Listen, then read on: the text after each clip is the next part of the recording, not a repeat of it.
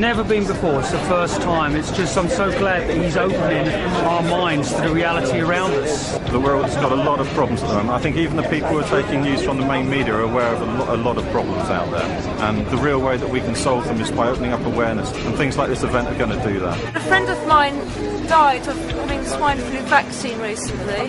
So I want to help as many people realise that you know, this world that we're living is not what we thought it is, and it's quite important that we get the word out.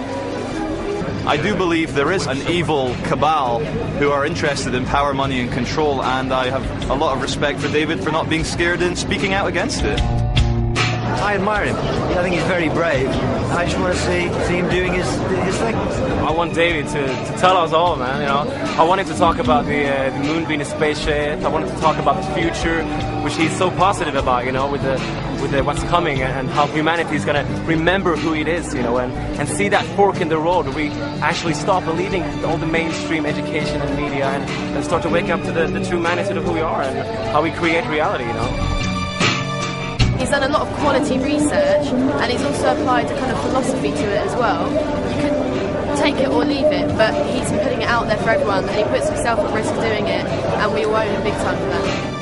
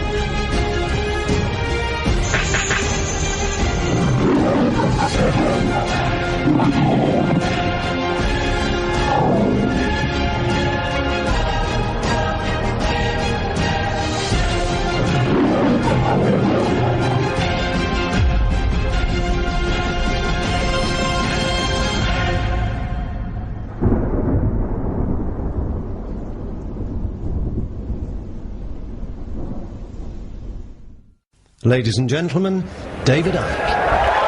Thank you. Thank you. Thank you. Thank you. Whoa. Thank you. Thank you.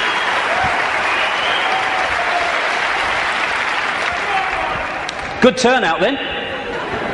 Crikey. I remember talking to people in telephone boxes once and having room to walk around all those years ago, but amazing things have happened since. My thanks first of all to the extraordinary Linda for putting this event on, and Sean and all the team.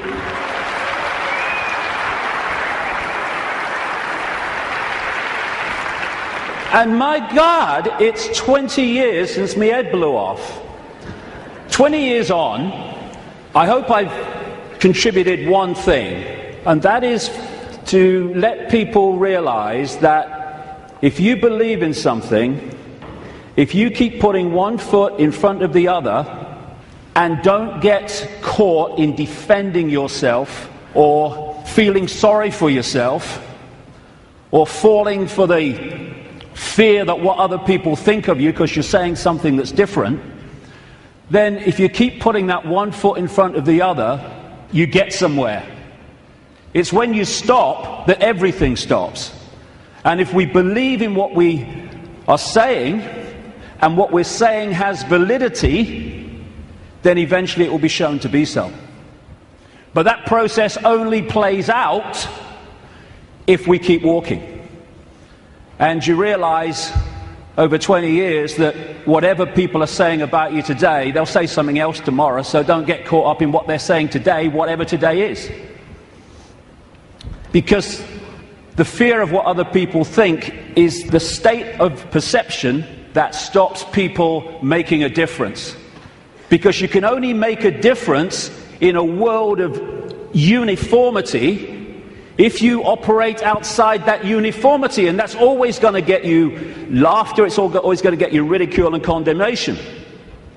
And we either want to make a difference and we take that on and say whatever, or we don't, in which case nothing changes. And when I look back at this last 20 years, I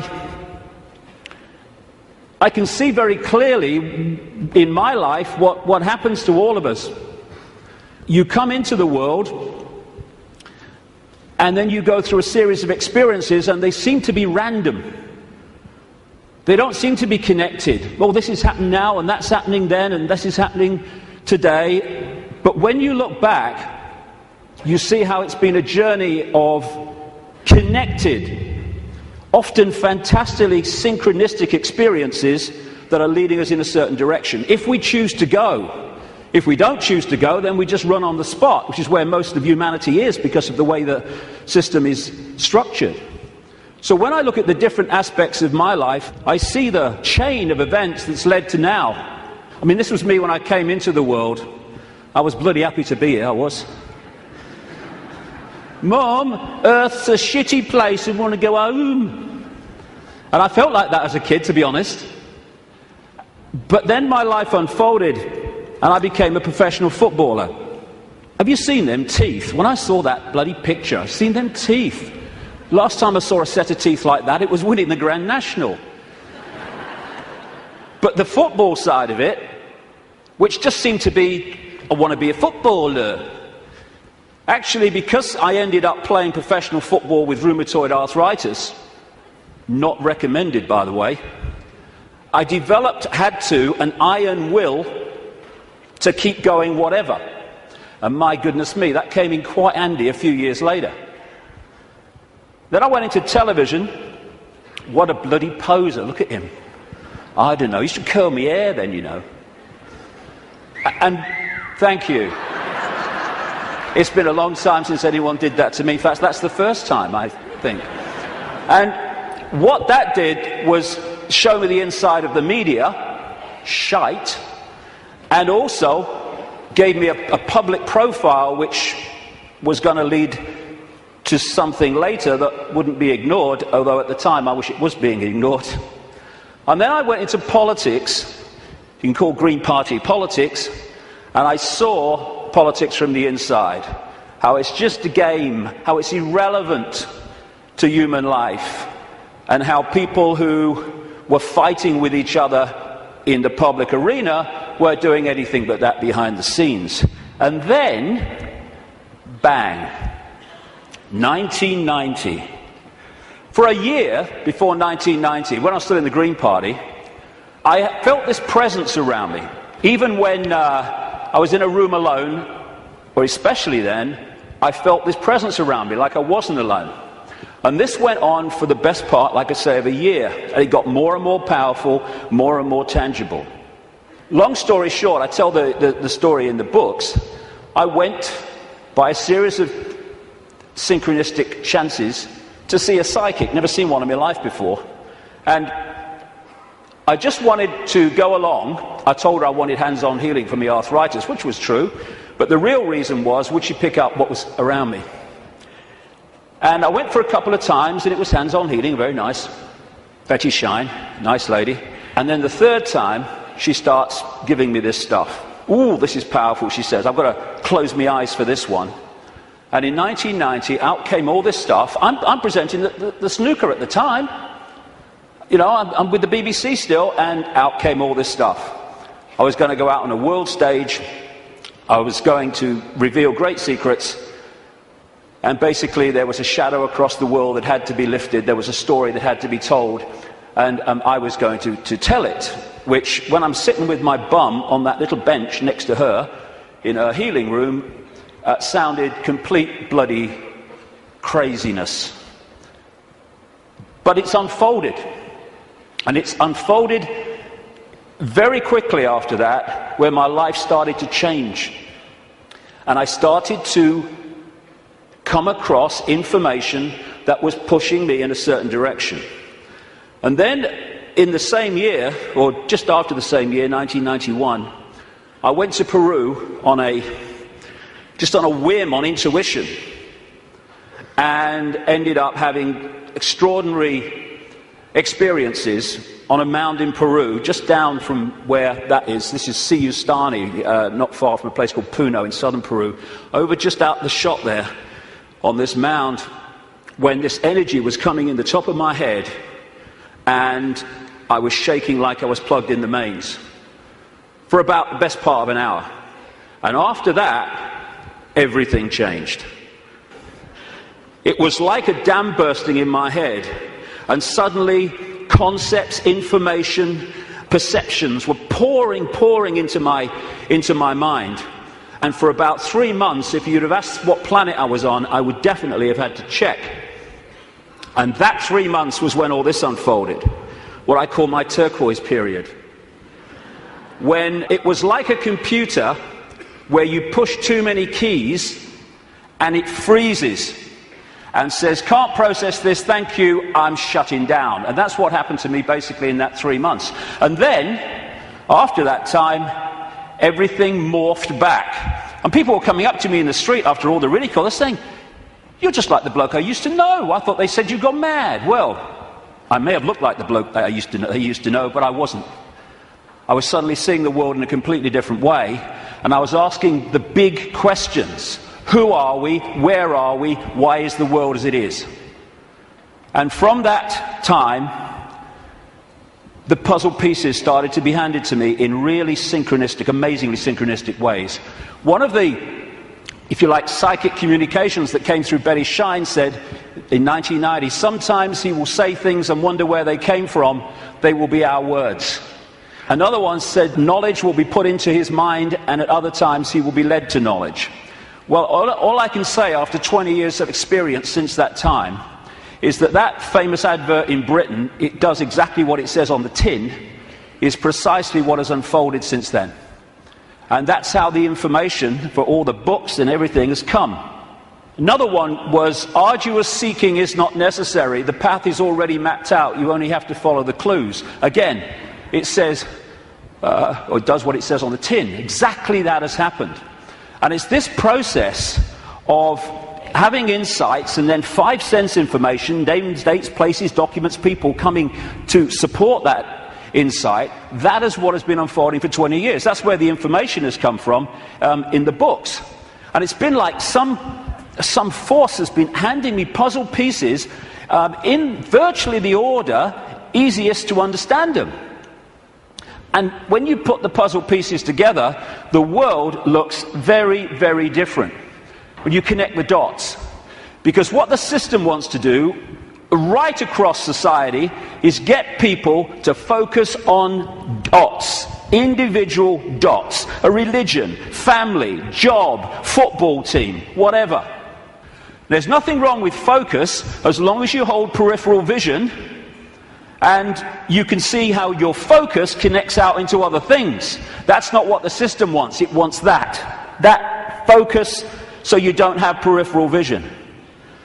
And as you're trying to go through the maze we call life, the control system has set up endless ways to divert us, confuse us, and to keep us from the understanding that would set us free.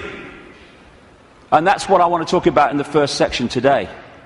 The idea is to keep humanity constantly bewildered, so we don't know where we are, who we are, what even reality is.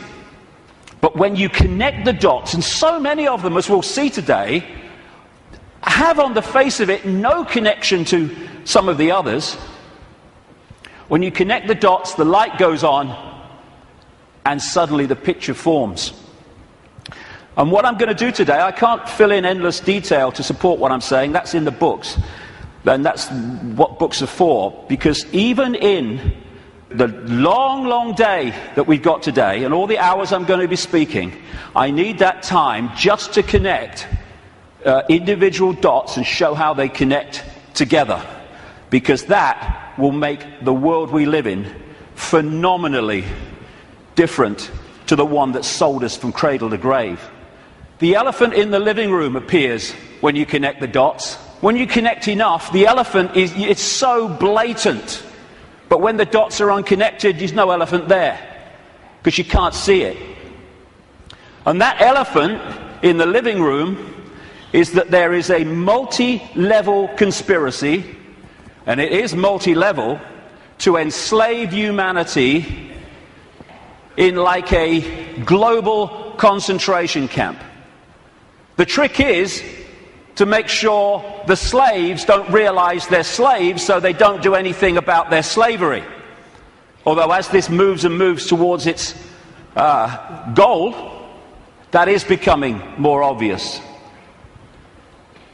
When I first started on this journey 20 years ago, the first few years, all the information coming to me in, like I say, incredible synchronicity of meeting people, seeing documents, coming across information, having experiences. That first few years were about what I call the 5 sense level of this conspiracy. The banking scams, the police state, the Orwellian surveillance, the big pharmaceutical cartel, attack on the human body and the human immune system, engineered wars. And then after a few years, I started to move through the synchronicity, just following the clues as it said at the start. I came across this reptilian connection to the families that are running our reality. And then the most important part, from about 2003, 2002, when the synchronicity started taking me in to the nature of reality itself. And until we understand at least the themes of what this illusion is, we can understand nothing else about the world as it is and the way that the control system works. And then, over the last year, that synchronicity and the puzzle pieces has taken me into, perhaps for many people, I understand it, the most extraordinary area, which is that the moon is not what we think it is. Now, can you imagine if you've come along today out of curiosity? We're a few minutes in, and your eyes are on Bill. He just said reptile. He couldn't have done. He did. I heard him. Funny. Well, we're going to get into some strange stuff, especially in the second section. Well, the first section is strange. We really are lunatics for reasons that I'll come to. So we're now at this fork in the road where we can go down one track and we can experience freedom in a way that we've never even understood what freedom is. We go down the other one, the one that the control system wants, then we're heading for a Orwellian fascist global state. It's unfolding as I speak. That choice, that fork in the road, is to become conscious, because most of humanity isn't, because it's manipulated not to be, or the control system's route, which is just to become a clone, a computer terminal of a control system, a merciless control system. The choice is between this, not too far down the road if we allow it, and this. Go hard, isn't it? Which one? Ugh. Freedom on a level, like I say, that we can't even begin to imagine from the perception of awareness that we've had so far. We perceive just a fraction of what freedom is, even when we talk about freedom. And we can break out of this. We can break out of this maze, this vibrational prison that we've been encased in. But to do that, as I said at the start, we have to stop doing what has put us in there. And that is conforming to the world that we are told the world is. Stop being in the herd. Stop being in the box, because there is another way.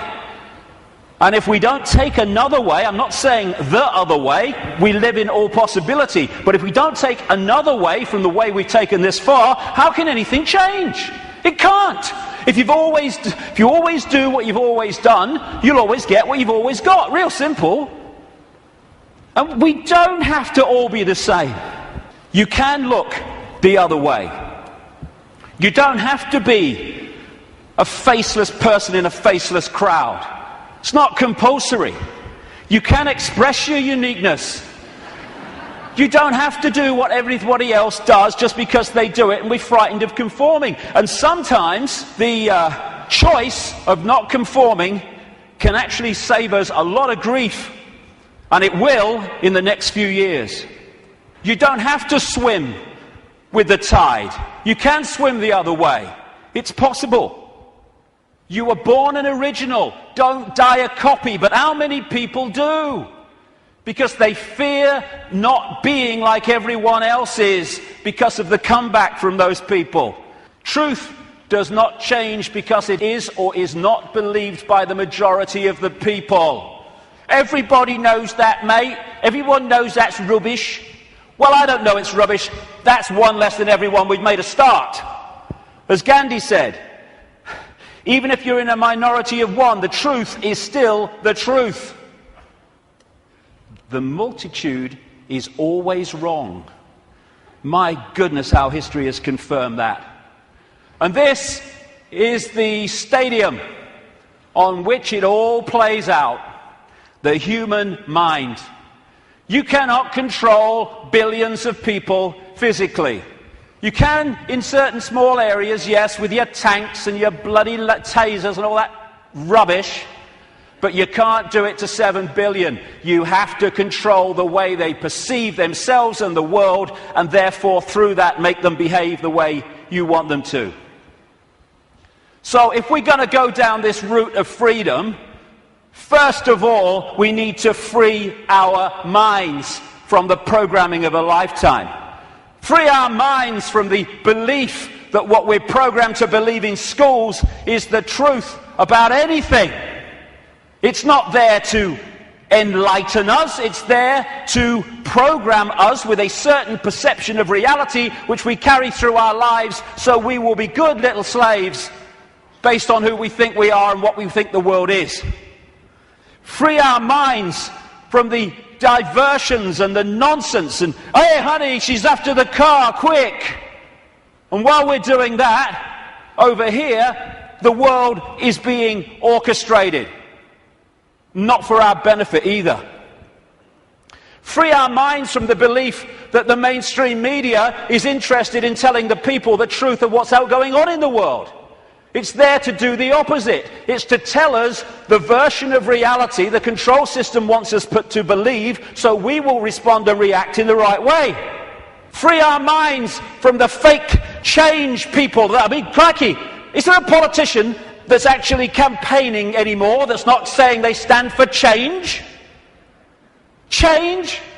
Yes, I tell you what the change is. It's one guy claiming to be change, controlled by the same force that controlled the previous guy.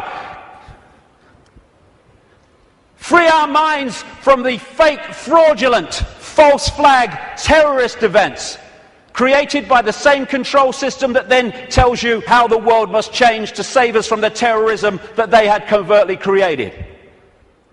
Free our minds from the front men for this control system, who are put up to frighten us into accepting changes in society, surveillance and control to save us from people who are front men for the very system that says, let me save you from him. Free our minds from the bullshit nonsense about human-caused global warming, which is nothing more than a way of introducing and justifying more and more controls and massive, massive increases in taxation, making fortunes for people like him. Free our minds from the idea that Big Pharma, the pharmaceutical industry, is in any way interested in human health. It's not about human health, it's about Big Pharma wealth and more. Free our minds from the four-letter word that controls the world, fear, that traps us in these vibrational boxes called fear. And free our minds, more than anything else, from the idea that we are Charlie Jones or Ethel Smith. We're just Joe Public. We've got no power. The choice is to become conscious, to realize that Ethel Smith is an experience, not who we are, and choose not to be what the control system is fast trying to create. Since I started writing about this, in some detail 15, 16, 17 years ago about the control system. It's gone from its coming to daily experience. I think this is a symbolic picture myself. That plaque says, George Orwell lived here.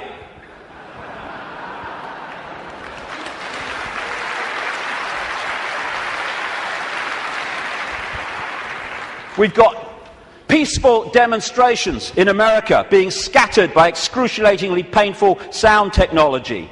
The microchip agenda's moving on. The sky's full of chemtrails and all the stuff that's in them.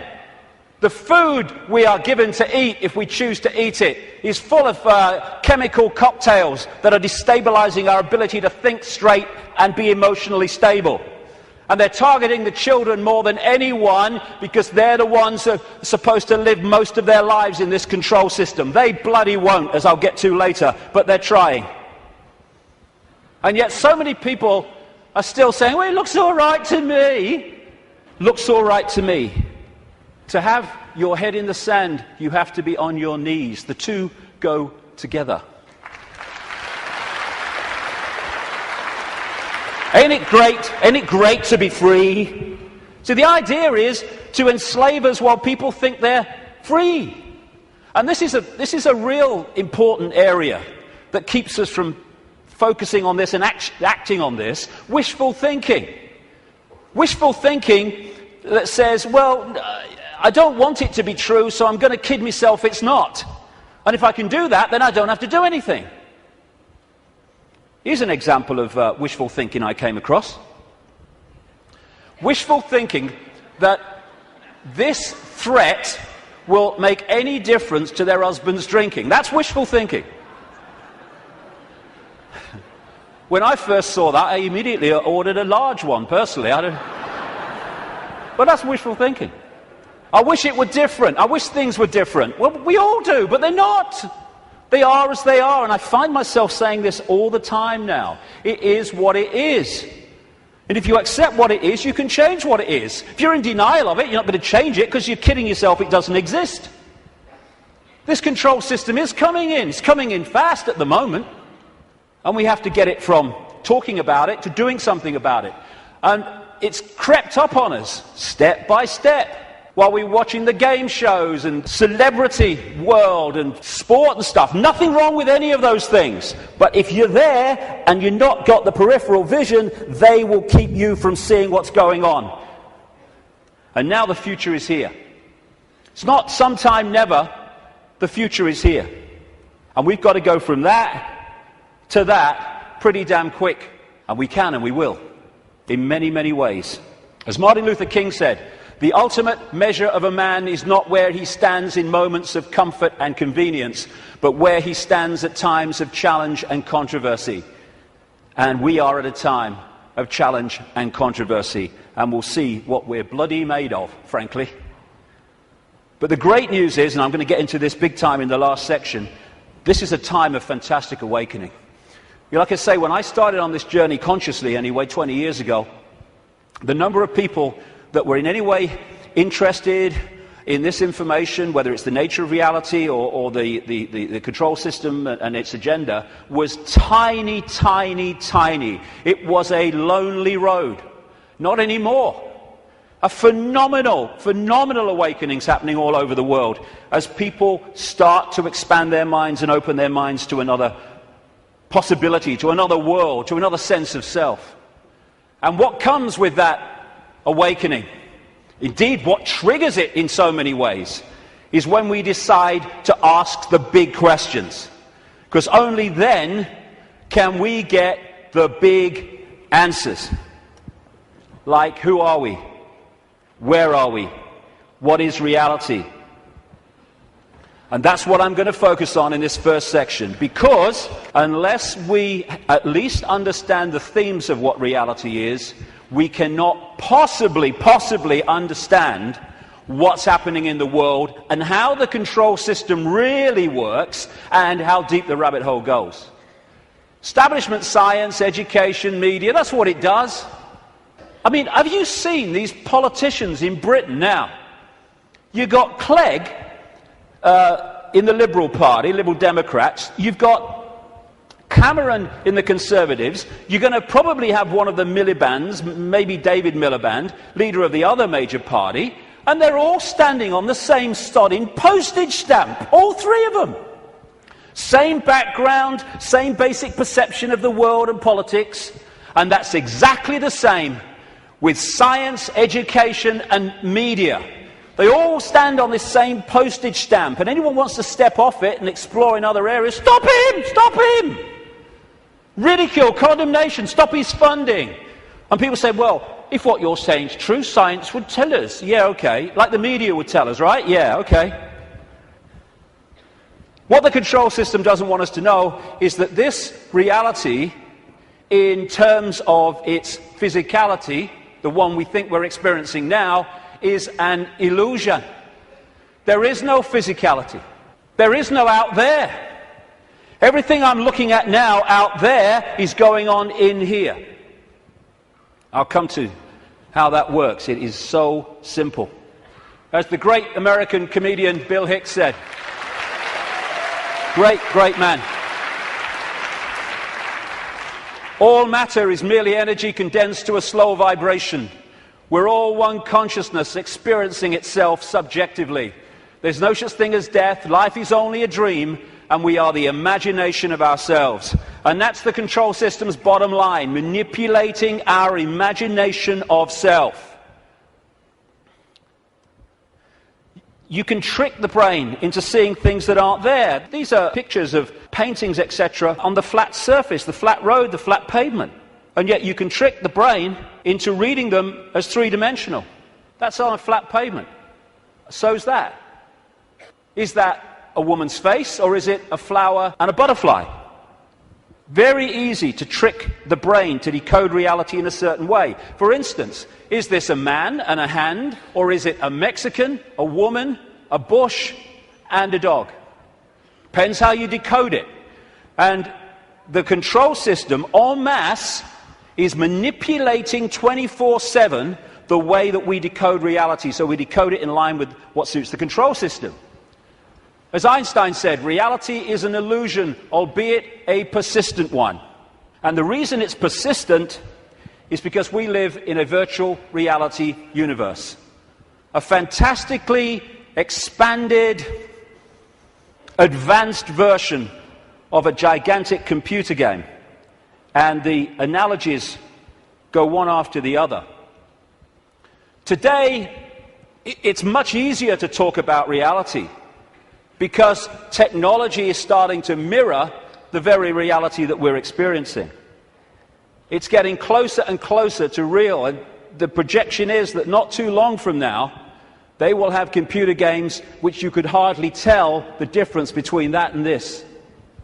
We're having training simulations and flying simulations. They're in some hospitals using virtual reality images to show patients when their burns are being treated, and they show them pictures, very cold images, and the brain decodes that and cools the skin down. And when you look at these advanced virtual reality technologies, what are they doing? They're just hijacking the way the five senses work anyway. They're using the eyes, they're using through these gloves, the sense of touch and all the rest of it, and they are feeding information, digital information, to the brain and tricking it to believe that something's going on which is not. And that's how the control system works. And we have what I call the body computer, the biological body computer. Biological, by that I mean it has the ability not just to react to data, but to assess that data and make decisions on it, which is what the immune system is doing all now as we speak. I'm not standing here, you're not sitting there saying, okay, problem with the right leg, go down there a bit on the left. No, it's just doing it because it's thinking. It's a biological computer system. By the way, this image here was taken the split second that someone told this guy that Barack Obama had won the Nobel Peace Prize. That's how I reacted anyway. And the base foundation of this virtual reality is actually waveform, vibrating energy. And within waveforms, as scientists will tell you, fantastic amounts of information can be stored. And that's what the base information construct of this reality is. It's information in wave form. And what I'm going to call that through the day is the metaphysical universe. When I talk about the metaphysical universe, I mean the waveform level of this universe before it becomes this. What happens is the waveform information construct is decoded through the body computer into the world that we think we are experiencing. It's all going on in here. And it's like, as I'll come to in a second, it's almost a mirror, though much more advanced, of the wireless internet, where you can get a computer and you can pull the wireless internet, the World Wide Web, a whole collective reality out of the unseen to appear on a screen anywhere in the world. And so as we decode vibrational information through to electrical information, which is sent to the brain, and the brain decodes that into the world that we think we are experiencing. This is the metaphysical universe. Through the body computer, it becomes the world that we experience as outside of us. The five senses, which of course, as I say, virtual reality computer games lock into, that's how they work, they change vibrational information into electrical information, which goes to the brain to be decoded into what is holographic information. I'll come to that. So this is absolutely right, this scene from The Matrix, where the Neo character says, this isn't real, and Morpheus says, what is real? How do you define real? If you're talking about what you can feel, what you can smell, taste, and see, then real is simply electrical signals interpreted by your brain. That's all it is. And imagine if you can manipulate the way the brain interprets reality, because you know how reality works and the population doesn't, because you bloody well keep it from them systematically. The five senses are a decoding system. The most obvious one, of course, is sound. That's a vibration, comes to the ear, message to the brain, brain hears the sound. There is no sound until we've decoded it as so. Sound is just a vibration until we've decoded it. Sound exists in here. Same with taste. Electrical signals to the brain decodes it. This is how you can, through stage hypnotists, etc., get someone to eat a potato but taste an apple. Because you implant the belief here that it's an apple, and so the electrical signal with the potato code goes there, and it doesn't read it like that, it reads it as an apple. Even on that basic level, think of the potential for manipulating the way we see reality individually and collectively. And different parts of the brain, like with smell, are specifically there in the body computer to decode those senses. Same with touch. Exactly the same. Even movement. There is no movement until we've decoded that movement. There are conditions of the brain, which some people have, where they don't decode movement. So often they don't even see it. They'll see a car in the distance, the next thing, whoom, it's gone. Nothing in the middle. They see someone pouring a cup of tea, and all they see is a static arc of tea. It's all an illusion. It's a computer game. A very, very sophisticated one. I love that. Crikey, talk about having a laugh. Hey, Ethel, come and see who's in the telly. Don't you mean on the telly? No. Stage hypnotists are playing with this system all the time, like I say. And there are some other hypnotists I made earlier. These don't know they're hypnotists, most of them anyway. But that's what they're doing. They are, all the time, giving us a sense of reality, a belief in what is real. And if the brain takes on that belief system, it then starts reading reality in line with that belief, and it becomes a self-fulfilling reality. So we live in the equivalent, as I'll keep saying, a very, very advanced equivalent of the holographic internet, the World Wide Web. If you say to people, tell me about the internet, they say, yeah, well, it's graphics and websites and words and colors and the pictures. Yes, it is. But the only place that exists in that form, the internet, is on the screen. Everywhere else, it's electrical circuits, etc., etc. You say, tell me about television. They'll say, well, it's moving pictures on a screen. Yes, it is. But the only place that television exists in that form is on the screen. Everywhere else, it's electrical circuits and, in some cases still, many cases still, broadcast frequencies.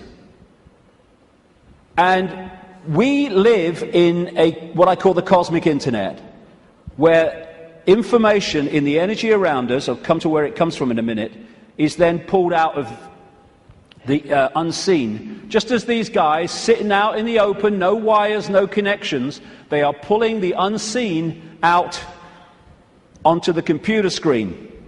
And if you think of it, because people say, well, if you're creating your own reality in your head and all that stuff, why do we all see the same stage? Why do we all see the same car?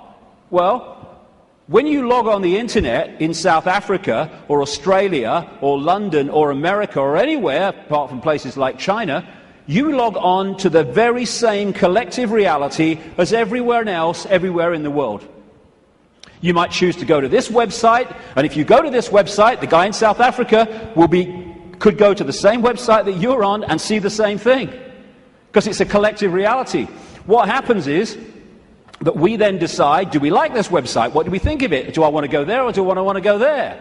And so we put our individual spin on it. It's the same when you look out the window and you see the same car going past. But I might like the car, someone else might not like the car. But it's the same collective reality. And the body computer is pulling this reality out of the unseen, just like those laptops. And so you got in the Matrix movie that scene where he says, the Matrix is everywhere. It is all around us, even now in this very room. You can see it when you look out of your window or you turn on your television. You can feel it when you go to work, when you go to church, when you pay your taxes. It is the world that has been pulled over your eyes to blind you from the truth. What truth? That you are a slave, Neo. Like everyone else, you were born into bondage, born into a prison that you cannot smell or taste or touch, a prison for your mind. I'll get into the nature of that prison in the second section. So what is this universe? It's information. And it's information decoding information. Just as you put a computer disk in a computer, it's information. The information encoded in the computer then reads the information on the disk. That's what we're doing. And that way, we manifest this apparently out there reality. We too, the so-called human body, is energetic, non-physical in its base form. But when it comes through the decoding system, it becomes the world that we think we're experiencing outside of us. It seems to be outside of us. I'll grant you, my God, I look out here, it looks to be outside of me. But it's inside of us. We are creating it through the decoding system in our heads. Now, I'll go into this area in the new book. What I'm saying is that, well, I'm not saying this, scientists are now saying this. At the center of this galaxy is a massive black hole, and the increasing thinking is, and I would say it fits perfectly, is that there is a giant black hole at the center of every galaxy. What I'm saying is these black holes resonate the base information or the base vibrational frequency of this virtual reality universe. And they interact with what we call the suns. In this case, our sun in this solar system, but of course there's suns all over the place. I'm saying that this vibration triggers from the suns, depending on its vibrational state, because it changes, and that answers a lot of things, as I'll come to shortly. It triggers information of certain kinds being transmitted by the sun, suns in general, in the form of photons. Photons are the base unit of what we call light and other forms of electromagnetic radiation. They carry information. These photons being generated out of the suns, triggered by this vibrational base frequency coming from the black holes, create the cosmic wireless internet within our reality. And that's what we are decoding The Earth decodes it. It's photon energy, photon information that is passing through the Earth energy grid. It is photon information, what the Chinese, in their acupuncture disciplines call qi. That qi is actually photon energy. It is information, which the body computer then is decoding into this collective reality. And just like on the internet, where you can see information and receive it, but you can also post information, so we're interacting with this virtual reality universe and changing it subtly as we put our unique spin on things. And we're creating that world that I keep talking about. Now, some scientists over the years have postulated that this physical world only exists when it's observed. I agree. Why? Because of this. When you put a computer disk into a computer, it does not read all the information on the disk at the same time. It reads that part that it is observing, whatever that laser's hitting at the time. All the other stuff is still in information form. It's not been transferred to the screen as pictures, etc. And we do the same. When we observe, decode, then we bring it into this reality. But without that, this is just the base vibrational metaphysical universe, which is the basis of all of it.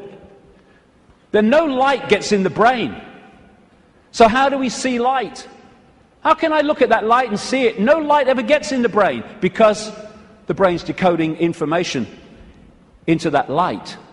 So when you see things like in the Matrix movies, those lines like, there is no spoon. It is not the spoon that bends, it is only yourself. Exactly.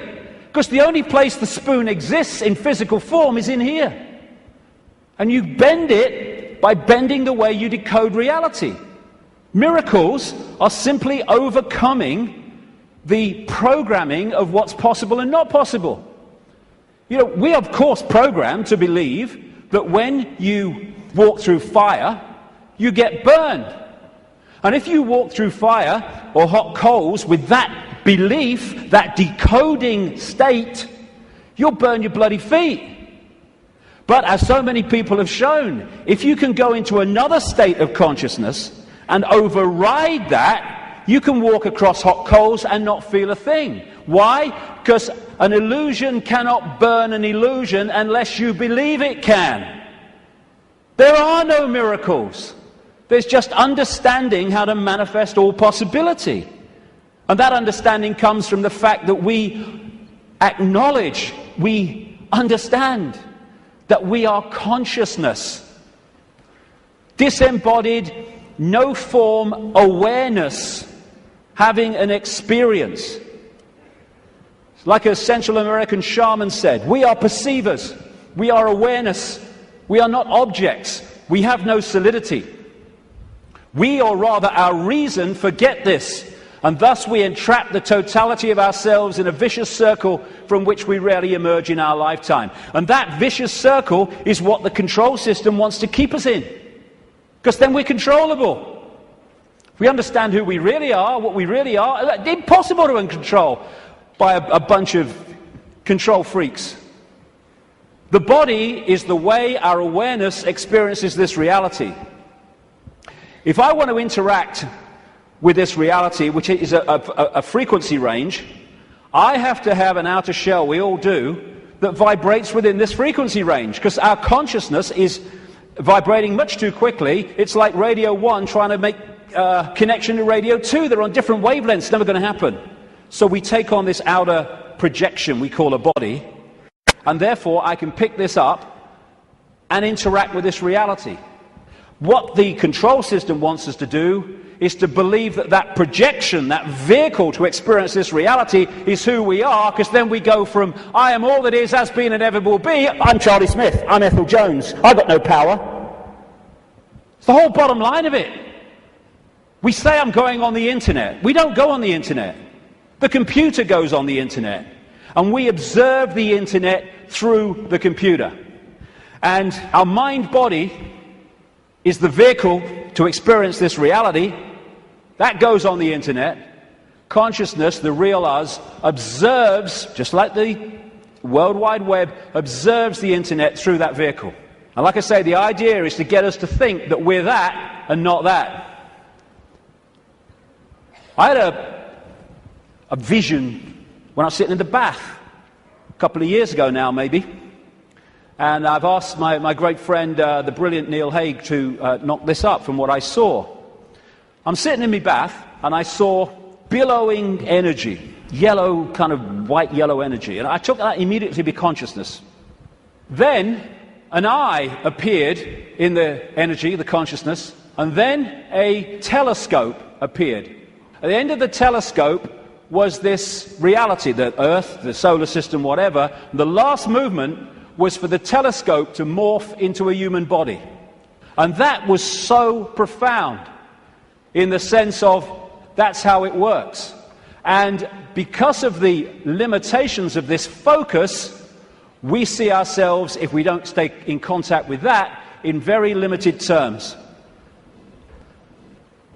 Death is just putting the telescope down. Well, I've had enough of that. Earth's a shitty place. Hello, all right, I'm back. You never went away. The computer's here. We are observing through the computer. And I want to make the difference, because this will go through the day, the difference between consciousness and what I call the mind. Everything is the same energy in the end, because it's just one unified awareness I call the infinite. But it takes different expressions. Consciousness is the ocean.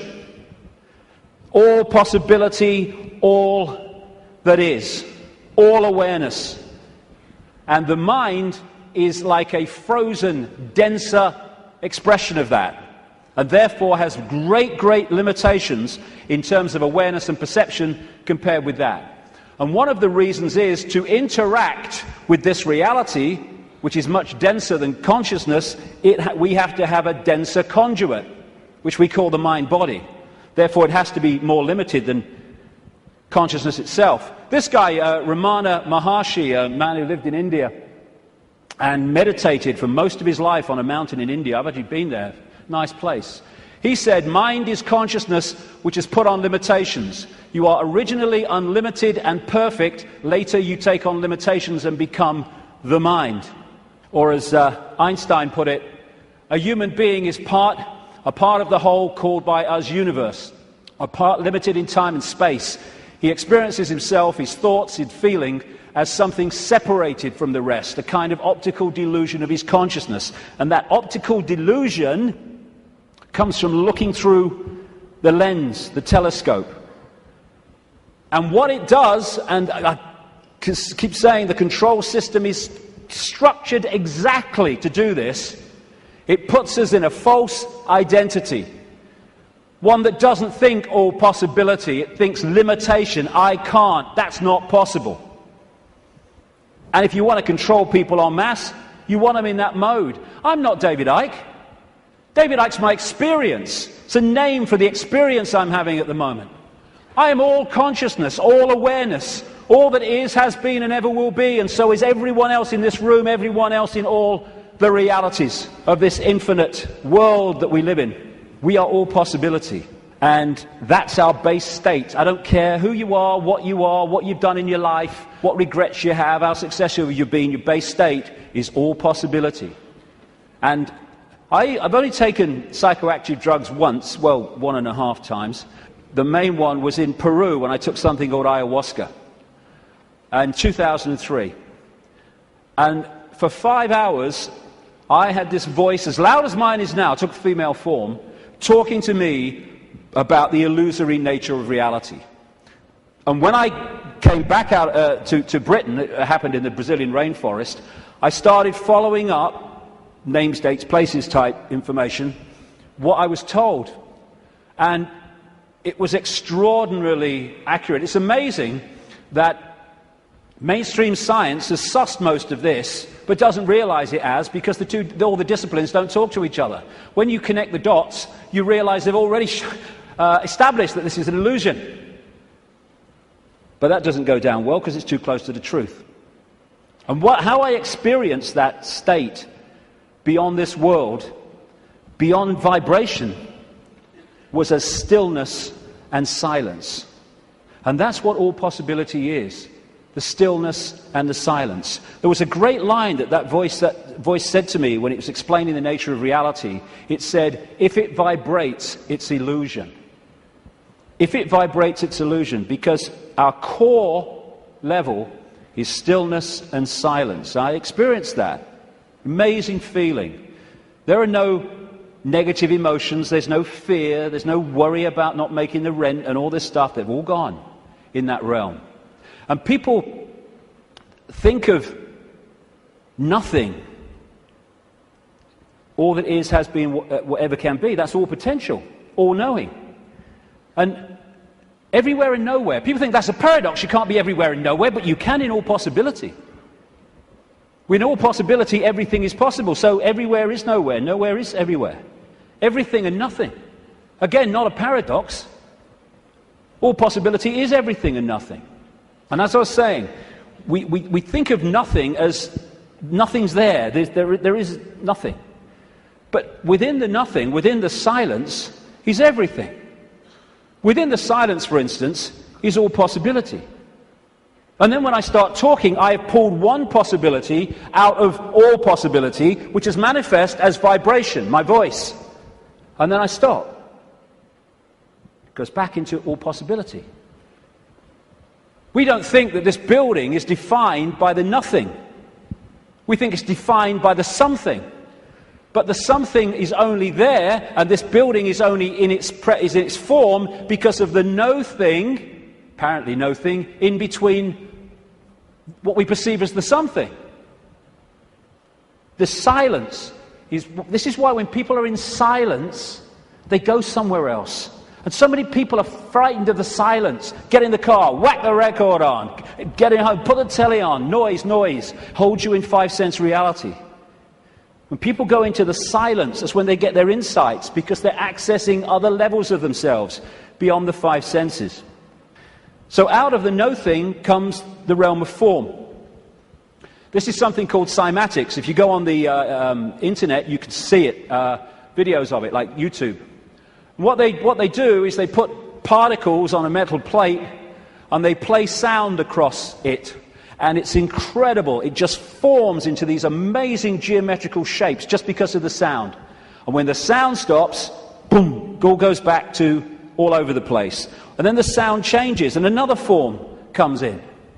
And these worlds of form, frequencies, vibrating frequencies, are created in this way, out of all possibility.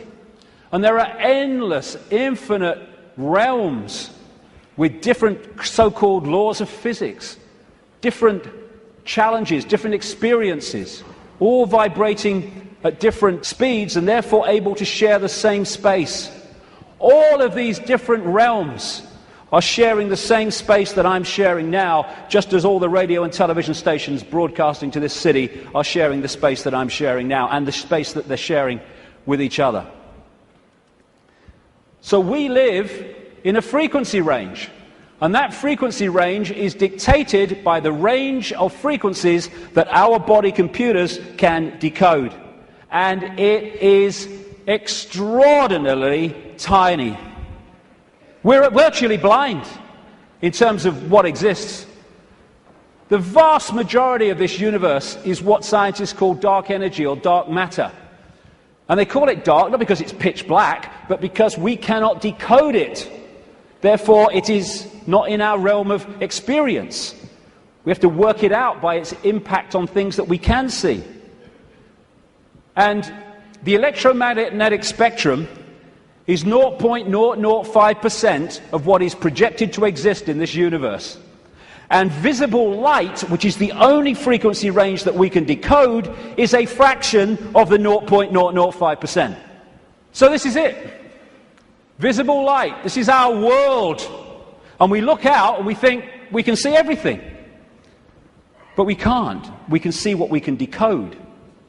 And therefore, we operate within a dimension, we might call it, and it's penetrated by other dimensions, which allows those other dimensions to interact with ours, which I'm going to get to in the second section, because that is fundamental to the control system. What we're doing is we are putting our focus of attention into this reality through the body computer, and therefore this seems to be the only world that exists. But the space we're occupying is teeming with life of endless varieties. So if we come into this world of mind and we hold a connection to consciousness, we are in this world physically, we can experience this. We're going to go to the pub, yeah, let's have a beer with you, yeah. But we're not of this world in terms of the point of observation. We are in this world, but we're observing it from here. We can see things here that this can't see. And that's why the control system has to keep us here. And a structured society to make that happen. To keep us in bewilderment by being only able to decode and experience reality through the five senses. And once you are in the five senses, and you're not getting inspiration, insight, intuitive knowing from higher levels of your consciousness, where do you look to get a fix on who you are, where you are, and the world you're living in? There. And who controls that? The control system that controls the media, politics, education, science. The idea is isolate us in the five senses, isolate us in body-mind, and then program the body-mind to see the world that suits the control system. Time and space are just information within the metaphysical universe fabric, the vibrational fabric, which we then decode into what appears to be time and space. There is no time and space. When you put a disk in a computer, it's got information on it.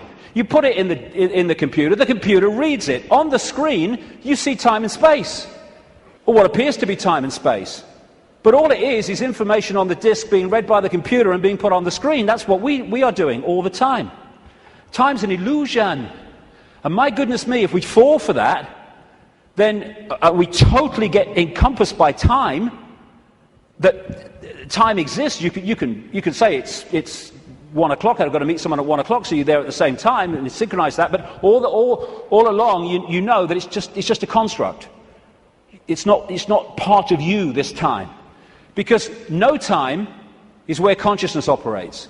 And if we operate completely connected to time, then by that very nature we're going to disconnect from consciousness, which is on another level of perception. Our time is just crazy. You cross an invisible line in the ocean, you go into tomorrow, you go the other way, you go into yesterday. There is only the now.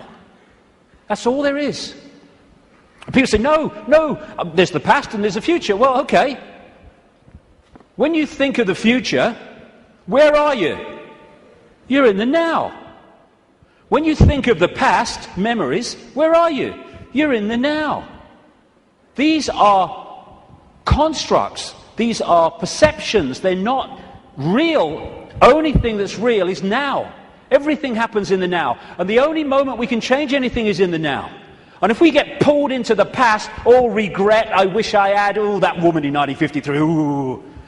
Or we get pulled into the future, oh my God, what's going to happen? Oh, yeah, outcome, oh, what if? Then we're getting pulled out of the only time that exists, and therefore our power to change things, to impact on now, is diluted. And we are absolutely dominated by time. What's the time? Oh my God, is that the time? Oh my goodness, what's going to happen? Are you going to get time? Oh, I'm late. And yet, the now is the only thing that exists, and time, like space, is a perception. It is part of the construction of reading.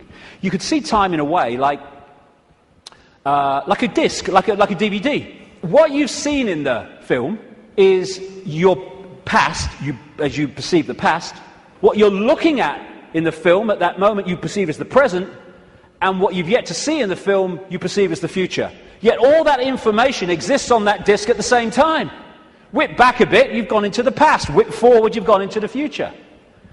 And I've been talking for years about the time loop, as I call it. wrote a book with that title. And it's not really a loop, but it does can express itself like that in the play-out world of so-called physical reality. And we go round and round and round, and it comes back to the start. And we think we're going forward, but because we're only in it for a certain section, we think we're going forward. If we stayed with it, it will come basically back to the start. It's like a place of experience, and depending on what we wish to experience, depends on what part of the loop that we decide to experience. Because, as I said earlier, this vibration, and by the way, this vibration coming out of the black holes vibrates in the now. It doesn't move through time. It carries the encoded information that we decode as time, but it vibrates in the now. But it doesn't vibrate just the same forever. It goes through a cycle, a vibrational cycle, changes. And as it changes, it elicits different information from the suns, which we then decode. And as we do so, the world moves on, experience moves on through different epochs. You look at the ancients around the world, and they invariably see time as secular. You have, of course, the famous yugas in Indian belief, Hindu belief, where the world goes through different cycles. You have a golden age when everything is expansive and everything's fully integrated and connected. And then you have other yugas which are suppressed, and you have control, and you do not have the expansive awareness that you had before. It's a different kind of experience. And so as this vibration changes, it takes this reality through a cycle and then comes back again. This is where all these yugas come in. And what happens is the left half of the brain particularly decodes this information, which is vibrating in the now. It decodes it into a sequence. It's what some brain scientists call the left brain a serial processor. And it's this sequence that it puts the information in that appears to be the passage of time from past to future. The quicker it decodes it, the quicker time seems to move, the slower it decodes it the reverse. This is why, as Einstein said, if you're in the company of a beautiful woman, time can pass very quickly, but if you're in a dentist chair, it can pass very slowly, because your brain is decoding reality in a different way, putting it into a sequence in a different way. And so the time loop is actually just the decoding of this changing vibration, changing information. And again, if you can hold connection to out there, you can be in the world and not of it. If you're not, you're literally caught in the loop, and that's where most people have been for a very long time. Now, as I say, the body is a biological computer, and I'll get through this part pretty quickly because I've been through this before in talks and stuff, but it's very important to keep connecting the dots. So, the body computer is our vehicle to experience this virtual reality, consciousness to experience it. It's like, you want to go to experience another planet, you need an outer shell. As I said earlier, we need an outer shell vibrating within the frequency of this reality. And this is what makes racism so ludicrous, so insane, such a confirmation of ignorance. Because it's just a vehicle to experience this reality. And racism is the final confirmation that you are caught in five-sense reality and have not a clue of the nature of what we all are, racist and non-racist, and that is consciousness. Humans, we think we're humans. We're human. Humans are like a software program. We're not human. We're experiencing being a human. We are consciousness having that experience. As this article in the San Francisco Chronicle said, DNA is a universal software code. From bacteria to humans, the basic instructions for life are written with the same language. And there are four codes, A, C, G, and T, or in my case, G and T, G and T, G and T. I like that one. It's in my DNA.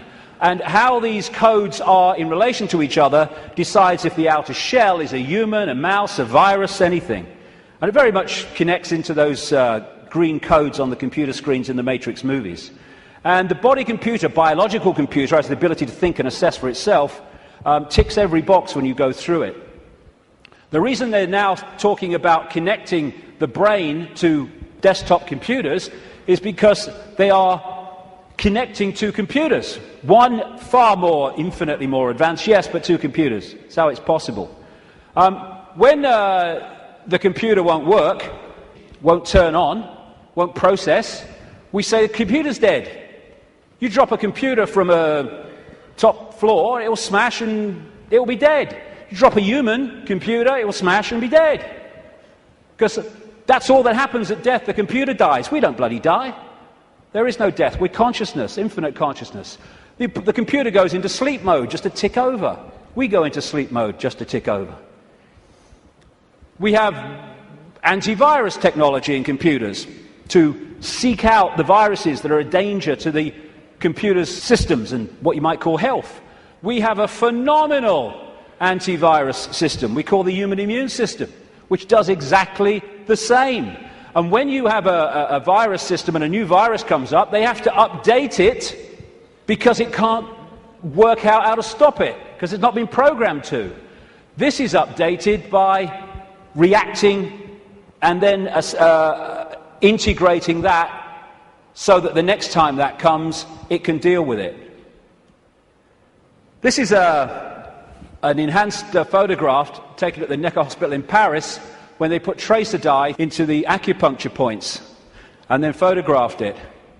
And the tracer dye went through these lines of energy in the body, the chi, the photons. And when you look at it, it's just like a motherboard. And interestingly, when this chi is passing around too slowly or too quickly, the body is ill in some way. And what acupuncture is about is using the needles and other techniques to balance out that flow of energy. And what happens when the information is passing around a desktop computer in less than optimal speed? You say, my bloody computer's slow today, and often it's slow because it has a virus. The brain is the central processing unit of the computer, which in a desktop is a microchip. It's the main processor of information. The DNA is the hard drive, and it's not just the DNA we see physically, because even DNA is just the decoded version of an energy field. We have an energy counterpart which we call the human aura. What we call cultures. I'm this culture, I'm a black South African, I'm a Hindu or whatever. These are different sub-softwares of the human software. This guy, William Sheridan, was in a New York hospital waiting for a heart transplant, and he joined an art therapy course. He was about as good as I am, and I'm a terrible, terrible artist. And this is what he was drawing. After his heart transplant, suddenly he went back on the art therapy course and started drawing much more sophisticated pictures. As a result of agreeing to promote organ donation, he managed to meet the donor's mother. He asked her the obvious question, did your son have an interest in art? And she said he wanted art materials rather than toys from the age of 18 months. He was crazy about art. And there have been many studies, some of them very extensive over the years, that have shown the incredible connection between people who've received hearts, lungs and other organs from people and then taken on either and or their character traits or their abilities. Because what are they doing? They're downloading information from one computer to another. That's how it gets passed across. Credo Mutwa, the great Zulu shaman in South Africa, told me that in the days when they used to eat people in Africa, one of the golden rules was that you must heat the person to a certain temperature, otherwise if you eat them, you become them. Same principle. We are led to believe that what identifies us with the body and what identifies us with the body being us is whether we're a man or a woman. Again, being a man or a woman is not what we are, it's the experience we're having. How can we be a man and a woman, or how can that be what we are, when you can change from a man to a woman through chemical intervention? It's changing the nature of the computer through chemical intervention. Freaky the chicken, who was in the papers a few years ago, started out life as a hen, laying eggs, then had a massive, for some reason, explosion of testosterone, and became a cockerel. Started chasing the chickens, the hens, and crowing at dawn. Grew a comb. How can male or female be what we are when that can happen? It's an experience for consciousness which is neither male or female because it's all possibility. This is from the BBC website. Scientists have been able to take control of flies' brains to make females behave just like males. Researchers genetically modified the insects so that a group of brain cells that control sexual behavior could be switched on by a pulse of light. The team was able to get female fruit flies to produce a courtship song behavior usually only seen in males. Just so you manipulate the computer. Why do birds suddenly start singing together when the sun comes up? I mean, is there someone with a baton? Go! Why did Freaky the chicken start crowing at dawn when the testosterone came in? It's a program. It's the same with emotions, where we think the emotions are who we are. But you can fundamentally change your emotional state through drugs, through chemicals, through things like mercury. Mercury in fillings can change your personality. Can change your personality by drinking the shite in food and drink, these chemical cocktails. That's what's happening to so many kids. How can even emotions, as we know them, be what we are, when chemicals can change the emotions that we have? It's to do with the way we decode reality. And we are receiver-transmitters of information. Like we're taking from the worldwide cosmic web and we're adding to it. And how interesting and appropriate that one of the great ways or great means of receiving and transmitting is through crystals, quartz crystals. And it turns out the human body is a gigantic liquid quartz crystal. The membrane of every cell, and we have trillions of them, is a quartz crystal, a liquid crystal. The Earth is a gigantic crystal. Every grain of sand, for goodness sake, is a crystal. And the Earth, too, is receiving and transmitting information within this cosmic web. DNA is a receiver-transmitter of information, and it's made that way. This is an article on DNA. From the characteristic form of this giant molecule, a wound double helix, the DNA represents an ideal electromagnetic antenna. On one hand, it is elongated and thus a blade which can take up very well electrical pulses. On the other hand, seen from above, it has the form of a ring and thus is a very magnetical antenna.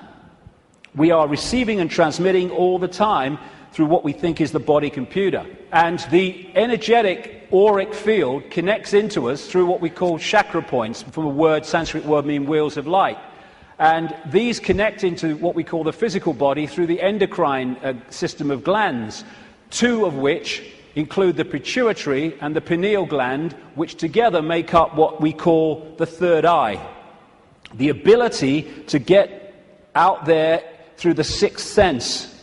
It's like that Muse song says, if we could flick a switch and open your third eye, we would know that they'd never be afraid to die. Words to that effect. Exactly, because we'd be out there. Now, anything that can shut these down holds us in five-sense reality and stops us from breaking out into the greater self. That's where they want us, and that's where they've got so many people, the vast majority, in that state, in a false identity. The world looks so solid, I grant you, but it can't be. It can't be, even though it seems to be. And if you bang your head on the wall, again, like walking through the fire, believing you're going to get burned, bang, you'll bang your head. But it can't be, because the world is made up of atoms, and as quantum physicists have shown, atoms have no solidity. How can something which is basically empty space make up a solid world? It can't. The reason it appears to is because the information in the waveform metaphysical universe is decoded through into apparent solidity. Again, it's just the way we decode reality that gives it form. We take information from a disk, we put it on the screen, it seems to have time-space solidity. But it doesn't. It's just information being read, and that's exactly what's happening to us. The reason it appears solid and it appears three-dimensional is because we live in a holographic world. We see holograms, you can buy them in the shops, where they appear to be three-dimensional, but actually they're not. It's just the illusion of the way they're made. And how they make them is they have a laser, part of it goes across the object they want to photograph, another part goes directly onto a photographic plate, and then the part that's passed across the object goes onto that plate, and they collide. Those two parts of the laser collide, and they create, here we go, a waveform. We call it in holographics an interference pattern. It's like dropping two pebbles in a pond, and then the waves they create collide, and that is a waveform representation of where those pebbles fell, how heavy they were, how high they fell from, etc., how big they were, etc. And this is what the waveform, again, looks like on a holographic print. It's information. It seems to be nothing. It looks like a fingerprint, appropriately, actually. But what is it? But you fire a laser at that, and suddenly a three-dimensional, and the best of them, a very solid-looking image comes up. This is we create our reality. It's holographic. This guy is in an Australian city, I think it was Melbourne, but he was projected as a hologram onto a stage in Adelaide. This is one that CNN did. So we are creating a holographic version of this information, just like a hologram does in our heads. That's where it comes from. It's this construct.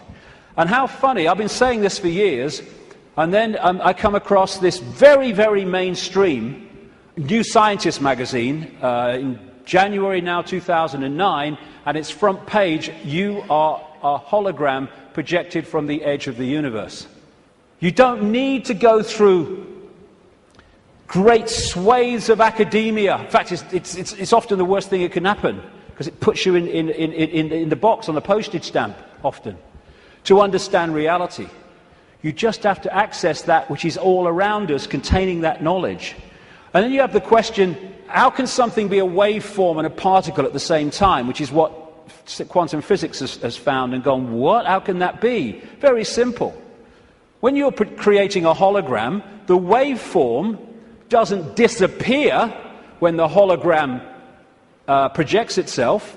They both exist at the same time, the information construct and the decoded holographic form.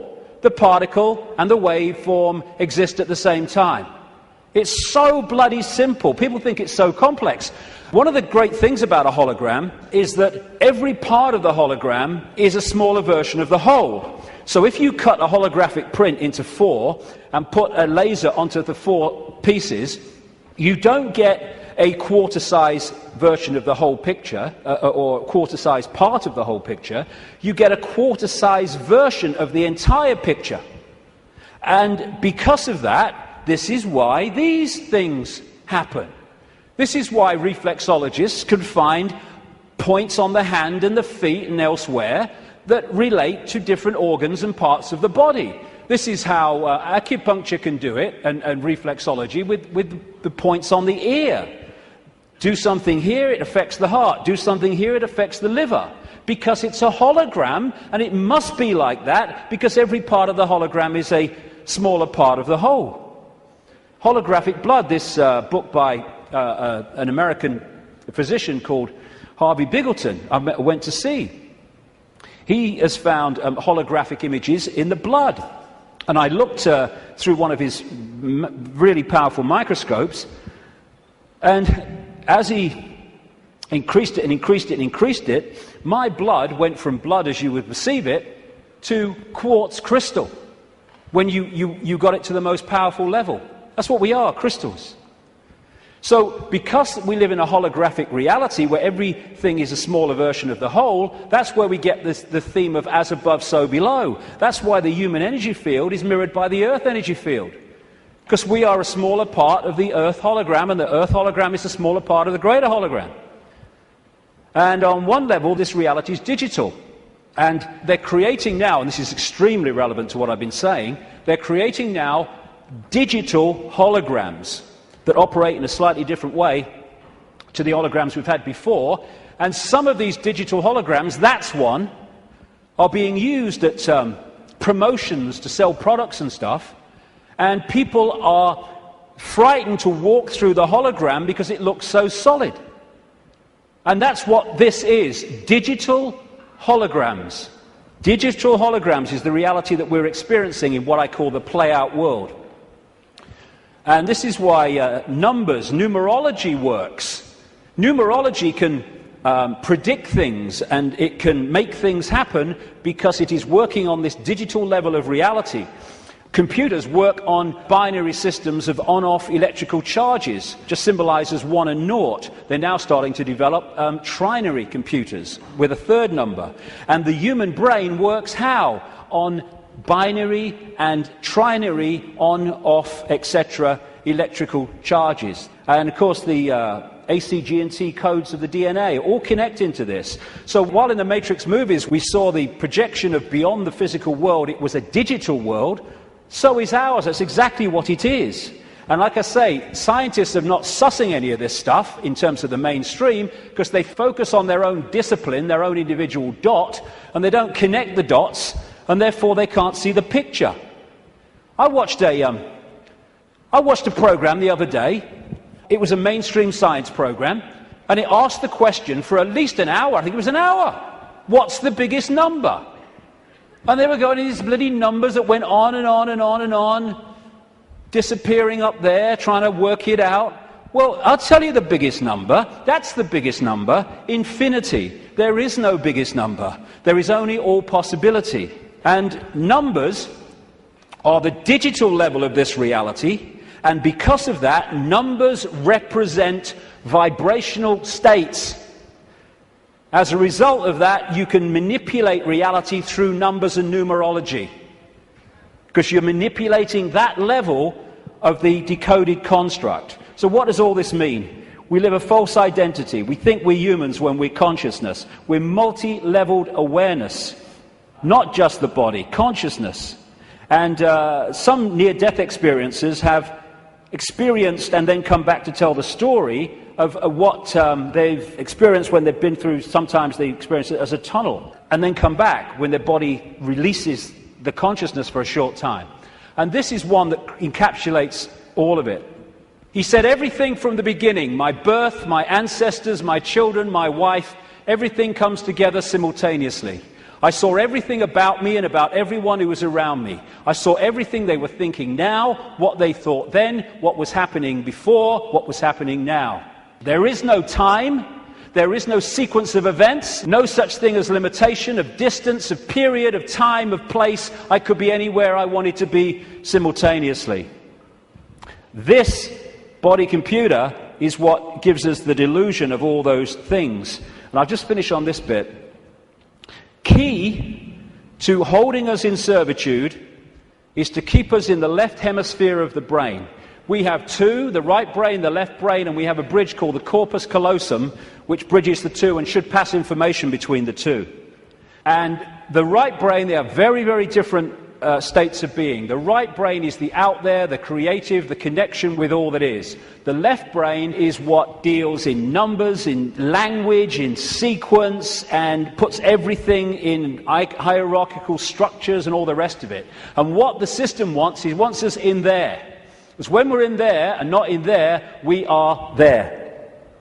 And the whole system is structured to put us there. The education system, everything. I found this. Different functions of the right and left brain. What the right brain wants to do is say the colour. What the left brain wants to do, language, it wants to say the word. And it's interesting when you try to go through these and say the colour, how difficult it is for many people to say the colour instead of the word, to say green instead of what the left brain wants, which is yellow. And the functions of the two are massively different. This lady, a brain scientist, neuroanatomist called Jill Bolte Taylor, became well known when she had a stroke in the 1990s, I think it was.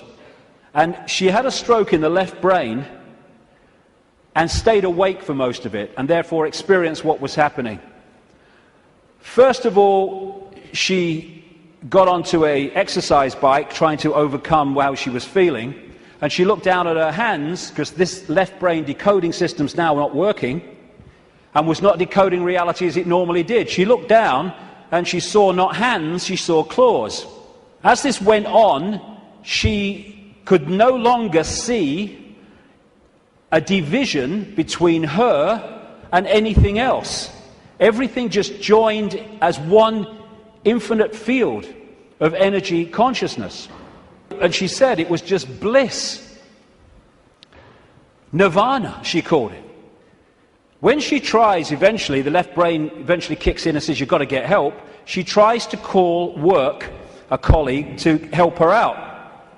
Took her 45 minutes, I think she said, a long time, trying to go through these business cards to find the number, because when she looked at them, she couldn't see numbers and words anymore, because this wasn't decoding reality as it should.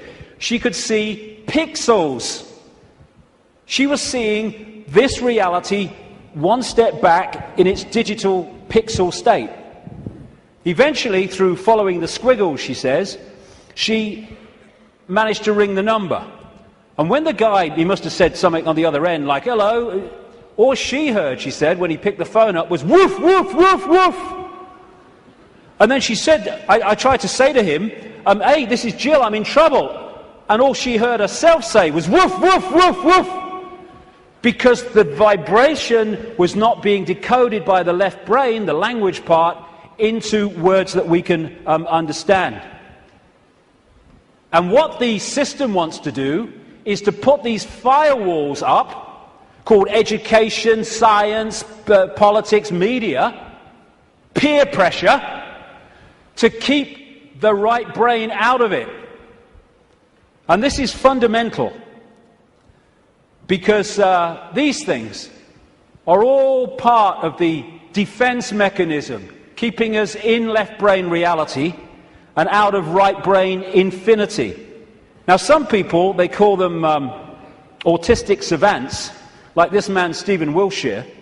They access the right brain potential in ways that other people don't. And this is why they're capable of fantastic achievements. This guy, Stephen Wiltshire, was taken up in a helicopter over London by the BBC for half an hour with nothing except his eyes, and then came down and drew London from the air with incredible accuracy.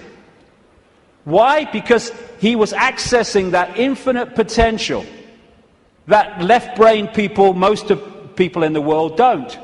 This guy, Daniel Tammet, another autistic savant, has again achieved incredible things, because he was challenged once to learn Icelandic in a week, and it's an incredibly difficult language to learn.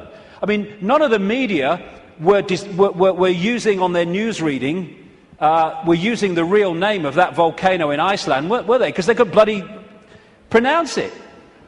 This guy went back on television a week later speaking Icelandic.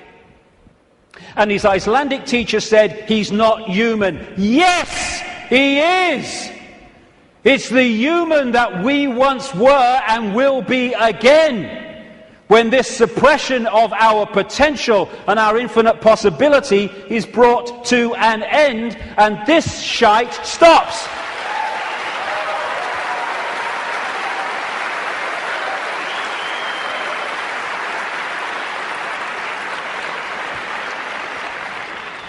We worship the intellect. Oh, he's got a great mind. Oh, he did this at Oxford. Oh, he's gone to Harvard. Mind is such a low level of awareness. It's supposed to be a vehicle for experiencing this reality, a servant of consciousness. It's become our master. It's become something to worship. And that's the isolated intellect. That's the isolated intellect. And so we reach a point. This fork in the road is, are we going to be consciousness or mind? Are we going to be all that is or little me? It's not really free your mind, it's free yourself from mind. That's why society is structured to completely engross us and swamp us in things to occupy our mind. Open your mind, become all that is. Infinite love is the only truth, everything else is illusion. What is infinite love? All possibility, infinite possibility. Choice between the head, thinking, intellect, and the heart, knowing, wider consciousness. Then we start to access this wider information and see the world from a completely different level. We then start to access, once we get out of mind, all these other realities that are there to be accessed and perceived and to glean insight and information from, that have been denied by being encloseted and enclosed in mind. As William Blake said, if the doors of perception were cleansed, everything would appear to man as it is, infinite. The control system's game is not to have that cleanse happen. René Descartes, the French mathematician and philosopher, defining who we are, said, "I think, therefore I am." I would update that on the body-computer level and say, "I compute, therefore I am." But beyond that, in the realms of consciousness, it is simply, "I am, therefore I am." I am all that is, has been, and ever will be. And this multi-leveled conspiracy is there to keep that knowledge from us, to hold us in little me mental states, so a tiny few can control billions. Without this knowledge, we cannot understand the conspiracy and how it works. And the question is, who's behind it? See, they're hiding already. Who's behind it? And that's what we'll get to in the next section, which will start in 10 minutes. Thank you very much. Thank you.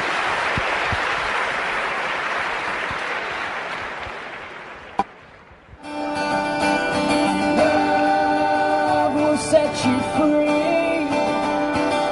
Love will set us free. Love will set you free. 'Cause you can't manipulate peace and harmony.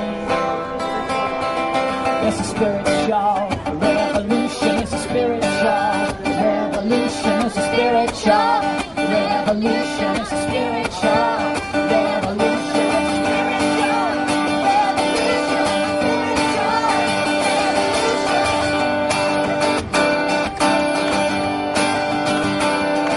It's a spiritual revolution. It's all part of your evolution. Your fate is still unknown. So wake up, my friends. The future now depends on you. So please lead us home.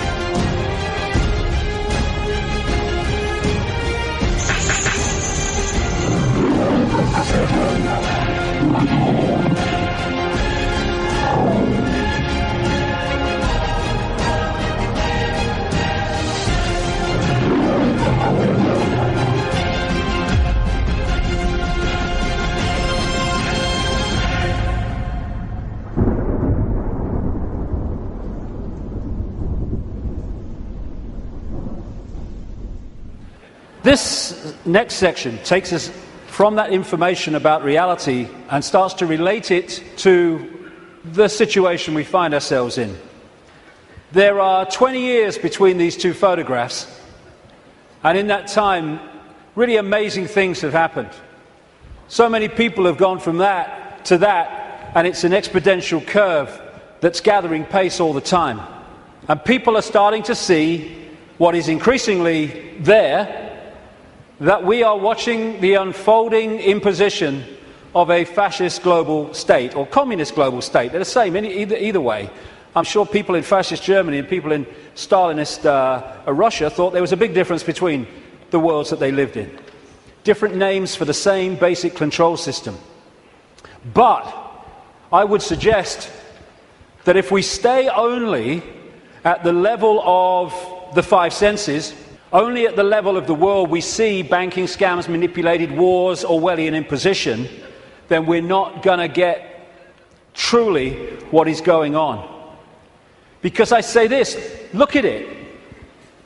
This world has been changing and is changing so rapidly in terms of all different aspects of this control system, the way they manipulate education, manipulate wars, put in the people they want as presidents, give us all this shite through food and drink, control the media, manufacture the global warming scam, Big Pharma, and 9/11 and all that stuff.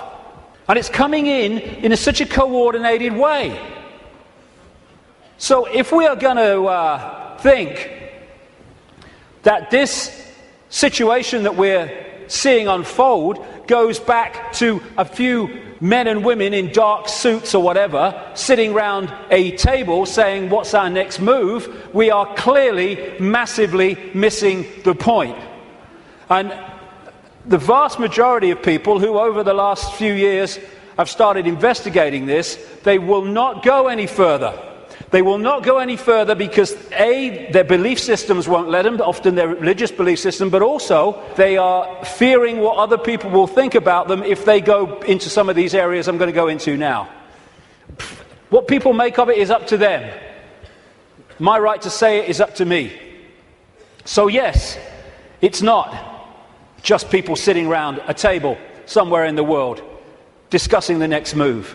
There's the level where we see this unfolding in the news and what have you. Then there's this other dimensional, non-human level to look at, as I will in this section. Then there's the level of the nature of reality, which I've introduced already. And then there's this whole stuff about the moon, which I'll get into in this section too. And the rabbit hole doesn't end there. It goes deeper and deeper and deeper. And the deeper you go into the rabbit hole, the more we understand what the game is, the more we can change the game. And it's all about the control and programming of perception.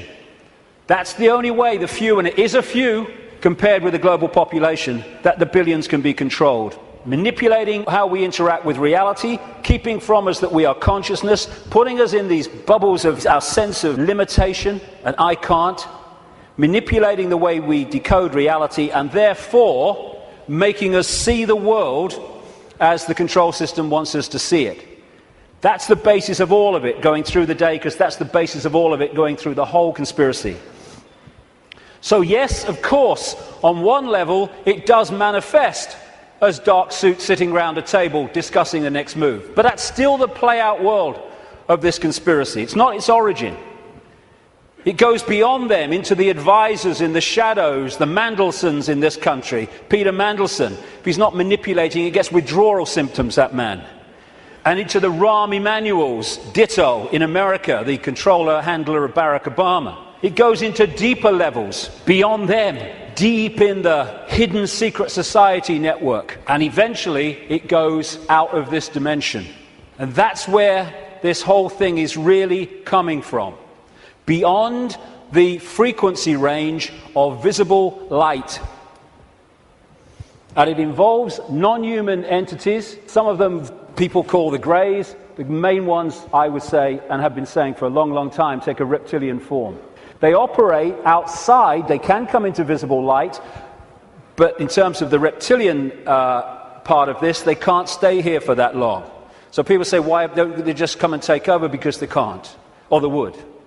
They can come for so long, but their vibrational difference, incompatibility, means they have to leave. They can't stay for long, although there are technological ways they can stay for longer. And they operate outside visible light, and they manipulate this reality through bloodlines, interbreeding bloodlines, that I'll come to. And we call them the Illuminati families. So, we operate with invisible light, but outside of that, sharing the same space, is infinite other worlds and realities. And if a so-called UFO comes into this reality, because it's coming into visible light from where we cannot decode, it just seems to appear out of flipping nowhere. Because what it's done, it hasn't actually come in, it's just changed its vibrational state to resonate with invisible light, and it's like, it came out of nowhere. And then how often do you see it? Honestly, mate, there was this bloody UFO, and it disappeared just in front of my eyes. What are you on, mate? You on the pop or what? What it's done is increased its vibrational resonance to go beyond on visible light. Therefore, to the observer, it disappears. Doesn't disappear at all. It's left visible light. And this range of frequency we call our world is being manipulated from vibrational frequencies beyond it. And Satanism is a network within visible light that interacts with these reptilian entities in various ways I'll get to before the end of the day. Places or areas of the heavens that come up, Orion comes up again and again in relation to these reptilians. And in terms of non-human visitations, so does the Pleiades, so does, in terms of the reptilians, area of the heavens they call the Draco constellation, which appropriately, coming through the word derivations, brings us draconian. And of course, draconian laws are the Orwellian laws coming in. Very, very appropriate. Sirius is involved as well. So, won't be able to get into this today. There's a lot more to know anyway, but so is what happened to Mars, is all involved in this story, how it became the devastated place it was, but it is, but wasn't before. And when I talk about these areas of the heavens, I'm not necessarily talking about those places with invisible light, because just as we are multidimensional, so planets and stars, etc., are multidimensional. And just as a planet might be devastated within visible light, it's not necessarily devastated on other vibrational frequency levels of itself. Because the Earth, too, operates in visible light, but also multi-levels, like everything else. Another major part of this story is that when these reptilian entities started intervening, they manipulated human genetics through interbreeding. Not necessarily physical interbreeding through technological methods, and also changing human form by changing the messages, the information, I'll come to this before we finish this section, that the DNA is picking up. And through that, you can change a form by changing the information the DNA is picking up. And it's no accident that humans have massive, fundamental reptilian genetics. This part of the brain, which scientists call the R complex or the reptilian brain, will be very, very important as we go through this second part of the day, because it's fundamental to how human behavior and human perception is manipulated to see the world as we currently see it. This interbreeding is talked about and recorded all across the world in the ancient accounts. Of course, I guess because it's the Bible, the best known is this section from Genesis. There were giants in the earth in those days, and also after that, when the sons of God came unto the daughters of men, and they bare children to them. The same became mighty men, which were the old men of renown. But that's just the biblical version. Got a frog in my throat, the reptilian going. All across the ancient world, you see similar stories and accounts of this interbreeding. Something else goes parallel with the reptilian story. Again, not just in the Bible with the Garden of Eden and all that stuff, which of course the serpent was dominant, but across the ancient accounts. And that is the connection between the reptilian intervention and what we call the fall of man. And again, this is universal. And these themes will come together again and again as we go through this next part. The ancient accounts, again, and we're talking that part of the Yuga cycle, which they call the Golden Age, talk about the fact that there was a time when humans were so unbelievably different to how we are today. They were connected to higher levels of consciousness.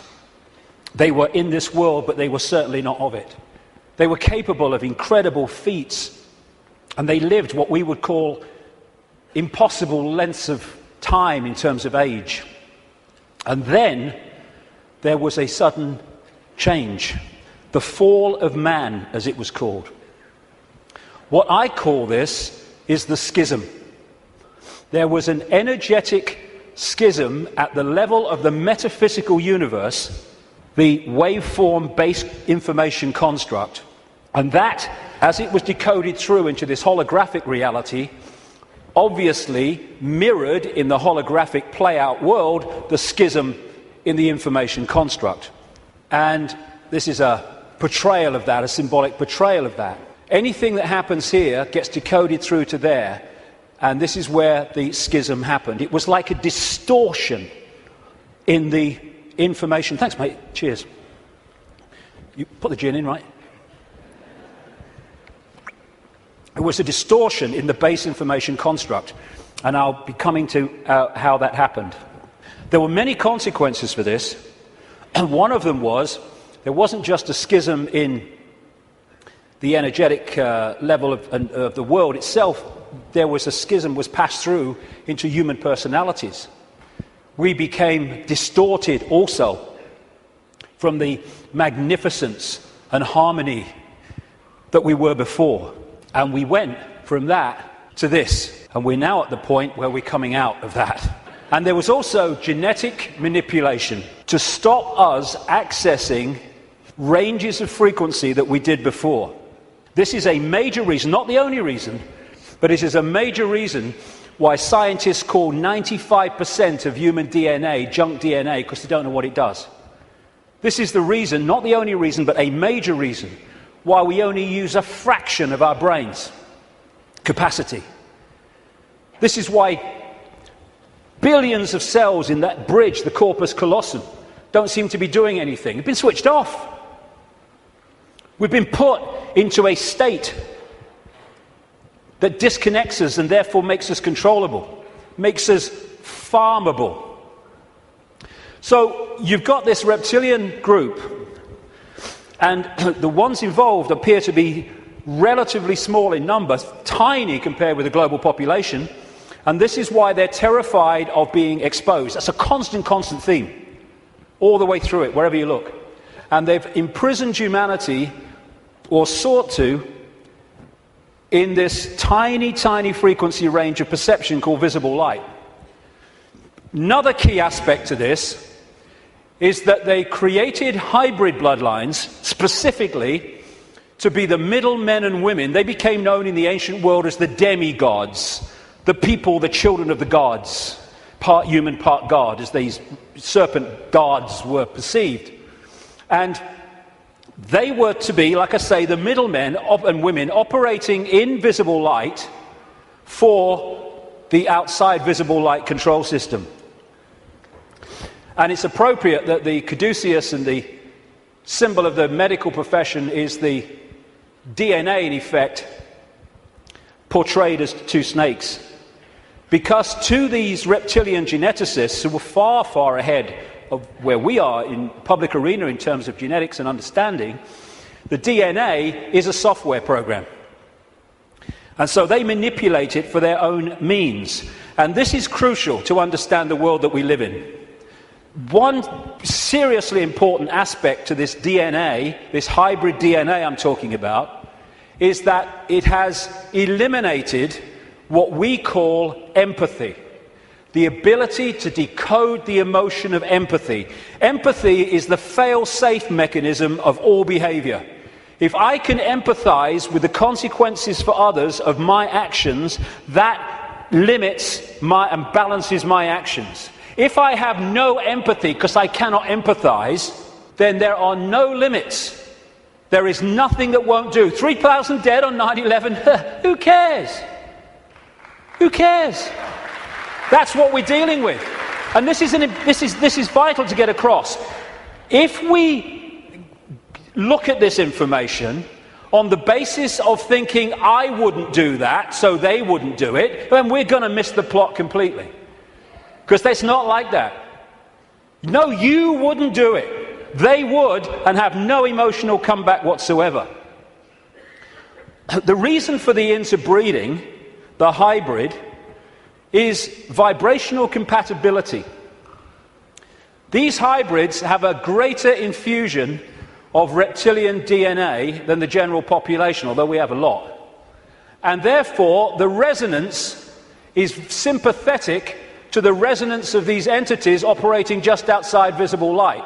And through this resonant connection, like two radio stations talking to each other, the possessing entity outside of visible light can control the thoughts, actions, perceptions of the intermediary, the demigod. And of course, the theme of possession is as old as history, right up to the present day. We look at these people. All these pictures are by Neil Haig, by the way. Anything that looks like this. Great, great, great friend of mine, great artist. And this image symbolizes the fact that he looks at him with invisible light and he sees George Bush. Nothing else. What people don't see, because it's outside the frequency range of their decoding system, is there are entities around these people who are actually controlling these people's thoughts, actions, etc. A number of psychics have said to me around the world how they've seen people walking along the street or wherever, and then they've seen like an ethereal reptilian entity locking into these bottom two chakra points, the emotional level, one of them is, and floating around with them. And this is a kind of a good analogy. You know when there's scientists in a laboratory and they're trying to work with something that they can't touch because it's too dangerous, what they're working with will be in a tank, and they'll put gloves on, which allows them to be outside the tank, but to manipulate inside the tank. Well, that is a very good symbol of what I'm talking about. These Illuminati bloodlines, these hybrid bloodlines, operate like those gloves, operating inside this reality. And Neil symbolizes these Illuminati families with invisible light as this bearded man. Whenever you see him as we go along, that is symbolic of the Illuminati families controlled beyond human sight by these reptilian entities. When the world started to recover from great geological catastrophes, which I'll come to in a second, there were areas of the world that stood out in terms of their abilities and potentials and advancement. These were some of them, and this area is particularly important to the bloodlines I'm talking about. The area that was once called Sumer, thousands of years BC, and became Babylon. This is why Babylon comes up in the writings of these people so often. And it's Mesopotamia, the land between two rivers. They didn't invade Iraq just for oil or just for anything. They didn't invade it for one thing, but multiple things. But one reason they're so obsessed with Iraq is because to these bloodlines in control of the world today, this is a very significant, almost religious piece of land, of historical importance to them. As Sumer and Babylon broke up, these bloodlines started going walkabout. They became the royal families of the world. And what do royal families claim? The right to rule because of the divine right to rule. The Chinese emperors used to claim the right to be emperor because of their genetic connection to the serpent gods. And this is a theme all across the world between the serpent gods and royalty. They became the aristocracy and the royal families, claiming the right to rule because of their DNA. Just down the bloody road from here, we have a head of state in Britain to this day who is only head of state because of her DNA. Head of state because of her DNA. I actually made a complaint, nothing happened to it, but I made a complaint to the Race Relations Commission, or whatever they call it. They said, if you see racism, report it. So I reported the royal family. I thought, well, I mean, you would.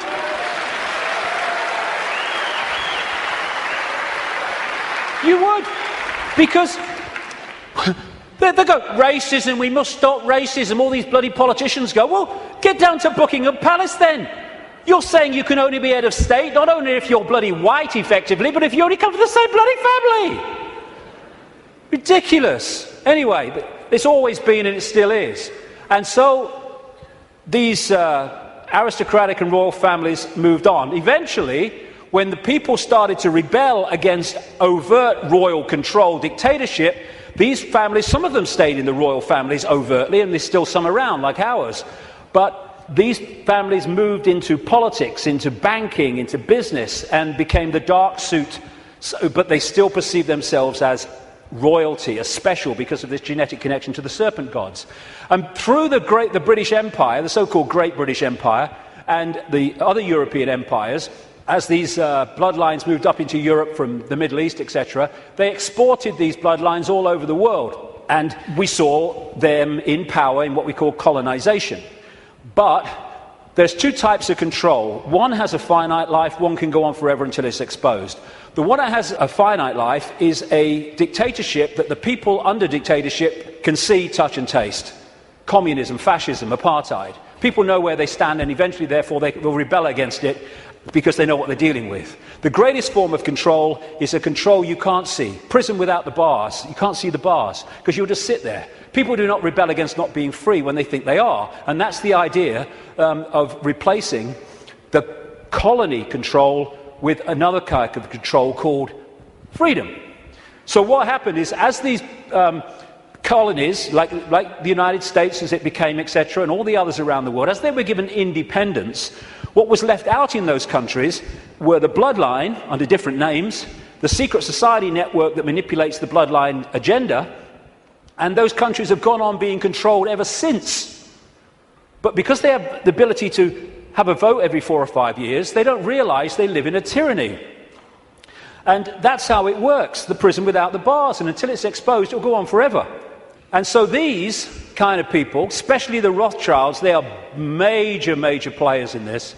They are the middlemen for the manipulation of this reality from these entities mostly outside of this reality. And what they've created is like a global transnational corporation. What you have with a corporation is you have a headquarters somewhere in the world, and then in each country you have subsidiary companies of that headquarters, that central point. And all the subsidiaries in the world carry out the policy of the central point. Well, what these Illuminati hybrid family networks have done is create exactly the same, but instead of companies, they are secret society networks. So you've got the center of the web in Europe, for historical reasons, at operational level anyway, people at places like London, not the British government, the secret society centre in London. In Rome is another one, the Roman Church, Rome, and other points in Europe. And then in each country, you have families from the network in those countries whose job it is to run the networks that control that country's business, banking, politics, media, all of it.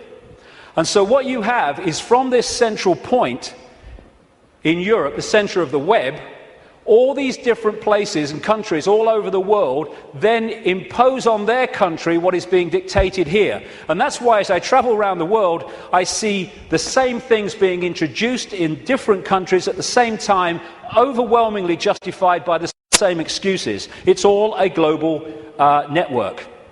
It can be symbolized too as a web, like I say, with the Rothschilds real close to the spider, and all these different strands on the web are different secret societies, different semi-secret societies, transnational corporations, and all the rest of it. So when you see all these different names of these corporations that dominate the world in so many ways, and the pharmaceutical cartel and the oil cartel and all the rest of it, the biotech cartel, they're all different names or different masks on the same one face. And so you have this structure where outside of visible light you have the reptilian control system, comes down through the Illuminati families, and they control the people in power to push the world in a certain direction. Another way of looking at it here. You see, all these different people, these fight among themselves and all the rest of it, though if it gets out of hand they get sorted. So these sit on the top of all these different countries. They control these different areas of their societies, and the people are then played off against each other. These buggers don't go to war, they tell these buggers to go to war. And if we stop going to bloody war, game over. But we do. Ridiculous. That's part of becoming conscious.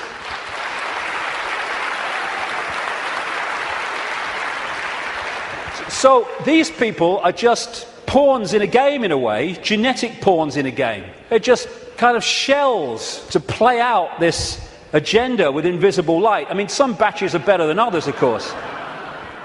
So if you look at the principle of the Trojan horse, the symbol of the Trojan horse, coming into a society and not seeming to be what it is, though taking it over, and you put that on the face, well, you've pretty much got symbolically what we're talking about here.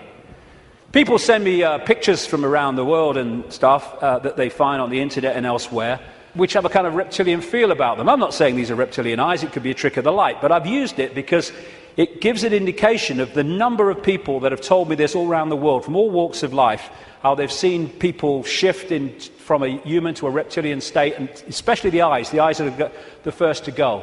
They describe how the pupils become reptilian. And interestingly, a great friend of mine has an associate who, I don't agree with it, but he's been doing a research project to develop iris scan technology, and it led to him looking very deeply into 2,300 eyes. And he said he knew nothing about what I'm saying, probably never heard of me. And he said to my friend, the amazing thing was that about 4% appeared to be of reptilian type and appearance.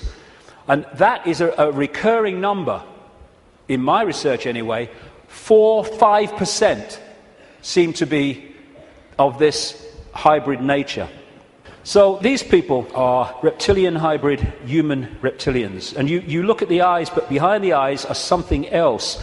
I had an experience with this guy, Ted Heath. He was Prime Minister of Britain from 1970 to 74, took us into the European Union as it became. And it's a long story, I've told it before, but he looked at me in a dressing room in a television station, and as he looked at me, this is what his eyes did. His eyes went completely black, everything. And as I looked into his eyes, it must have been like that for, I don't know, maybe a minute, 2 minutes.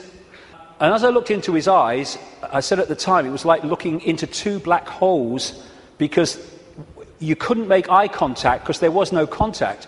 And it was like, as I know now, looking through him into this other dimension where he was really controlled from. This man, Ted Heath, oh my goodness me. My goodness me, the children that guy has tortured and killed.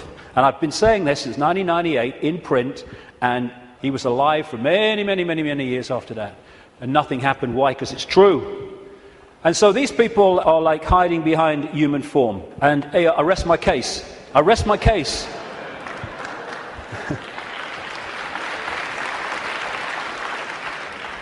Ooh, you look tasty. And this lack of empathy in this hybrid DNA explains why these guys do what they do. Now, when you open your mind, instead of saying, well, it's not possible, it's ridiculous, when you open your mind and say, okay, I'm not going to just accept this stuff, but I'm going to flow with it and see where it goes, you find that this stuff I'm talking about is absolutely in your face when you bring it from the subliminal to the conscious. The oldest form of religious worship in the world has been taken back 70,000 years to an area of the Kalahari Desert in South Africa, and it is worship of the serpent or worship of the snake. This man, Reverend John Bathurst Dean, wrote a book, a very, very good book, 1933, called Worship of the Serpent, in which he studied serpent worship around the world. This was his conclusion. It appears then that no nations were so geographically remote or so religiously discordant, but that one and only one superstitious characteristic was common to all, that the most civilized and the most barbarous bowed down with the same devotion to the same engrossing deity, and that this deity either was or was represented by the same sacred serpent. It appears also that in most, if not all, the civilized countries where this serpent was worshipped, some fable or tradition which involved its history, directly or indirectly, alluded to the fall of man in paradise, in which the serpent was concerned. What follows then, but that the most ancient account respecting the cause and nature of this seduction must be the one from which all the rest are derived, which represent the victorious serpent, victorious over man in a state of innocence, and subduing his soul in a state of sin, as he would call it as a reverend, into the most abject veneration and adoration of himself. Like I say, wherever you go, it comes up. You find obvious representations of the serpent gods. These were found in graves of the Ubaid people that preceded Sumer in what we now call Iraq. These were the Nagas, the shape-shifting reptilian people of Asia. The Druids used to worship a serpent god called Hu. If you play that word through, Hu-man becomes serpent man, appropriately. The Egyptians used to worship serpent gods and represent their pharaohs as a result of that in this way. You had the cobra coming from the headdress there. You had the cobra head gear itself representing the snake. You had the belly of the cobra. The cobra is a constant common symbol of this serpent race. In Central America, you had Quetzalcoatl, the feathered serpent god, and the Mayan version of it was Kukulkan in places like Chichen Itza. Of course, right across Asia, Japan, China, etc., the very most dominant symbol of that part of the world is the dragon, which comes from this worship of the serpent gods. Folklore is full of serpent stories and what have you. When I first met Credo Mutwa, a long time ago now, he contacted me when I was going around South Africa, the Zulu shaman, the official historian of the Zulu nation, because he'd read in a book called The Biggest Secret that I'd introduced this reptilian stuff for the first time, and he said, Mr. David, how do you know? How do you know about the Chitahuri? And I didn't know about the Chitahuri. Tell me. And he told me the story of African history where the Chitahuri, which translates as children of the serpent or children of the python, had taken over the world in the very same way that other parts of the ancient world described it. This is a painting that he did of one type of this Chitahuri from ancient and modern accounts. And he showed me this called the Necklace of the Mysteries. It says a necklace, it's very, very heavy, copper, and it goes on your shoulders. How he keeps it on his shoulders, I'll never know, it's so heavy. And he uses it as the historian of the Zulu nation, the symbols hanging from it, to tell the story of Africa and the world in general. And pride of place on the front is a non-human entity with a willy in come and get me mode and a human woman. And I said to him, what's all that about? And he said, this is symbolic of the interbreeding of the Chitahuri and humans to create these hybrid bloodlines, these children of the serpent. And then I asked him, oh, by the way, that's copper now, but in the original, and this Necklace of the Mysteries, by the way, is mentioned in accounts 500 years old, and Credo reckons it's about 1,000 years old, and it has a flying saucer on it, very clearly, a flying saucer hanging from it, which the storytelling says that's how the Chitahuri came here. Anyway, this is copper now, but it used to be gold. Someone stole it, and they couldn't afford to put gold back, and that takes us to North Africa and Egypt, and the base story of the Egyptian myths, and that's the golden penis of Osiris, which all relates into this golden bloodline, this special bloodline. And when I said to Credo, why is it not reptilian, he said, because the Chitahuri, and this is a theme I've found all over the place, the Chitahuri said you must not portray us as we really are. Some people did, most people didn't. They had to do it symbolically. So they made it absolutely, obviously not human, but not reptilian for fear of the consequences. And when I was writing the new book, Human Race, Get Off Your Knees, I came across a work in progress, I think it's finished now, by a man called Pierre Sabac. And he was producing a book called The Murder of Reality. And Pierre Sabac spent 7 years nearly pouring through dictionaries. He's crazy about words and derivatives, pouring through dictionaries and what have you, all these different peoples and different languages and different eras.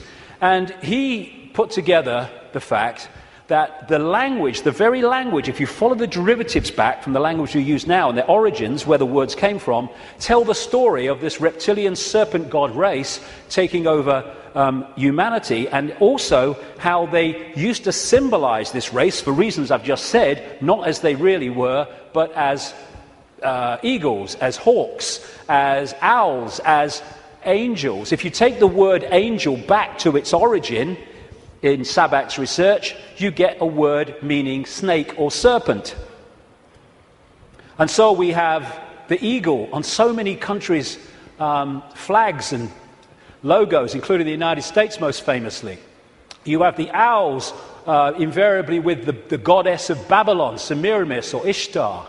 You have the story of the angels, especially the theme of the fallen angels, representing this reptilian race and interbreeding with humanity. And you have Horus, the son of God of Egypt, the virgin-born son, represented as a hawk, again with the reptilian imagery. This seraphim, one of the hierarchy of angels in Christian and Hebrew Jewish belief, seraphim word means snake or serpent, if you take it back to its origin. You have the flying serpent disc, which is widely used in the ancient world. And another thing that they did was they symbolized the heavens as the upper ocean. We have the ocean that we have, obviously, and then you had the upper ocean, which was the heavens. And so they talked about the gods and the serpent gods coming in their heavenly boats through the upper ocean. And so you have a lot of marine symbolism, which doesn't relate to the sea, it relates to the upper ocean. And it's reading this. These bloodlines were known in the ancient world under different symbols and different codes, like children from heaven and earth, and children of the gods, children of the sky.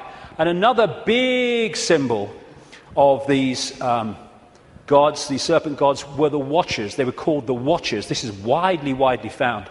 And that's why there's an eye, as Credo Mutua confirmed, on that hand, on the necklace of the mysteries. That's the Watchers, that's the serpent gods. And that's why we have the eye on top of the pyramid, the all-seeing eye on the dollar bill, and why that is a massive Illuminati symbol in the secret society network. They are the gods overseeing the pyramid of control. One way that they often symbolized these hybrid bloodlines in the ancient world was as part human, down to the bottom of the torso, and then the legs or the bottom part being a snake. You come across this a great deal when you research this stuff. This is all symbolic of this half-human, half-snake symbolism. Over and over and over again you see it. And the cobra, like I say, is very much a common symbol of these serpent gods, as is fighting the serpent gods and battles with them. Even the word Messiah comes from Mesa, the Nile crocodile, which they used the oil from the Nile crocodile to anoint the pharaohs. And even today in the British coronation ceremony, they symbolize that as part of our own ceremony appropriately. In the Bible, the devil is symbolized or described in reptilian terms. The old serpent called the devil and Satan, who deceiveth the whole world. He was cast out into the earth, and his angels were cast out with him. Fallen angels, again, the recurring theme. All these folk tales about kissing frogs and turning into princes, and invariably you get reptilian themes, all part of the same story. And people send me images from all over the world as a result of the information I put out. It's amazing how many times you see the symbol of reptile and humans, or part human, part reptile. Or overseeing the gargoyles in the palaces and castles and churches of this elite are symbolic of that. And of course, over the last, 20 years or so, there's been a massive reptilian symbolism in children's stories and children's entertainment. And then recently, you saw this, is a quick one, this 16th century painting in the National Portrait Gallery of Queen Elizabeth I, they thought she was holding flowers because that's what someone had painted over. But with what's underneath is coming to light, and this is a representation of it. It was in one of the papers, again holding the snake, very, very appropriate. And these aristocratic families, which became the hybrids, again used reptilian, dragon, and all these other serpent images on their various coats of arms and what have you.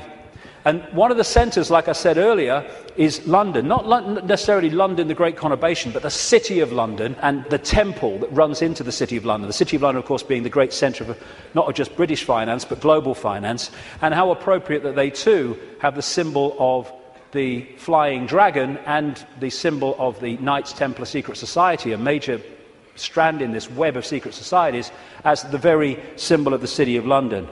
You pass these as you go into the city, of course. Another theme you find with images around the world is of serpents eating humans. And not nice, it isn't, of course, but they do eat humans. When these reptilians come into visible light, they use humans as their food, like humans use animals, cattle, sheep.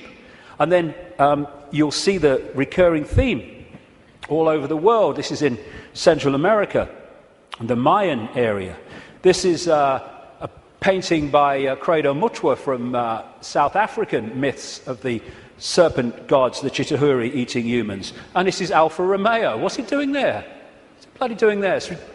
Same thing. And in the garden of one of the palaces, or whatever you call them, mansions of Silvio Berlusconi in Italy, the leader and one of the world's most corrupt men, is, again, the same image. And outside of visible light, they feed off human energy, human emotion, especially, only low vibrational emotion, because that's all they can really access. And so they have to keep humans in a state of mental and emotional suppression so that we keep feeding out this energy, which they then absorb. And that will become relevant in the next section when I get into why paedophilia is so widespread among this elite. Because energy changes with the emotions we give out. When we give out love, it's a certain wavelength. When we give out hate, it's a very different wavelength. And the friend of mine in Japan became very well known for taking water, name's Mr. Emoto, taking water, putting it in a container, and then he'll put words of love or hate or whatever on the side of it, because when you write a word, that word may seem in the decoded realm as a word you can see and read, but in the vibrational realm, it represents a vibration. If you could see the vibration of writing the word hate to writing the word love, it would be dramatic. In fact, you're looking at it. Because what happens is, after he's put the word on the side of the water, he then freezes the water really, really fast. I've seen his laboratory where he does it. And then he photographs the crystals. This is the crystal from a water that had love and appreciation written on it. This is the crystal that had hate written on the side of the water. And he's done whole books about this stuff with all these pictures in it. And this is the energy that these entities absorb when they're outside of visible light, which is most of the time. And therefore, they have to keep us in a state that keeps producing that. All this vampire stuff, because they drink human blood with invisible light because it carries the human genetic code and allows them to hold their vibrational compatibility with this reality for longer before they have to get the hell out of it. That's why they drink so much blood. And then there's this thing about shape-shifting, where, I've had a lot of, laughter and ridicule. So what's bloody new about this? And people say, well, you can't go from a solid body to a solid body and back again. And I'm saying, do you know? I agree with you. Of course you can't. But that's not what's happening, because there is no solid body. It's all happening as a decoding system. There is no solidity. So what shape-shifting is you have a situation like this, and the front dominating from our perception of observation energy field is the human one. So we look at George Bush or somebody, and we see a human. But sometimes, especially at times of high emotion, this shift can happen where the reptilian field comes forward. And as it does so, becomes the dominant one, often briefly, the observer now starts decoding that. And then it shifts back, and you start decoding this. And to the observer, decoding that shift, creating the holographic reality in their head, which is where everything happens, to their observation, someone's gone from a human to a reptilian, and then back to human again. It's not, of course, shifting solidity. She's a hologram like we're all holograms, and they can shift. This is where shape-shifting happens, what we call physical shape-shifting, illusory, in our heads. So the road to tyranny began when these reptilians arrived. Before that, like I say, the world was very different. The golden age, the time when humans were just extraordinary before the suppression. And then came this energetic schism, this distortion in the information construct, which got played out into the holographic world as, on one level, as massive geological events, with volcanoes and storms and what have you. And of course, symbolized by Noah and the Great Flood, though there have been many of these, not just one. And Noah is simply a biblical version of much, much older stories that tell exactly the same story of how the earth turned over, how there was a massive flood, tidal waves, what we would call today tsunamis, how there were great geological catastrophes and upheavals, and basically the world was, certainly the society that went before, was destroyed. It was a blank sheet of paper. And in this distortion, humans lost the power of the connection they had to higher levels of awareness. And this happened. We went from being part of the field, knowingly so, and to being taken over and suppressed by this reptilian race. Because once the blank sheet of paper was created by the geological catastrophe, and why that happened I'll come to not very long from now, the earth started to settle down, and when it settled down, then everything started to be rebuilt, but in a very, very different, much lower level than it was before. And there was the genetic manipulation too. And in China, unlike most other countries, you can't access vast tracts of the internet because the computer system has been firewalled off to stop Chinese people accessing that area of the internet that the authorities don't want them to see. What happened as a part of this intervention, I kind of mentioned it a little earlier, is that human genetics were manipulated to do exactly the same to us, to firewall off us from the level of reality that we could access before. So we went into this prison called visible light that we've been in ever since, and particularly isolated in the left side of the brain so that we only perceive through the five senses, and we can only see structure and language and hierarchy and all that stuff, and our potential dramatically reduced. And this world came as a result of it. And it's dominated by controlling human perception, by suppressing our true self and dictating what we bring into holographic reality. Okay, now let's go really crazy. I've had enough of only being half crazy. Let's do the bloody lot, eh?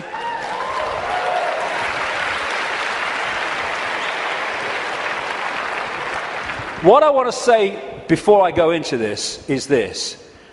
One of the most profound ways that people are controlled is to limit their sense of possibility. Your sense of possibility becomes your sense of what is possible. Now that's an obvious thing and it's a truism, but often we miss what's in front of our eyes. In other words, if you can program a sense of what's possible and make it narrow and incredibly limited, then when people come along and say this is going on, these people say you're bloody mad, that's not possible. It's like, no, you don't believe it's possible. Talking to some of the insiders that I have over the years, and talking to other people who've done the same, there is a feeling among some of them that these entities technologically, and I keep emphasizing there's not that many of them compared with humans, and so therefore they have to keep out of sight, and it's one of the reasons, the major reason they want to cull the global population, because it's out of hand from their point of view. Or stick around, it's going to be out of hand a bit more very soon. But they reckon, some of them, that this technology that these people are working with, these entities are working with, is like 10,000 years ahead of where we are. But that's a bit of a misnomer, because there's a line, like a Rubicon, of awareness of how reality works. And when you're this side of it, you are in a state of tremendous limitation. But once you cross it, and by realizing the nature of reality that I've been talking about today, suddenly you can move very fast in terms of your ability and your potential and all the rest of it. But while we're here, they reckon we're there about 10,000 years ahead. So we're dealing not with what we can do, but with what very advanced technological entities will do. Not spiritually advanced, intellectually, technologically advanced. What happened was that I was writing this latest book, and I sat down one morning.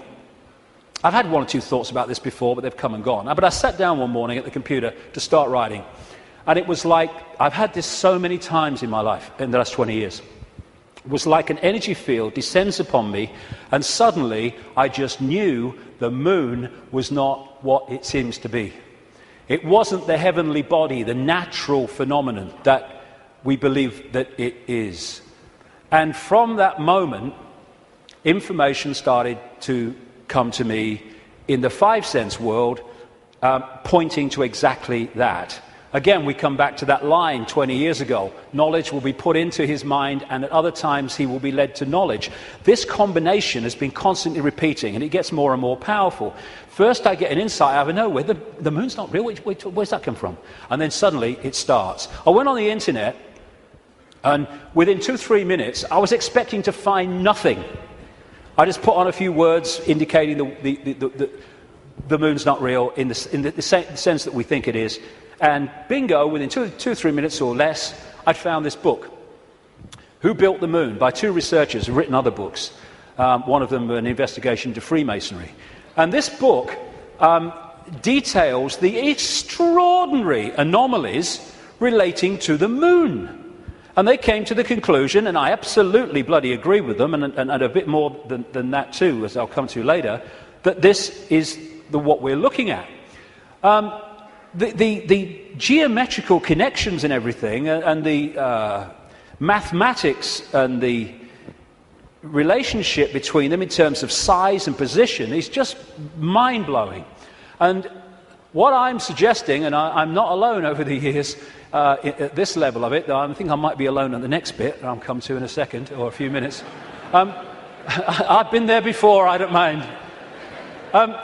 Is that the moon is actually a hollowed-out planetoid by a very, very advanced race, and it was brought here to take the Earth over. And what they do, this seems to be a modus operandi. They bring these moons in, and as they bring them in, they fundamentally affect the Earth. I mean, the Earth is at the spin it is, and is at the angle it is, because of the moon.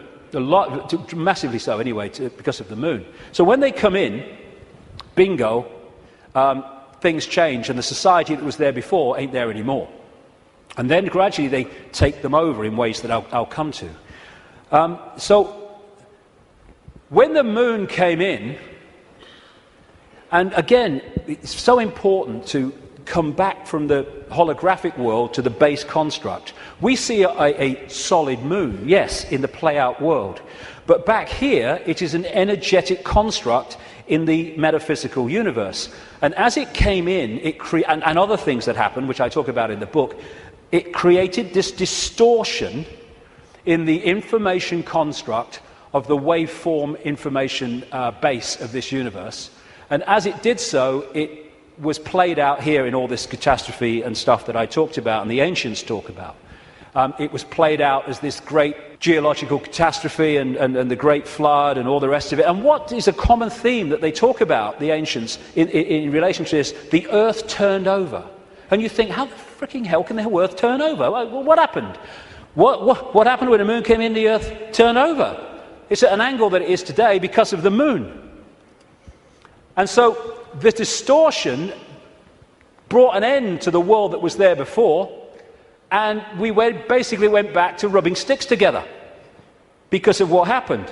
And that distortion was played out in the human mind, the human perception, the human psyche, and we completely changed our perception of the world and who we are, where we are.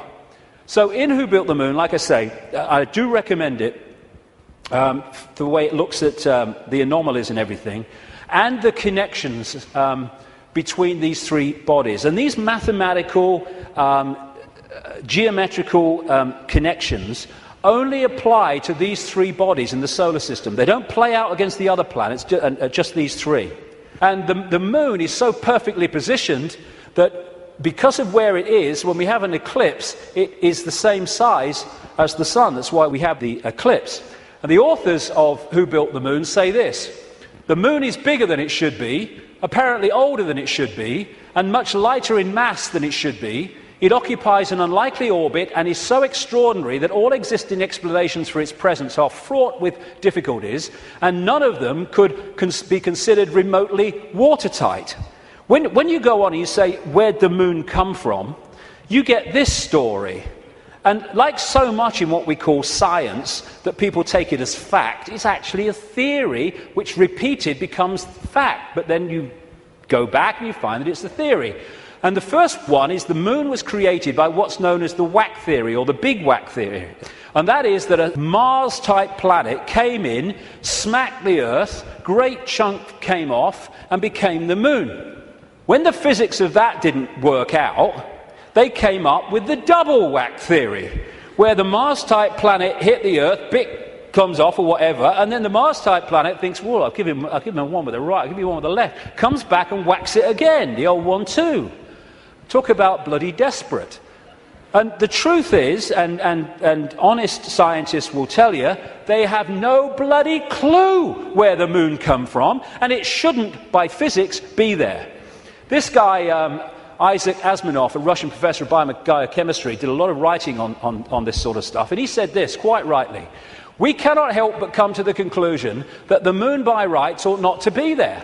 The fact that it is one of those strokes of luck almost too good to accept. Small planets such as Earth with weak gravitational fields might well lack satellites. In general then, when a planet does have satellites, those satellites are much smaller than the planet itself. Therefore, even if the Earth has a satellite, there would be every reason to suspect that at best it would be a tiny world, perhaps 30 miles in diameter. But that is not so. Earth not only has a satellite, but it is a giant satellite, 2,160 miles in diameter. How is it then that that tiny Earth has one? Amazing. Some scientists don't even talk about a planet-satellite relationship, but a planet-planet relationship. The moon's bigger than Pluto. The best explanation for the moon is observational error. The moon doesn't exist, that scientist said. Another one from NASA: it seems easier to explain the non-existence of the moon than its existence. And then we get the hollow moon. This is what I'm saying, and others have said, is that it's a hollowed out planetoid. In November 1969, the moon was hit by a lunar module to the equivalent of 1 ton of TNT. The shock waves built up, and NASA scientists said the moon rang like a bell. Maurice Ewing, a co-director of the seismic experiment, told the news conference, "As for the meaning of it, I'd rather not make an interpretation right now, but it is as though someone had struck a bell, say in the belfry of a church, a single blow, and found that the reverberation from it continued for 30 minutes. It got a bigger smack eventually, which I'll come to. Frank Press from the Massachusetts Institute of Technology, MIT, said that for a rather small impact to produce an effect that lasted for 30 minutes was quite beyond the range of our experience. This is a guy called Gordon MacDonald. He said in the early 1960s, it would seem that the moon is more like a hollow than a homogeneous sphere. And this guy from MIT said the lunar orbiter experiments had vastly improved knowledge of the moon's gravitational field and indicated the frightening possibility that the moon might be hollow. Now we'll come to this bigger whack. A launch vehicle struck the moon with the equivalent of 11 tons of TNT, and NASA scientists said the moon reacted like a gong and continued to vibrate for 3 hours and 20 minutes to a depth of up to 25 miles. Ken Johnson, a supervisor of the Data and Photo Control Department during the Apollo missions, told Who Built the Moon author Alan Butler that the moon not only rang like a bell, but the whole moon wobbled in such a precise way that it was almost as though it had gigantic hydraulic damper struts inside it. These two Russian scientists from the Soviet Academy of Scientists wrote an article in 1970 in Sputnik magazine in Russia, headed, "Is the Moon the Creation of an Alien Intelligence?" And all these years later, it indicates to the fact that they were right. What they point out, and others point out, is the outer surface of the Moon is extremely hard and contains minerals like titanium. Moon rocks have been found to contain processed metals, including brass and mica, and the elements uranium-236 and neptunium-237 that have never been found to occur naturally. Uranium-236 is a long-lived radioactive nuclear waste and is found in spent nuclear fuel and reprocessed uranium. Neptunium-237 is a radioactive metallic element and a byproduct of nuclear reactors and the production of plutonium. Some lunar rocks have been found to contain 10 times more titanium than titanium-rich rocks on Earth. Titanium is used in supersonic jets, deep-diving submarines and spacecraft. Dr. Harold Urey, the winner of the Nobel Prize for Chemistry, said he was terribly puzzled by the rocks from the moon and in particular their titanium content. He said the samples were mind-blowers and that he could not account for the titanium. The two Russian scientists said in their article, if a material had to be devised to protect a giant artificial satellite from the unfavourable effects of temperature from the cosmic radiation and meteorite bombardment, the experts would probably have hit upon precisely these refractory metals. Refractory metals are incredibly resistant to heat and wear. In that case, is it not clear why lunar rock is such an extraordinarily poor heat conductor, a factor which so amazed the astronauts? Wasn't that what the designers of this super Sputnik of the Earth were after? From the engineer's point of view, this spaceship of ages long past, which we call the Moon, is superbly constructed. They say it's a hollowed-out planetoid, and they say if you're going to launch an artificial Sputnik, then it is advisable to make it hollow. At the same time, it would be naive to imagine that anyone capable of such a tremendous space project would be satisfied simply with some kind of giant empty chunk hurled into a near-Earth trajectory. It is more likely that what we have here is a very ancient spaceship, the interior of which was filled with fuel for the engines and materials and appliances for repair work, navigation instruments, observation equipment, and all manner of machinery. In other words, everything necessary to enable this caravel of the universe to serve as a Noah's Ark, appropriate, of intelligence, perhaps even as the home of a whole civilization, envisaging a prolonged thousands of millions of years existence and long wanderings through space, thousands of millions of miles.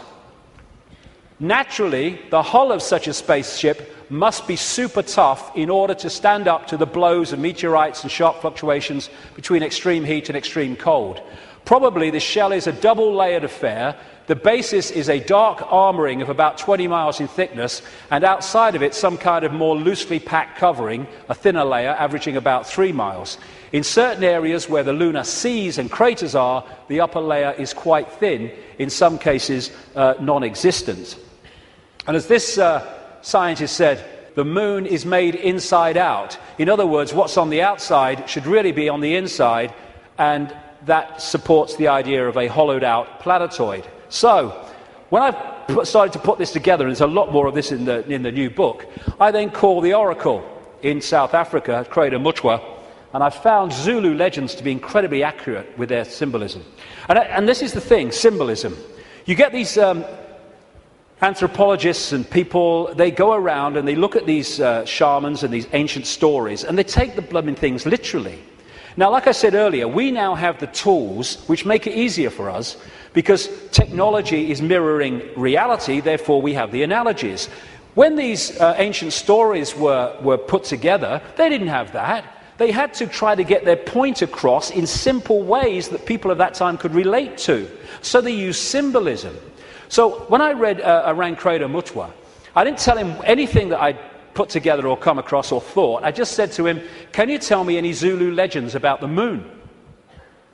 And he said, yes, we consider the Moon to be an egg.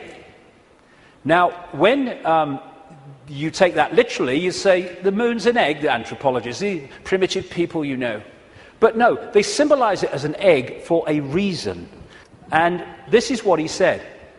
The legends, the Zulu legends, say that the Moon was brought here hundreds of generations ago by two brothers, Wawani and Umpanku, who were the leaders of the Chitahuri. They were known as the Water Brothers and had, quote, scaly skin like a fish. Now, this story relates almost exactly to the stories found on ancient clay tablets in what is now Iraq, Sumerian accounts of the Anunnaki, a non-human race, I would say reptilian race, that came to the earth in the same way that other parts of the world, in the ancient world, talk about. And the Anunnaki, according to these accounts, were led by two brothers called Enki and Enlil. And at least one of them, Enki, was symbolized under another name too as in relation to water, exactly the same as this. Zulu legends tell of how Wawani and Umpanku stole the Moon in the form of an egg, and this is why they symbolize an egg, not because they're primitive, from the great fire dragon and emptied out the yolk until it was hollow. They then rolled the Moon across the sky to the Earth and caused cataclysmic events on this planet. Zulu legends also say that the Chitauri threatened to move the moon if humans didn't do what they said because of the devastation that would cause. What the two scientists said about this 2-3 mile outer kind of protection, followed by a 20-mile impregnable layer, explains one of the anomalies of the moon, which the craters are pretty much of universal depth, even though the scale of the impact and the size of the crater can be massively different. The depth is about the same, really, within a very short ratio, and that's, the scientists say, because it goes into the outer layer, the kind of buffer, but it can't go further than this inner protection layer that is impregnable. This guy, Don Wilson, wrote a book in the 70s called Our Mysterious Spaceship Moon, and these are some of the anomalies that he lists, and there are others that can be explained by what we're talking about.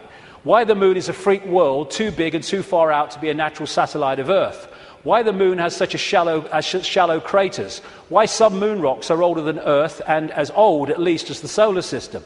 Why the moon seems inside out. Why the moon vibrates like a huge gong, transmitting tremors great distances around and through itself. How the moon can produce so many contradictions of data and findings. And I think it was in 2001, there was a series of people who spoke at the National Press Club in Washington who were insiders of government projects and space projects, etc., who came out to give evidence on things that they saw and were covered up and have never come to light. And one of them was this man, Sergeant Carl Wolf. He was a precision electronics photographic equipment engineer based at the Langley Air Force Base in Virginia. That's the CIA Air Force Base. One of the planes in 9/11 flew out of that and never got there, weren't meant to. But what he told at the press club was that he was called across to part of this base where they were putting together what they called mosaics. As the craft were flying over the moon and photographing it, they were taking different photographs and piecing them together to complete the landscape. And they had a technical problem, so he went over to try to help them out with it. And then a guy there who was working with his mosaics showed him something of interest. And this is what he said at that presentation in Washington. Then he pulled out one of these mosaics and showed this base, which had geometrical shapes that were towers.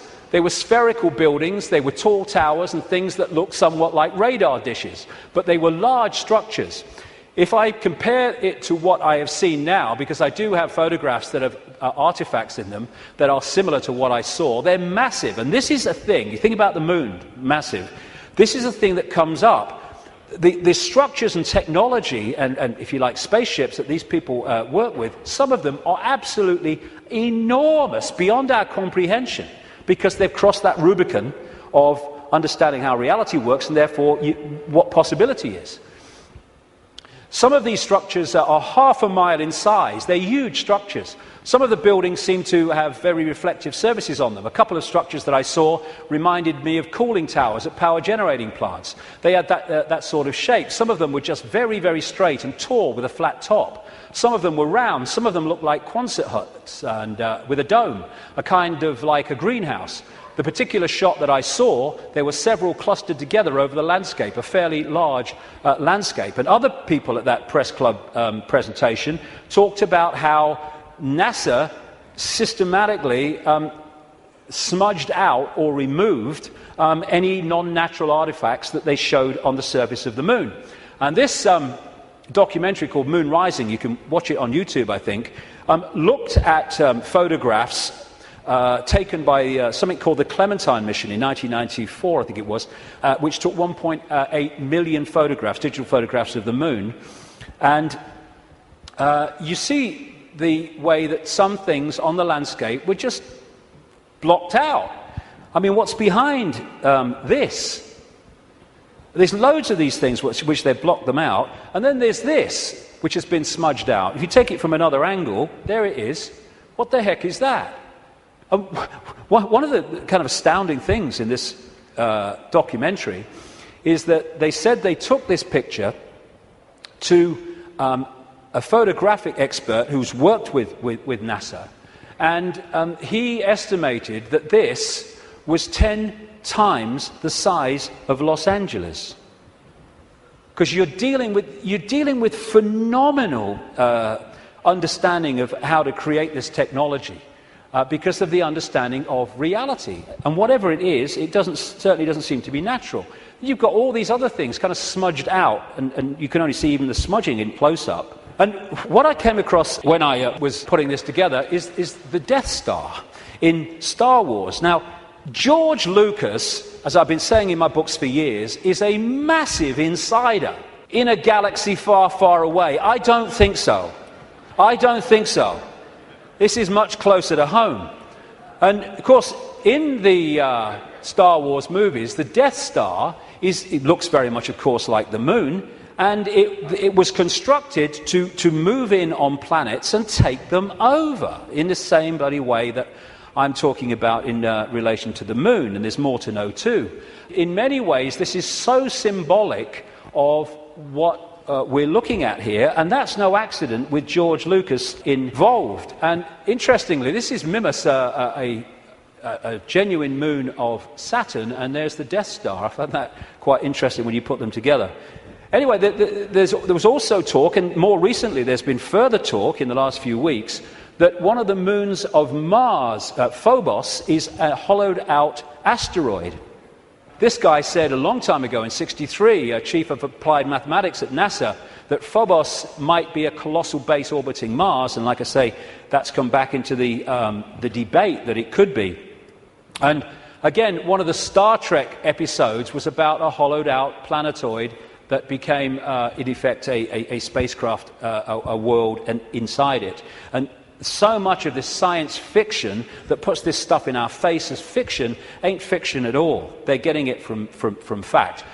So, like I say, there's not just incredible synchronicity in mathematics and size and position between these three bodies, but as the authors of Who Built the Moon point out, there's great synchronicity between things like Stonehenge and other megalithic structures and these three bodies, particularly the moon. And one of the things they point out is that the measurement, which a guy called Alexander Thom came up with, an engineer who studied all these sites in Britain and Europe, like Stonehenge, called the megalithic yard, which is a kind of a certain length. And he said that all these major, especially Stonehenge and things like that, broke down into these megalithic yard mathematics. And what the authors of this book are saying is that the moon breaks down to the same mathematics. This is what they say. This all seemed very odd. The megalithic structures that were built across Western Europe were frequently used to observe the movements of the sun and the moon.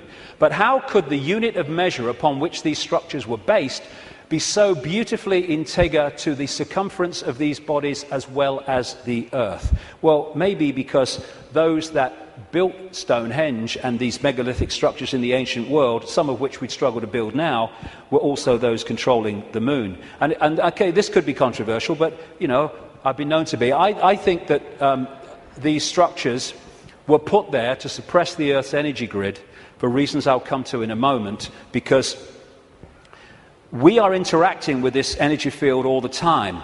And how do you control all the fish at once? You control the sea they're swimming in. And the way to control humanity and suppress humanity is to suppress the energy field and the energy and information available in that field that we can access.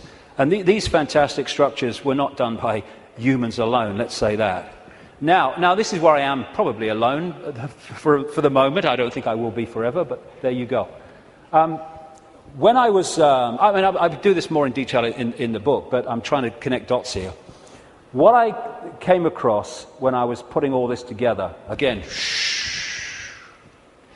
was something I've termed the moon matrix. The first section today is absolutely crucial to understanding how this can work. The moon matrix is a broadcast frequency coming from the moon, which has, in effect, hacked in to the human body computer and to the virtual reality universe in general, and has created a sub-reality within the wider virtual reality. Because, I keep saying it, but it's important.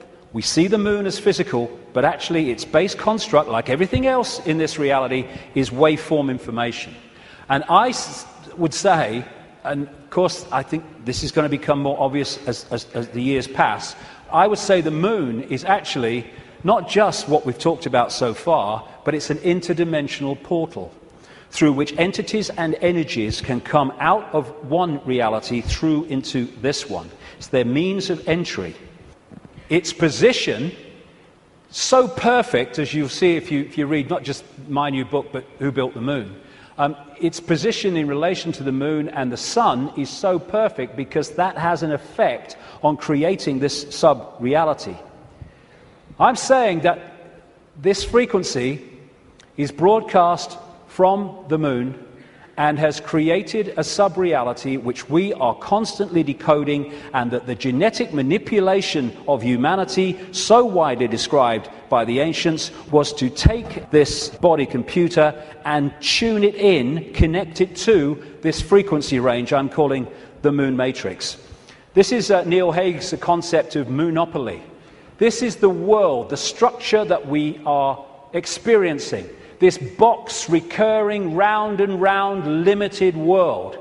And I am suggesting that we are being massively influenced. In fact, we have been turned into a hive mind by these broadcasts, which are holding us in a sense of limitation, to the point where it operates as a default mechanism. Soon as you start to awaken, if you don't keep it going and stick with it, then you'll default back, because the pressure of this moon matrix is pushing us into this tiny sense of limitation. So what virtual realities do is they basically hijack the five senses and get them to decode the information in the computer game and take it into reality. I'm saying that this moon matrix has done exactly the same, and it is part of the modus operandi of how planets are taken over in this way. Our five senses have been locked into something else, and we're decoding a fake reality. Basically, we are connected to this symbolically, which is a hive mind, which is why we are so herd-like when we weren't before. And if people are going, "Whoa, okay, what?" Just stick with me, because the layers will go on. What I've been talking about today is the fact that this base vibration from the black holes goes through this cycle, and it elicits different information in the form of photons from the suns, which we decode, and the reality changes. We go through different epochs. What I'm saying is that this moon matrix has hacked in to that photon energy stream and has done what the Chinese authorities have done to the computer system in China. They have stopped us accessing vast amounts of the virtual reality universe that we used to before. Now, if anyone thinks this is fantastic, that we could see things that aren't really there and not see things that aren't there, this is a new scientist. America has just switched from analog to digital television. In the short time of about a year that the analog frequencies are not being accessed because they're going to be filled up by other things like mobile phones, suddenly, for the first time, scientists can see and connect with radio waves from galaxies they couldn't before. Why couldn't they do it before? Because we were watching the flipping telly. Prior to the switchover in America, naturally occurring radio waves at frequencies between 700 and 800 megahertz were obscured by analog TV signals, preventing astronomers from investigating the universe using this band. The freeing up of this bandwidth is a once-in-a-lifetime opportunity to see galaxies in this range. Now, you imagine what is capable by this high technology in blocking frequencies so we can't perceive what's there and we perceive things that aren't there. That's what this is doing, I suggest. And I'll add more detail as we go along. In effect, we're operating within a bubble, a virtual reality bubble, within the wider virtual reality universe. And it's connecting in through our crystalline receiver transmission system, same with the Earth, and creating this situation where we are decoding a world that may be even not be there, who knows, but certainly is different to the world we think it is. And we go back to this more accurately now. The matrix, I would say the moon matrix, is everywhere.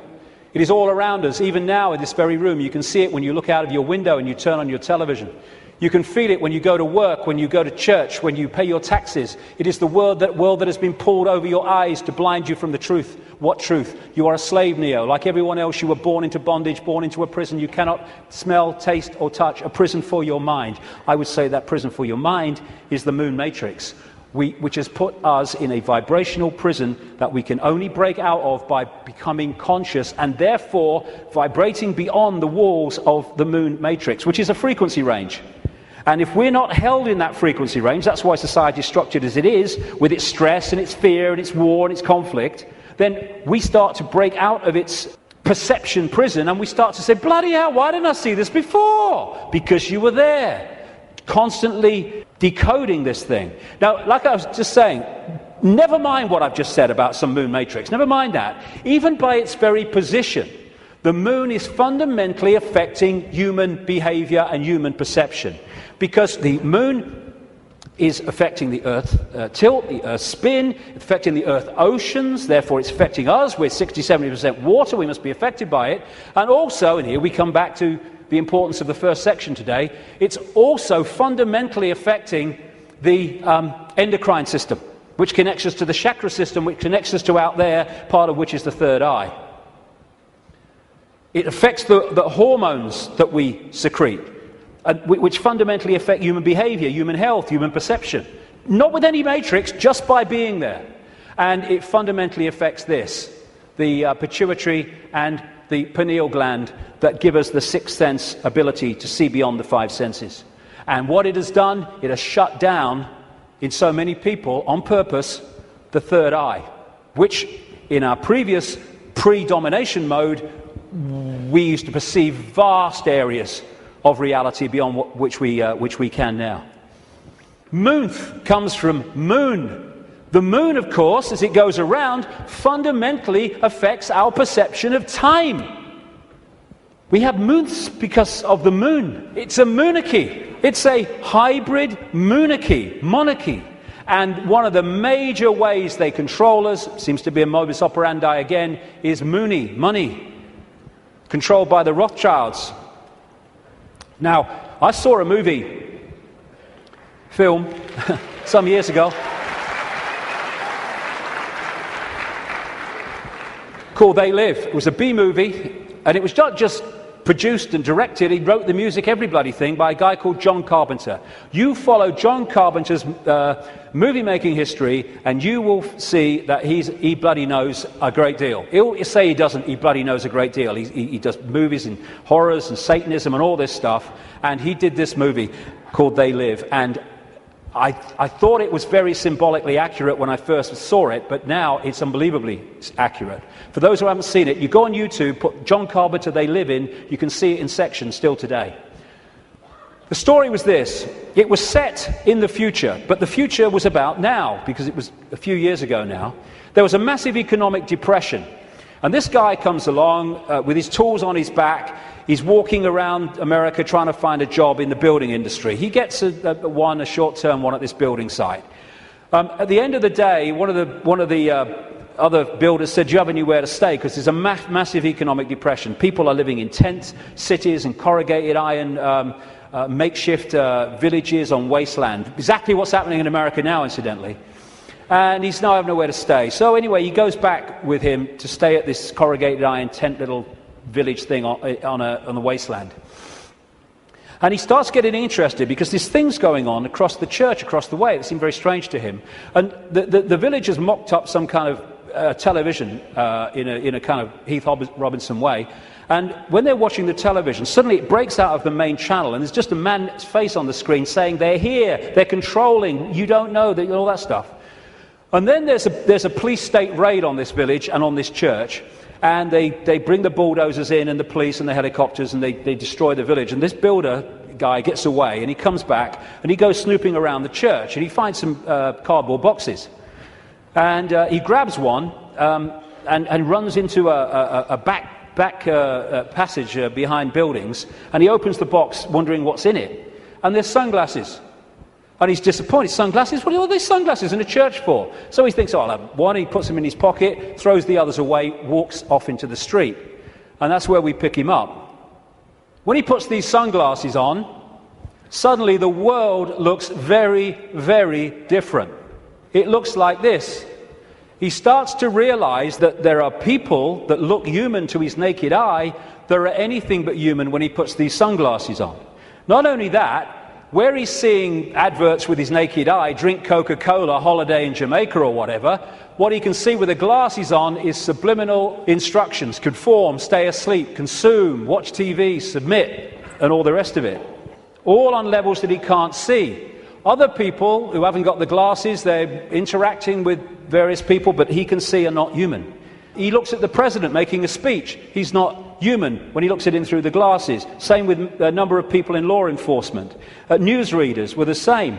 And where it goes is that at the end of the movie they realize that the reason that people cannot see without the glasses, what he can see, is because there is a frequency being transmitted from the top of a television tower which is preventing the population seeing what they would normally see if that frequency wasn't being broadcast.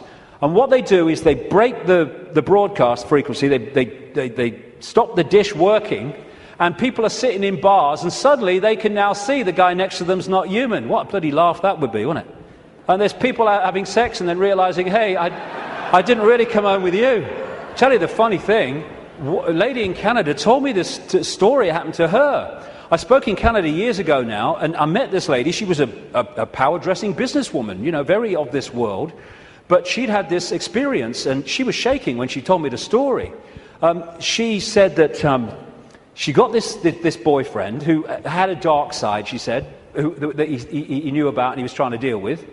And they come home, and they go into the bedroom, and there was a shelf at top of her bed, and standing there was the book, The Biggest Secret, which for the first time I introduced this reptilian thing.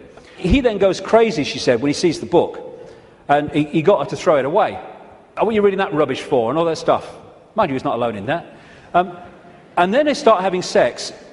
And he's kind of on top of her. And she said, I had my hand on the bottom of his back.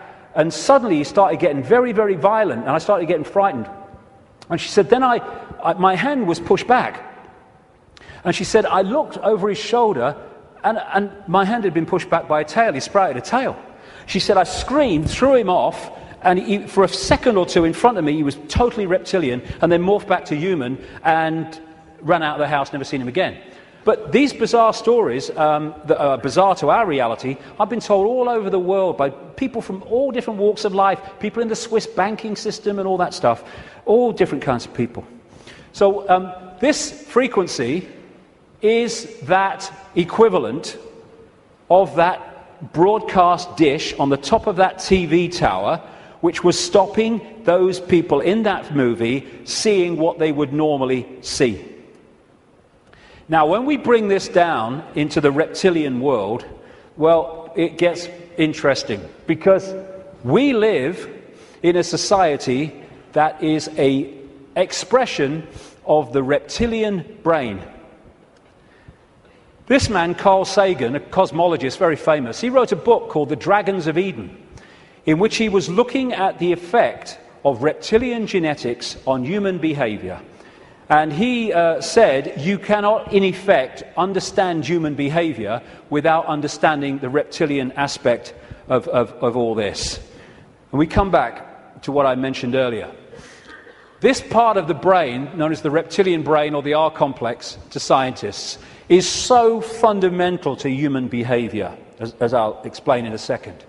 And I'm saying that this genetic manipulation that the ancients talk about all over the world by the serpent gods locked us in to the moon matrix through the reptilian brain, because it connects into the hive mind of the reptilian species in the moon. And this, like I say, fundamentally expresses itself as the world that we live in. And I'll come to that more in a second. Now, in the 60s, around that time, there's a guy called Carlos Castaneda who wrote books based on the teachings of a Central American shaman source called Don Juan Matus. Some people say Don Juan didn't exist. Some people say he did. Whatever, the words that were put into his mouth are just absolutely extraordinarily accurate. And I read this quote coming up after I'd put this stuff together that I've been talking about. This is what Don Juan Matus said in these books. We have a predator that came from the depth of the cosmos and took over the rule of our lives. Human beings and are its prisoners. The predator is our lord and master. It has rendered us docile, helpless. If we want to protest, it suppresses our protest. If we want to act independently, it demands that we don't do so. Indeed, we are held prisoner. They took us over because we are food to them, and they squeeze us mercilessly because we are their sustenance.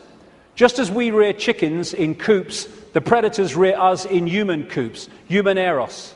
Therefore, their food is always available to them. Think for a moment and tell me how you would explain the contradictions between the intelligence of man the engineer and the stupidity of his systems of belief, or the stupidity of his contradictory behavior. Sorcerers believe that the predators have given us our systems of beliefs, our ideas of good and evil, our social mores. They are the ones who set up our dreams of success or failure. They have given us covetousness, greed, and cowardice. It is the predator who makes us complacent, routinary, and egomaniacal. In order to keep us obedient and meek and weak, the predators have engaged themselves in a stupendous maneuver.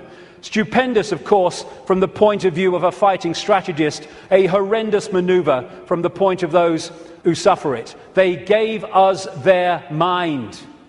The predator's mind is baroque, contradictory, morose, filled with the fear of being discovered any minute now. They gave us their mind. And that is how I suggest they've done it. We are connected if we operate within the hive reptilian brain mind.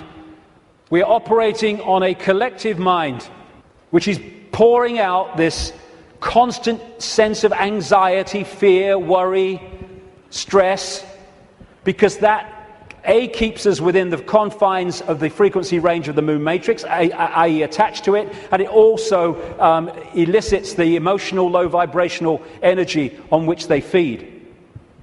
Behind all these pyramids of banking, medicine, religion, business, politics is the reptilian hive mind. It connects into all these control systems that run our society. And now let's look at the character traits of the reptilian brain. Is this our society or what? This is mainstream science, by the way. From the reptilian brain, we get primitive and emotional responses, cold-blooded behavior, lack of empathy, if not balanced out by other parts of the brain, and territoriality. This is mine. Get out. A desire to control, an obsession with hierarchical structures of power. Aggression, might is right, winner takes all. And it is dominating our sense of reality and our reaction and responses to events and other people. This is the word that sums up the reptilian brain: survive, survival. It doesn't think, it hasn't got the ability to think, it reacts. That's why it can react so fast. There are good things about it. When you're driving along in your car and someone walks in front of you, what rams the anchors on immediately, without thinking, instantly, is the reptilian brain. But when that starts to impact on other parts of our behavior and our lives, then it becomes a very negative thing indeed. It is the reptilian brain and its fear of not surviving. It's always scanning the environment for threats. Not just physical threats, but threats on other levels of our experience, which I'll explain in a second. And therefore, the targeting of the reptilian brain and the constant triggering of it is what gives us this constant fear, this constant stress, worry that goes on.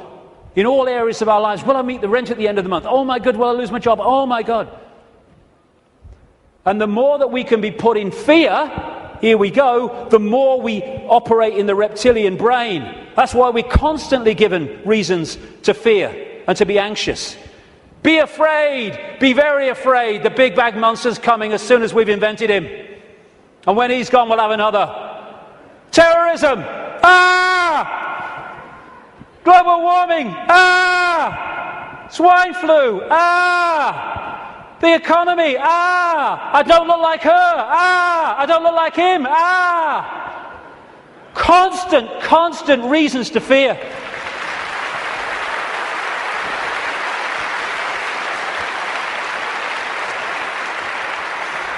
Locking us into the control system. And it's not just physical survival. It's survival of status, of power, of reputation, superiority, intellectual preeminence. Acquiescence to a hierarchy and authority is another aspect of the reptilian brain. I know my place. And you know, when you put information out that challenges the status quo view of scientists and academics, they react vehemently. Why? Because the reptilian brain's kicked in. Survival of their reputation, survival of their belief system. When you put out information that challenges people's religious beliefs, not you're saying you're wrong and all that stuff, you're just saying here's some information, which if it's true, that can't be right. They vehemently attack you. Why? Because the reptilian brain's kicked in, because the belief system is in danger of not surviving. Fear of money. Money is fundamentally reptilian brain. Two polarities of it. One, fear of not surviving, fear of not having enough to pay the rent, to eat. And on the other hand, you can get so locked into the reptilian brain, and this is what the hybrid bloodlines do, that you equate survival with far more than is necessary to survive. So you get people, especially in these bloodline networks, who have got more money than they could spend in 100 lifetimes, but they get up with the sun every morning to go and earn bloody more. It's an obsession, it's an addiction, and it's connected to the reptilian brain, which fundamentally drives our perception of reality. Don Juan Matus again. I know that even now, though you never have suffered hunger, you have food anxiety, which is none other than the anxiety of the predator who fears that at any moment now its maneuver is going to be uncovered and food is going to be denied. Through the mind, which after all is their mind, the predators inject into the lives of human beings whatever is convenient for them, and they ensure in this manner a degree of security to act as a buffer against this fear. Sorcerers of ancient Mexico reasoned, here we go, that man must have been a complete being at one point, with stupendous insights, feats of awareness that are mythological legends nowadays.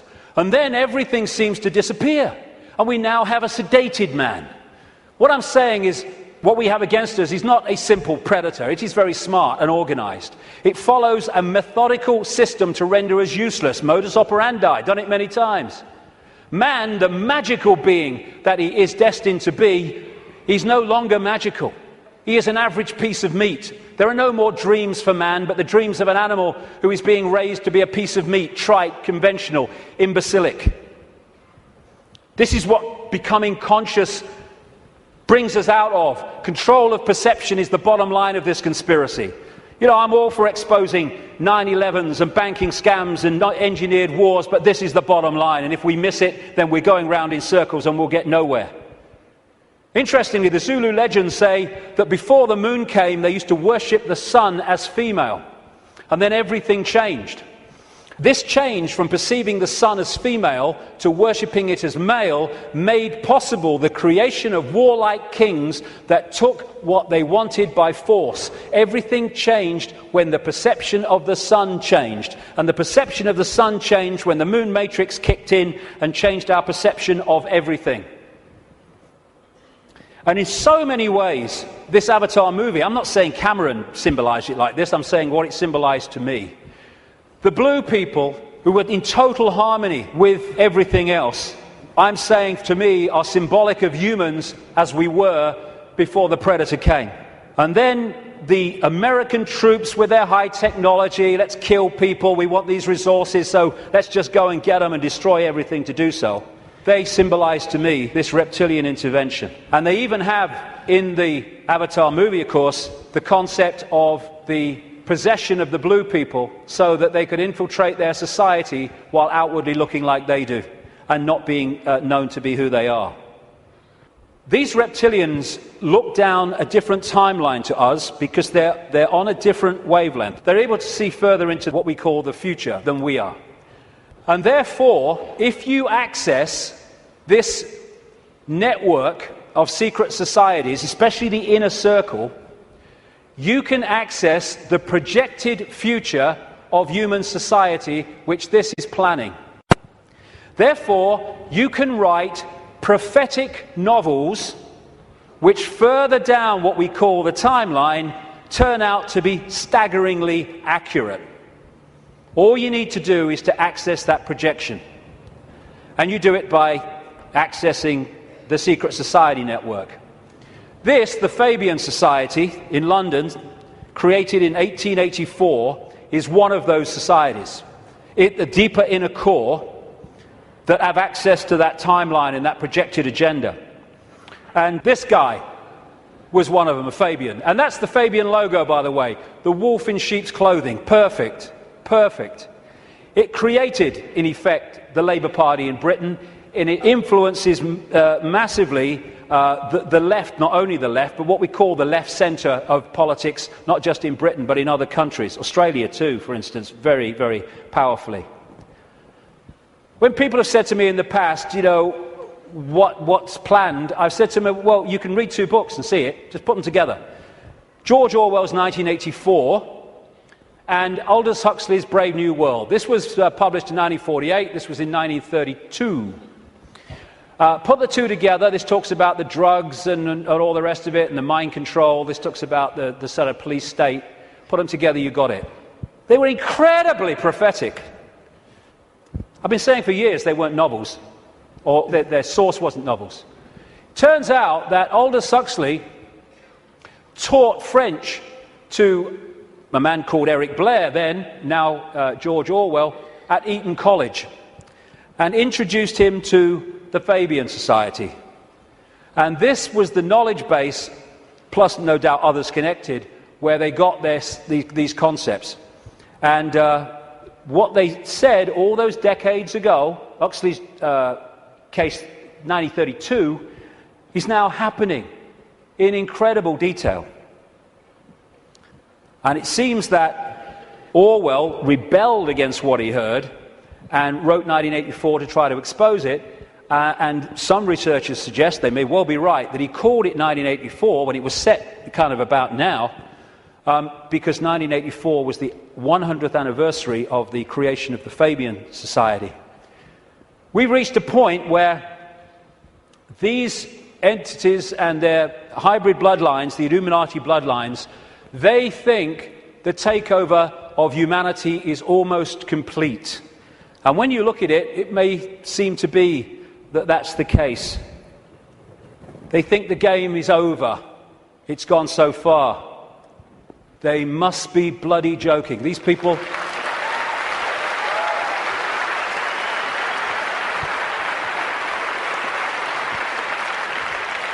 These people are in for the shock of their lives in the next few years. The shock of their lives. Because they can access so much, but they can't access beyond that. And they think the game's over because it seems to be here, but they can't perceive there. And when that comes in here, and it's very close to doing so, game over. Well, we've come a long way, haven't we? And what we're going to do now then is have a break for, say, 45 minutes, and I'll come back and look at the world as it is now and what's happening. Thank you very much. Thank you.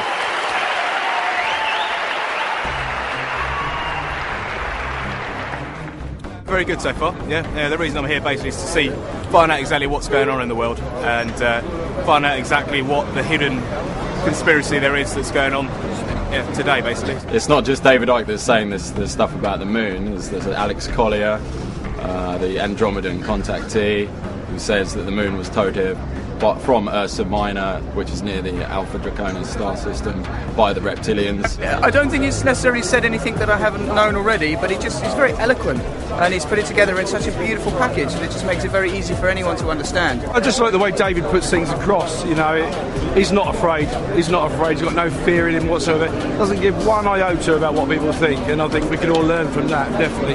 Ever since I was little, I've always thought that something was wrong. The way that society, because I believe that reality and the system that we live in are two completely different things. I've found it very difficult to concentrate in school because I was always told what to believe. It was very structured, and whenever I used to ask why, nobody could ever give me an answer. And it seems that David Icke seems to give those answers and opens up your perception to new possibilities. Some concepts of it I can agree with, definitely with the controlling aspect of it, because there's got, like, when you look at the controlling thing, there's got to be a way how they're really keeping us controlled. So I would say with that aspect of it, yeah, I do agree with it. I have read and I have seen many videos, and I think he's great because there is a lot of truth in everything he says, and there will be a lot of changes from now on. I admire what he's doing. I think he's got a lot of courage to step out and enlighten a lot of people about what's going on in the world that the majority of us don't really understand or know about. So he's, I give him a thumbs up, really.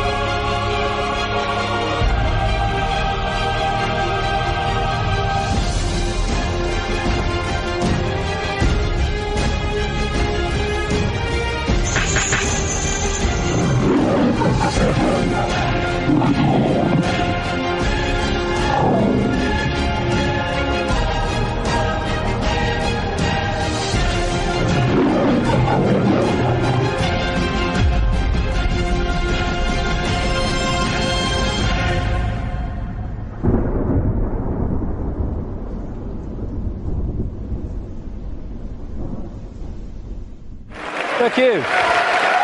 Thank you. Thank you. Thank you. I've never done it this long. It's always been 3 times, now it's 4. It'll be 18 by the end of this decade, the way I'm going. What I want to do now is just look in this section at where we are now and how it plays out in this 5-sense reality. We've come down the levels, now plays out here. Manipulation of 5-sense reality. And what I call the coordinates. Because once we realize basic coordinates of where they want to take the world and the methods they use to take us there, suddenly what seems to be a bewildered world and what's going on, it just morphs into clarity. The question is, how do they do it? It's a good question, because at first sight, how do a few control the many? Impossible, but it's not, because of the way they've structured society. Just to very quickly recap, they want to lock humanity in the 5 senses, so we don't perceive beyond it. We're locked in that prison. They have interbreeding bloodlines, computer terminals, I would call them, which play out this interdimensional conspiracy within visible light, what I call the Illuminati bloodlines. And they've set up a structure whereby the bloodlines who answer to the reptilian control system then control the governments, the people in power in all the various institutions. And crucial all the way through is to structure society. I mean, you can symbolize it as a spider's web, or like this as a pyramid. The idea is to hoard advanced knowledge, the kind of stuff we've been hearing about today and more, in the upper levels of this structure. this pyramid within pyramid structure, compartmentalized pyramid, where the few at the top are the only ones that know how it all fits together. And they keep the general population in ignorance of what they know, therefore they have the power, so they can manipulate the perception of the masses by keeping them in ignorance. This is why the education system is not about educating, it's about programming. And they place their people in so-called power. What we are told is at the top of the pyramid of power, presidents, prime ministers, and all these people, in the upper echelons of the pyramid, but nowhere near the top. The real people in power are behind them, in the shadows, and these are the conduits, the presidents, the prime ministers, and all the rest of it, for bringing that agenda into the public arena as changes in laws and legislations and the structure of society. So they compartmentalize all these different pyramids within pyramids so that in the end, the banking system is encompassed by a pyramid. I mean, a bank's a pyramid in itself, all hierarchical pyramids, but then the banking system is encompassed by a pyramid, and at the top of that are the same families, most notably the Rothschilds. Same with the businesses. The transnational corporations are compartmentalized pyramids in and of themselves, but they go into a bigger pyramid which encompasses all the transnational corporations. So at that point, they are one corporation, just as at that point, all those banks are one bank. Same with politics, education, all these things. And people in this part of the pyramid here, they go to work, they're not trying to manipulate anybody, they're not trying to create a fascist Orwellian agenda and global state. They just want to go about their careers, earn money, go on holiday, provide for their families. But they don't know how their apparently innocent contribution individually connects with other apparently innocent contributions around the system. When you connect them together, you see it's anything but an innocent direction that it's taking the world. And that's how they keep what's going on in the hands of the few. This is Neil Haig's representation of that. This is the general population, and these are the kind of dark suit administrators of the system until you get up here to where the control system is. And most even here won't know that exists. Oh, I've just got this order from on high, I don't know where it's come from. Well, maybe we ought to bloody ask, instead of just doing it. And again, it can also be symbolized as the web, where these various strands, they're secret societies, semi-secret organizations, which go out and connect all these apparently unconnected countries, institutions, media organizations, banks, etc. And this Illuminati network, symbolized as the bearded man, spews out all these people who apparently appear to be random. To run for president needs cuckoo land amounts of money. Where do they come from? It comes from here. Where does that money come from? And therefore, you have two people put up for president who are there because of the money provided by this network. Therefore, they've chosen not only who it's going to be, but they've sorted out what the policies are going to be in return for that money.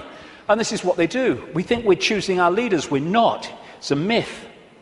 And so this structure that I showed you earlier comes into this, where these leaders are put into power to carry out the agenda of the control system, which is why when parties change, whatever they've said in opposition goes out the window and they start acting like the party in government previously that they were criticizing. The common denominator is whoever gets in power basically introduces the control system, and whoever's out of power opposes the control system verbally, which means that you have the illusion of choice when whoever's in power unfolds the agenda. So there is no choice. It's a myth. And they control these institutions and play the people off against each other, divide and rule, both within countries and between countries, keeping everything in a constant state of confusion and conflict. And that's the key. Manipulating confusion and conflict is child's play. Manipulating harmony, manipulating respect between each other is a nightmare. So they have to keep the world in constant states of conflict. Now, when you bring it down to an individual country, as we come down this structure, this is what you find in every country. You had in America, it's a wonderful example, but it plays out all over the world. During the Bush years, Republican, that administration was controlled by a group of people known as neocons, neoconservatives, including all these people like Richard Pearl and all the rest of it. And over here, you have what I call, anyway, the democons. This is a network of people. I put Kissinger in the democons because he's an advisor to Obama at the moment, but he spends most of his time with the neocons, Kissinger. He just goes with whoever's winning. And the democons are a group of people that control the democratic administrations. But the democons and the neocons are controlled by the same force once you get to here. So people think, oh, I voted Republican this time. Oh, I'm going to put the Democrats in because I like that Obama. Got a nice smile. And what you're doing is voting for this, whatever. And that's what's happening in this country. Same thing. And so when people say Big Brother Bush or Big Brother Obama, no, it's not. These are just puppets. Dance. I said dance. When I say jump, I mean Olympic high jump record. This is the thing. You take one mask off, you put another mask on. And because it's a different mask, we think it's a different administration. We think controlled by different forces. No, no. And what you have is the movie playing out in the public arena, people who appear to be in opposition to each other when they're controlled by the same puppeteer. And once you look beyond the movie, that's when you start to see what's really happening in the world. So the cards are moved around in line with an agenda for the constant, incessant centralization of power. And it's done with people who, I keep coming back to, have a DNA with empathy deleted, which means anything goes in pursuit of this agenda.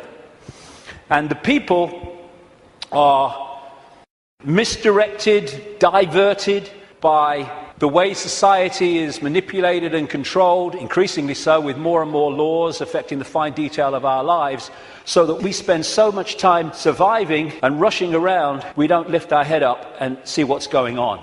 So puppet people are essential to the few controlling the world. And when we cease to be so, and it's happening more and more, then this will be over. Humans have been put into this round and round and round circular lifestyle where 1 week leads into another week and another week, just a repeating cycle of action and work and sleep and eat and work and sleep and eat for so many people. And this is the structure that they're moving towards. Why? Because when you're the few and you want to control the many, you have to centralize decision-making. The more diversity of decision-making there is, the less control any central point is going to have over it. So what you need to do is constantly centralize power, so control over more and more and more people goes into fewer and fewer hands.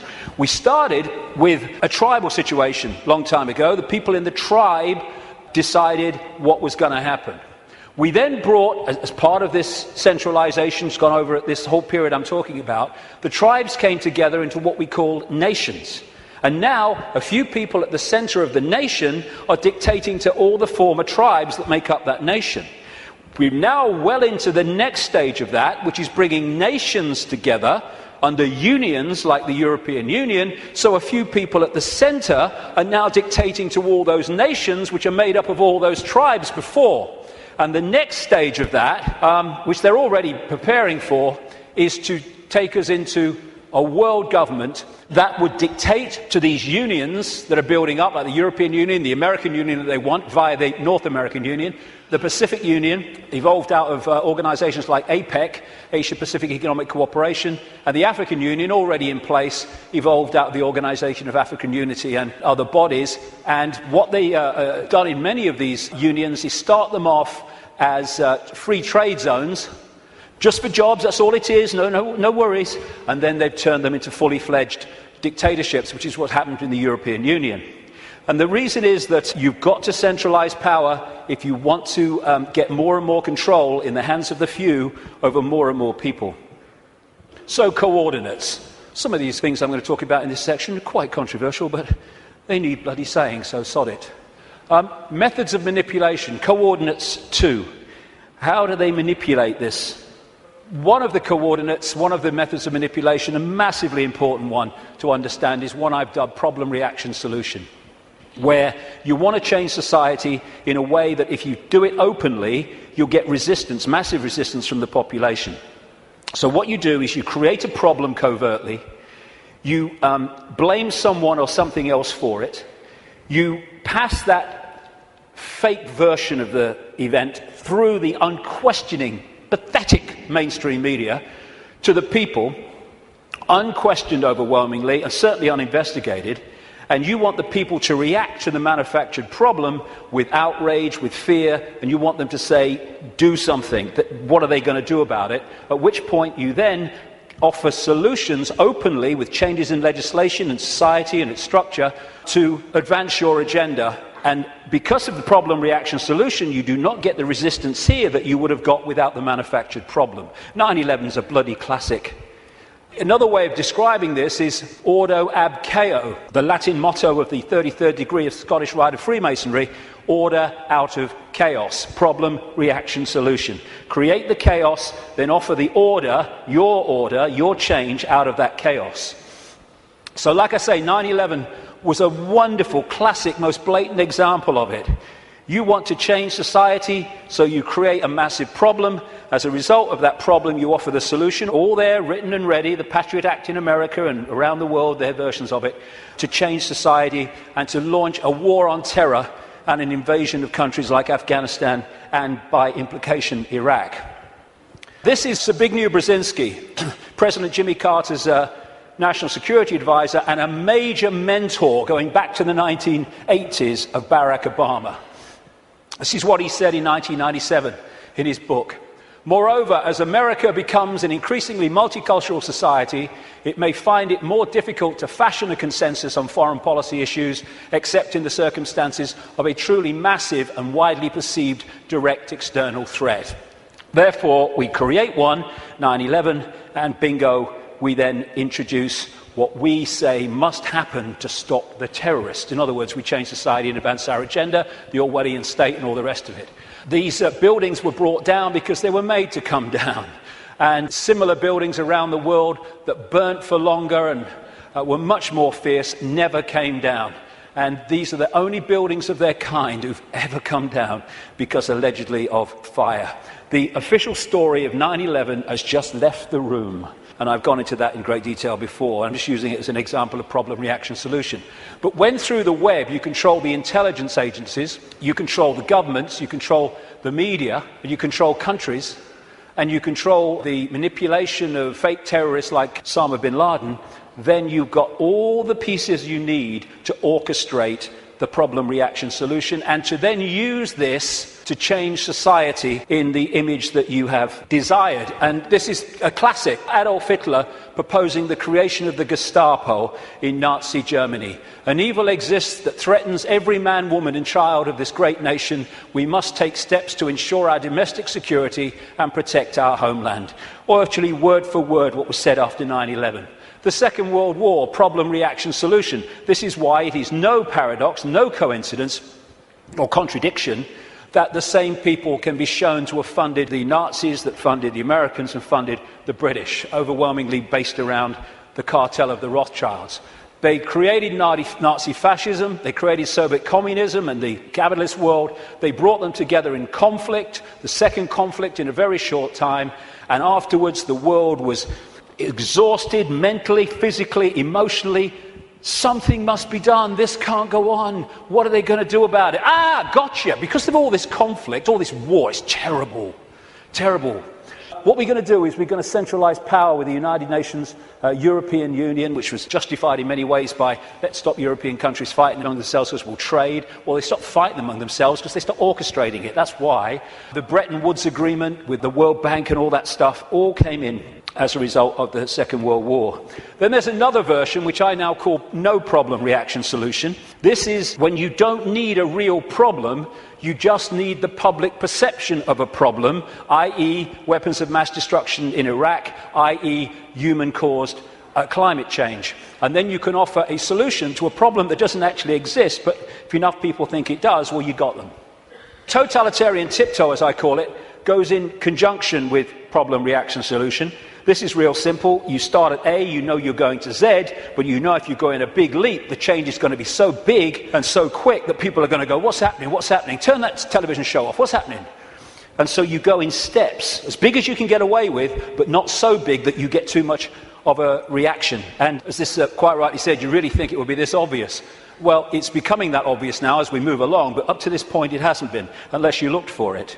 The European Union was turned from a free trade zone, nothing to worry about, just for jobs, into what it is now, a centralised dictatorship, through the totalitarian tiptoe. And here is the founding father of the EU, as they call him, Jean Monnet, a Rothschild frontman. Europe's nations should be guided towards the superstate without their people understanding what is happening. This can be accomplished by successive steps, each disguised as having an economic purpose, but which will eventually and irreversibly lead to federation. And the word fascism, which comes from this symbol, the fasci from the Roman Empire, is individuality tied together and ruled by the accent. The central point, European Union, precisely described. Globalization, which is the constant centralization of power, which is more and more power in the hands of fewer and fewer over more and more people.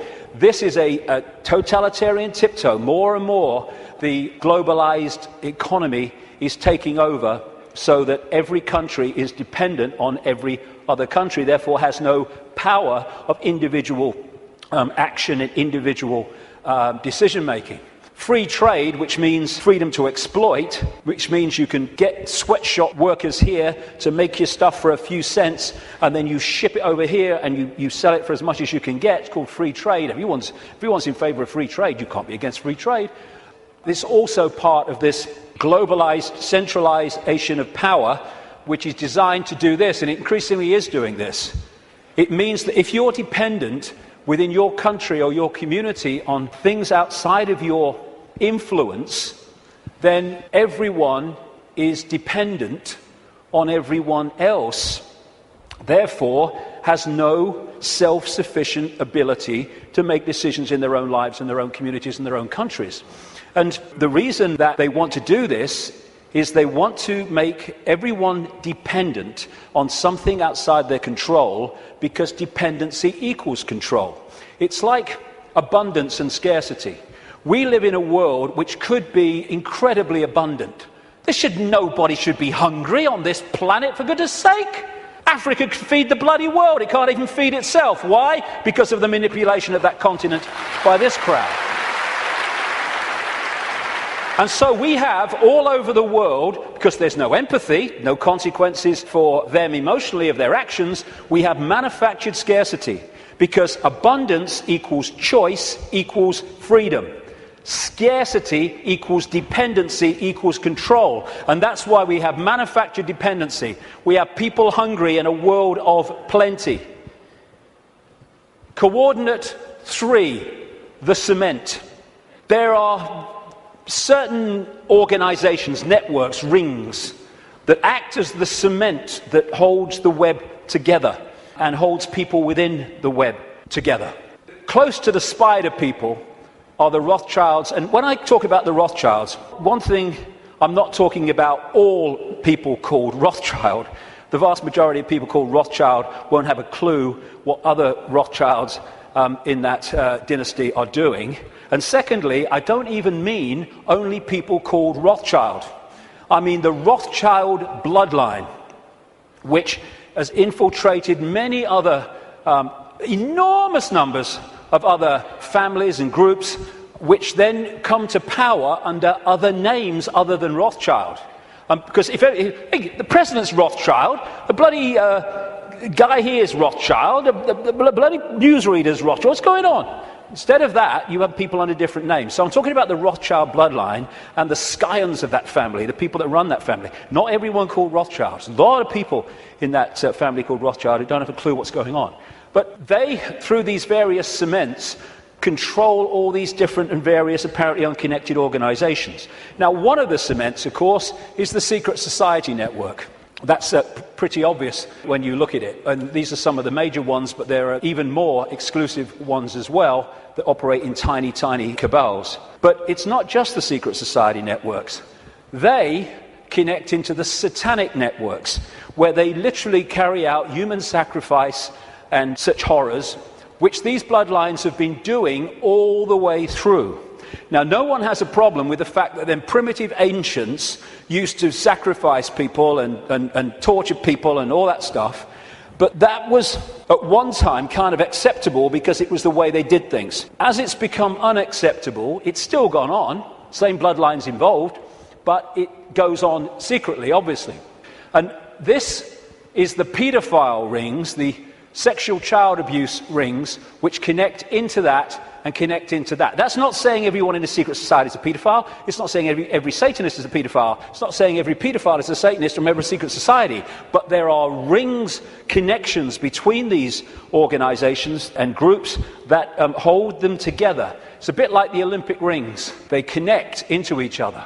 And you find, this is why, as I researched this over these last 20 years, when I have researched through people in power like politicians and bankers and even some media people and stuff like that, you know, after this time of researching this and the recurring themes, that when you get far enough into it, you're going to come across a secret society, but you're almost certainly going to come across either or both Satanism and child abuse, sexual abuse, paedophilia. And there's a reason why the ratio of such people is massive in the upper echelons of this control structure than it is in the general population. There's a blueprint which you find in every community and every country. It's a blueprint of how this works and how the Satanists and the paedophiles and the secret society people end up in positions of power and influence to direct this conspiracy. So the paedophilia and the secret societies and the Satanists operating in these interconnecting rings then infiltrate their people right across the web, which holds the whole thing together. Now, Satanism is staggeringly common compared with the public perception of it. And there's a number of reasons for it. First of all, they're sacrificing people literally to the gods, the serpent gods. When you see these ancient accounts all over the world of how they used to sacrifice people, young virgins often, and what does young virgins code for? Children, to the gods, because they put them through the sacrifice ritual and they build up the terror. What happens is the terror reaches a point where a certain adrenaline pours into the blood, and the people doing the ritual then drink that blood and they get a real high from that adrenaline. But as the sacrifice is going on, the victim is also releasing energy, very powerful, low vibrational energy, and the entities, or entity, whatever it is, just outside of visible light is feeding off that energy. They're feeding off us like vampires in so many ways, and that's one of them, and one of the reasons for these sacrifices of people to the gods. The other thing is that they, and I've talked to Satanists who've seen this happen, or former Satanists around the world, they create an energetic environment which is almost a stepping stone, like halfway house, which allows these entities to come in to the ritual. I've talked to people who've seen these entities manifest in the rituals because of the way they have created the energetic environment. Anyone who's looked even mildly at this whole conspiracy in this area will know about Bohemian Grove in Northern California, where the elite, the presidents, the Bushes, the Kissingers, the Rockefellers, all these people go and take part in rituals under a 40-foot stone owl. And from what I am told by people who've been there in a victim state, they, in smaller groups, because it's 2,700 acres of redwood forest, actually do sacrifices there too. And all these people are involved with their satanic gods and all the rest of it. But it happens all over the world, and it happens in a sequence on certain days. You know, we've got a situation with Halloween where it's now like bloody Christmas. If people only knew what happens on Halloween, what happens across Beltane, May Day and all that stuff, to kids all over the world, in extraordinary numbers, there would be no celebration of Halloween.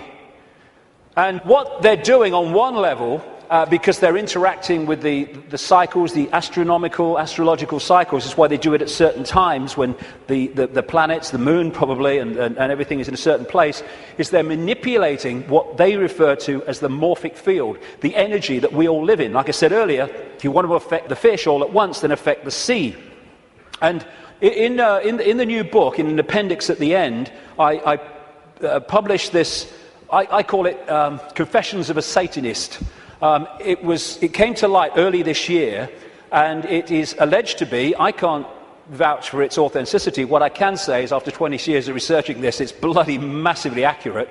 And it's supposed to be a guy who died in 2004. He was a high Satanist in Australia who, wasn't really a confession in the sense of I want to confess my sins. It was just basically an outline of how Satanism controls the world. And this is one of the things he says in that. What most people do not realize is that Satanism is a ritually based practice, and that this repetition, same place, same time, has over time left strong impressions upon the morphic field.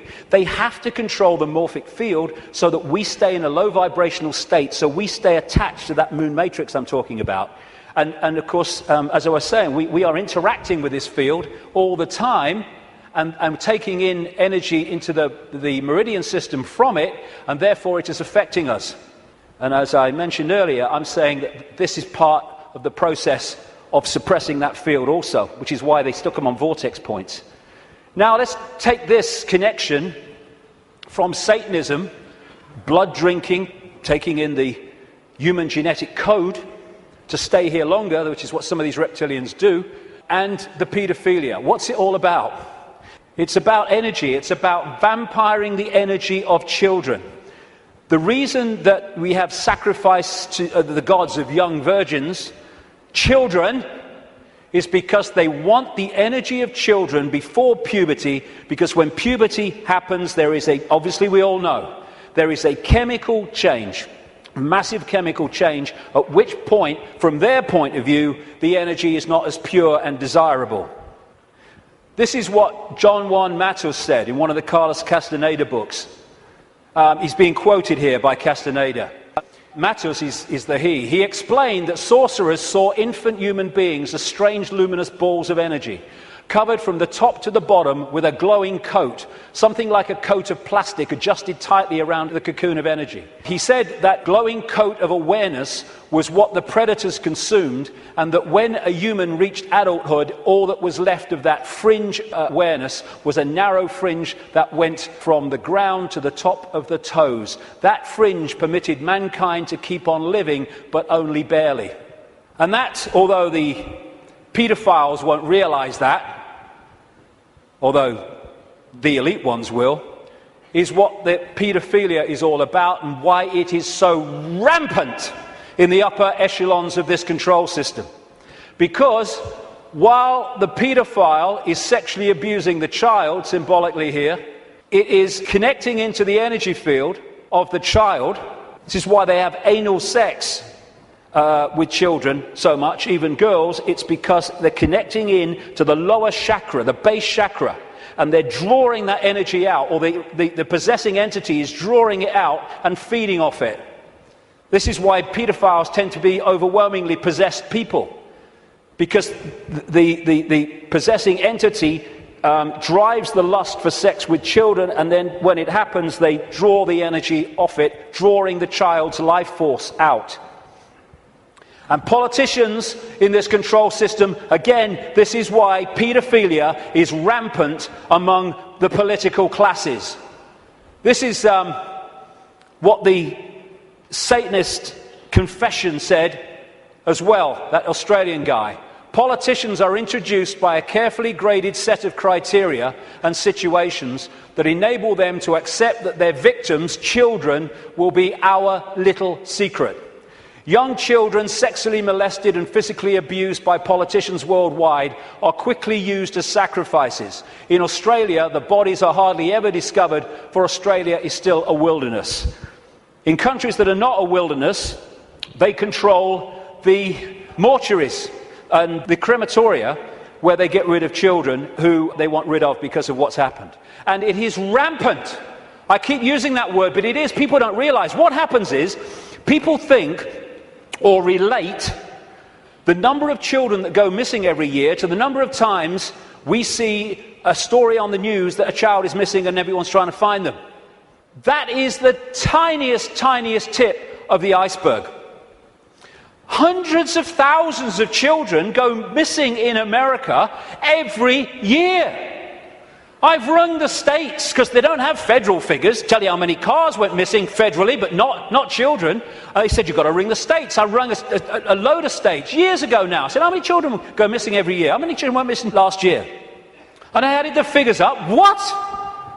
Never seen this on the news, hundreds of thousands.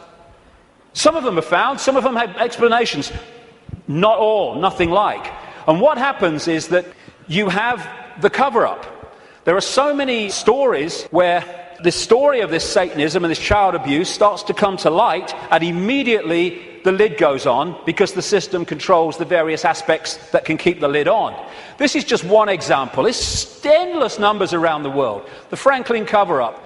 It was an investigation by this guy, John W. DeCamp, who was former state senator in Nebraska, and he started investigating this guy, Lawrence King, a major Republican who sang the American national anthem in 1984 and 1988, I think it was, at the Republican convention. And he was investigating him for financial fraud through an organization called the Franklin Savings and Loans. But then he discovered that he's running a pedophile ring and providing children for the biggest names in America. And he wrote this book, The Franklin Cover-Up, Child Abuse, Satanism, again, they go together all the time, and murder in Nebraska. And what happened? Some of it got into this Washington Times, a mainstream newspaper, the connection to the Reagan-Bush administration, but most of it was totally covered up. I've been writing in my books now since 1998 that Father George Bush is a notorious paedophile, child torturer, child killer, and serial killer of adults as well. Said it on American radio. Still waiting for a response. And this is one example. A lady who became a friend of mine, Kathy O'Brien, who was in the American government mind control project since she was a kid. And met her many times. She still corresponds with me now and again. And I've met a daughter that she was talking about. Lovely, lovely girl. Totally shattered by these people. And that's one example of millions and millions that are going on around the world. And this is what she said in a book, Transformation of America. Kelly's bleeding rectum was but one of many physical indicators of George Bush's paedophile perversions. I have overheard him speak blatantly of his sexual abuse of her on many occasions. He used this and threats to her life to pull my strings and control me. The psychological ramifications of being raped by a paedophile president are mind-shattering enough. But reportedly, Bush further reinforced the traumas to Kelly's mind with sophisticated NASA electronic and drug mind control devices. Bush also instilled the "who you're gonna call and I'll be watching you" binds on Kelly, further reinforcing her state of helplessness. The systematic tortures and trauma that I endured as a child now seem trite by comparison. They're not. I know what she went through. To the brutal physical and psychological devastation that George Bush inflicted on my daughter. And that's just one of these people involving one of the victims of this. It's incredible, the scale of it, and it's going on in this country. And what happens? The wall goes up.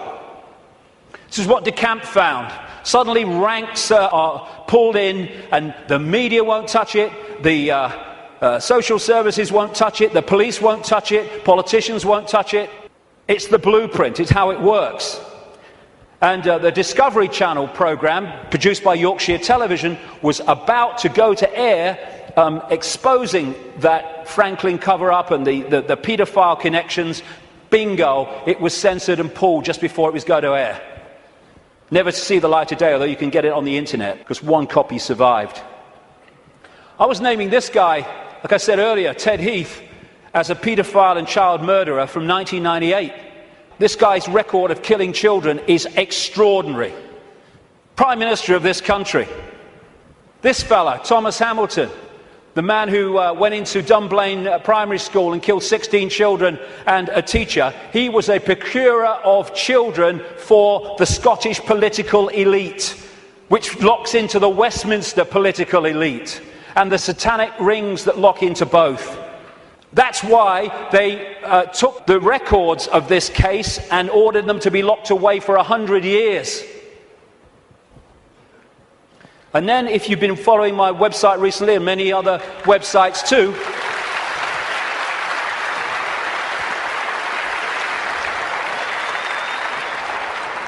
here you have the classic blueprint again. Everywhere you go, same blueprint.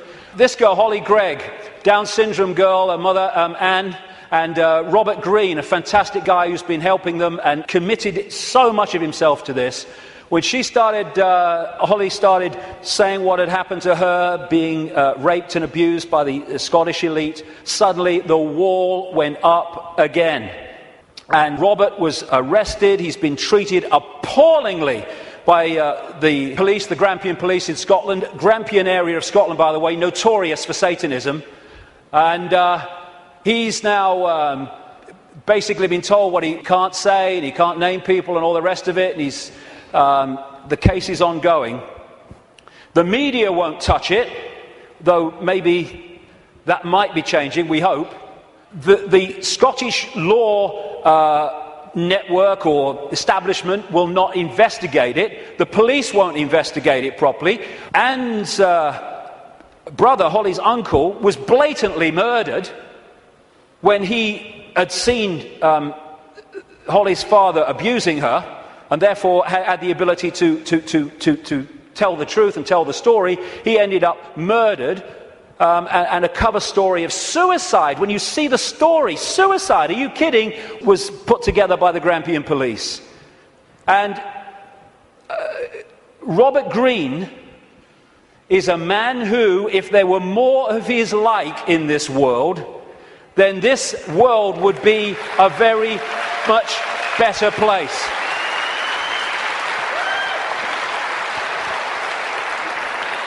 And Robert's actually here today, so thank you, Robert, very much for all you're doing.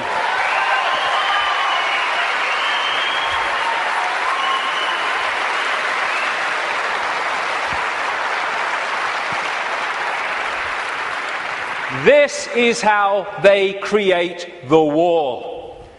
You have again the pyramid system. Social services is a pyramid, a hierarchical pyramid. The police is, lawyers are, judges are, politicians are, the media are, all of it. The medical side, the doctors, the coroner's offices, they're all part of these structures. And up here, they all eventually fuse into the same group, the same ring of people, controlling force. And what they do is they put in these pyramids people in the positions of power who are in the ring, or in the club.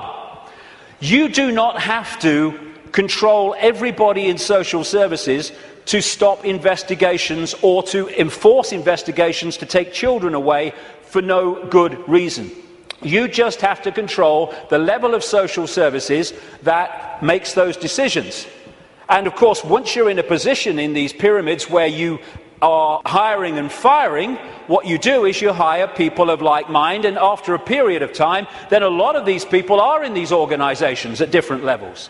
You don't have to control every policeman. There's so many genuine policemen in this world, but they don't get into the positions of power overwhelmingly. The Geese guys do. And therefore, they dictate whether something's investigated or not, or whether someone is targeted to pin them with a charge that is completely unjustifiable. Same with the media. You control that. We're not covering that story. Politicians, oh no, I'm not talking about that. I'm not investigating that. Oh no. This is how it's done. This is David Berkowitz, the son of Sam, multiple killer in New York, who from prison after he was convicted said that he did it, yes, but he was part of a satanic ring that was with him. And he said this, quite rightly: Satanists are peculiar people.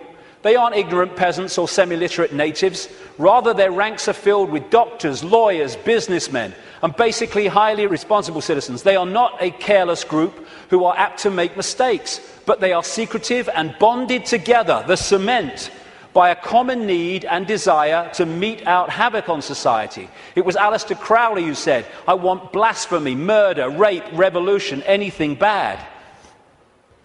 And now we're having, around the world, not least in this country, but America too and other countries, we're having the state stealing our children on the most extraordinary scale, with the most extraordinary excuses. There was one lady who came to light, not many do compared with the ones that are going on, because of the secret family courts where this stuff goes on in secret and can't be reported. Or they say, oh, it's to protect the children. No! It's to protect the paedophiles and the Satanists. That's what the secrecy's for.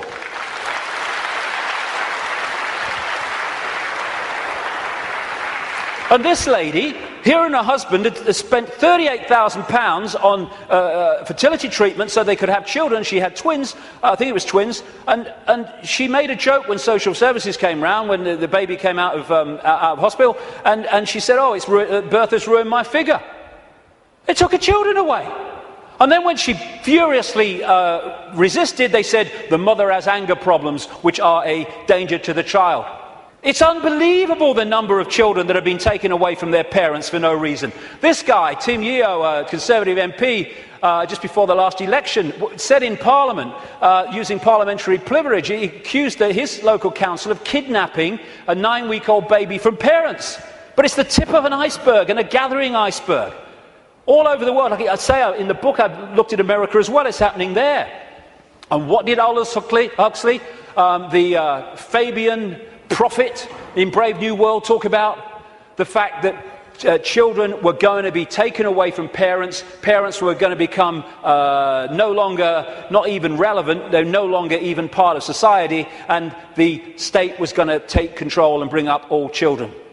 And that is where they're moving towards. And this guy, Ed Balls, my God, whoever named him was psychic.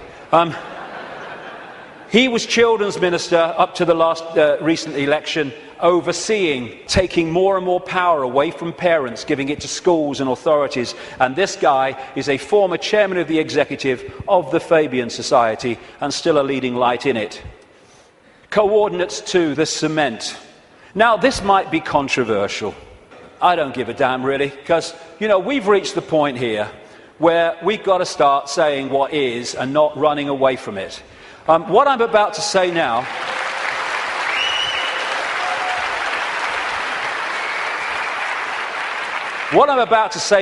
virtually no one else, there are some, and some that, some of them are characters I don't really would like to spend an evening with, to be honest, and some are. But most people, the overwhelming majority of people in what we call conspiracy research, won't touch this subject, right? Well, I'm going to bloody touch it because I'm sick of it. And I'm sick of people being frightened and intimidated into not touching it. Thank you.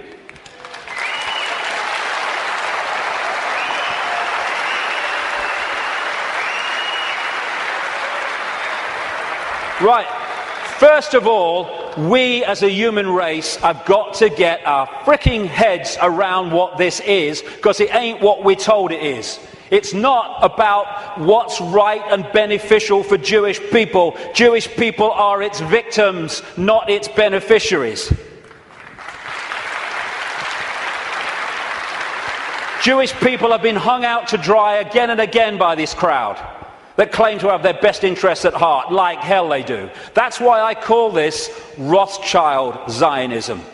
It was created by them, it is controlled by them to this minute, and it was created as a secret society within the web to massively contribute to the manipulation and control of our global society and individual countries, etc., etc. It's Rothschild Zionism. Anti-Zionism is not anti-Semitism, not that anti-Semitism means what we think it does, because Zionism is not about Jewish people.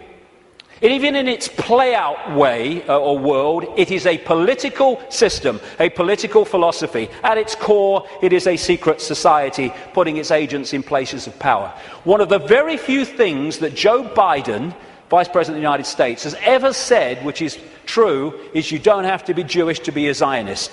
Because of the propaganda, we equate Zionism with Jewish people. It's not how it is. To a very, very large extent. How many people know this? How many Jewish people around the world are protesting, have organizations created to protest against Zionism? Zionism and Judaism are diametrically opposed. Zionism is state-organized terror. How many times do we see this in the newspapers? Never. End of Zionism equals peace. Israel, stop killing Palestinians. I am Jewish and I want that. Why don't we hear about this? We condemn any Zionist aggression against Iran. I thought every Jewish person in the world wanted to bomb Iran. That's what the media seem to give us an indication about. Another Jew against Zionism. Over and over. Zionist spokesmen do not represent world Jewry. How many people? I thought Ahmadinejad of Iran is supposed to be the great demon of all Jewish people. Look at it. The demonization comes from Rothschild Zionism. We've been totally misled about what it is. Rothschild dynasty created Israel. It paid for the first people out of Europe to go and people Israel after the war. It paid for the building of the Knesset. It paid for the building of the Supreme Court building with all its Illuminati symbols all over it. And some of the people who've broken out of the family, I quote one of them in my book, have actually said, and as I've been saying for years, because it's bloody obvious, that Israel is not the homeland of Jewish people. It is the fiefdom of the Rothschild dynasty, created out of Rothschild Zionism, a secret society. And Rothschild Zionism has been used via Israel to devastate, slaughter, torture an entire nation of human beings, while claiming to be against terrorism.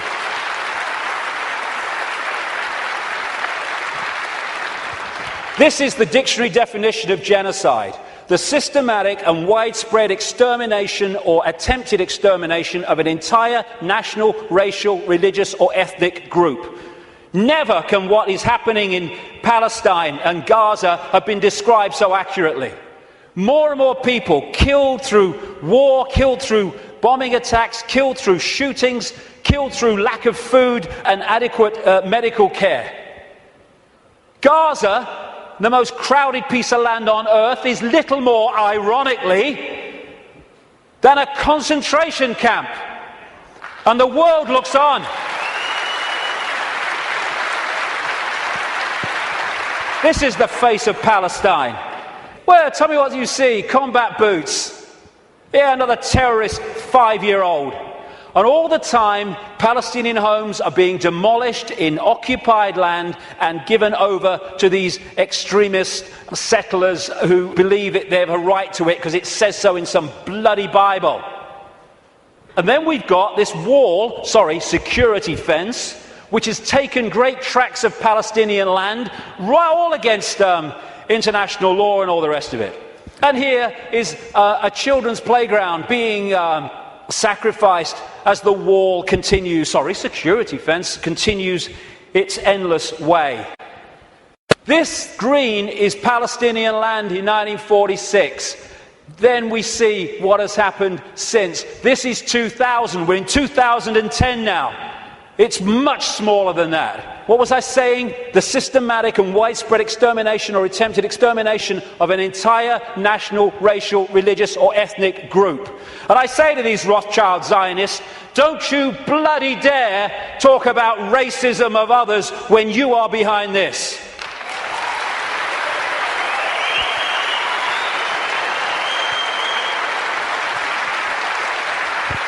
Israel is an apartheid society, not just between Israelis and Palestinians, but through Israeli society. It's incredibly apartheid.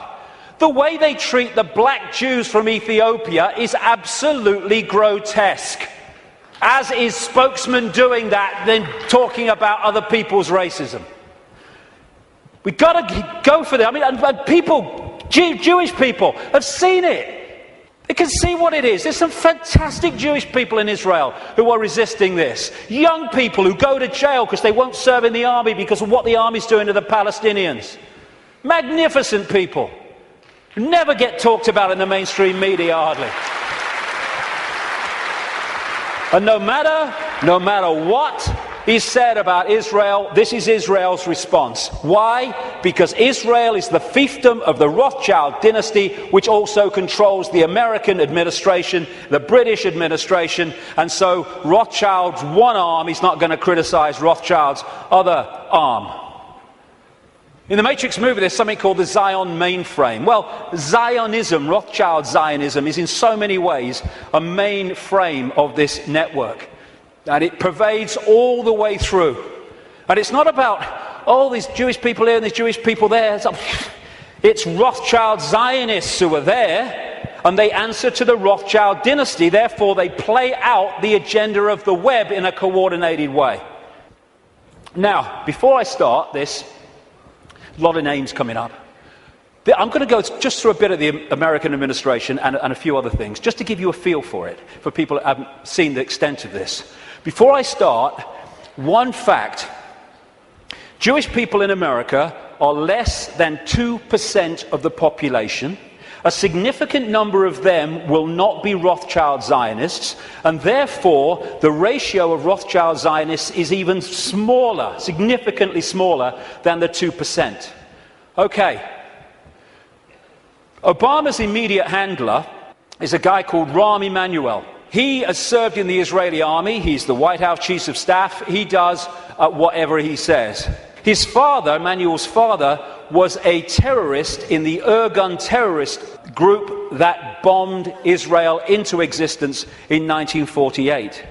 And this is the relationship between Rahm Emanuel, he's the kind of Peter Mandelson of America, and Obama. Hey, you want a Nobel Peace Prize? I can sort it, son. I can sort it, son. No problem.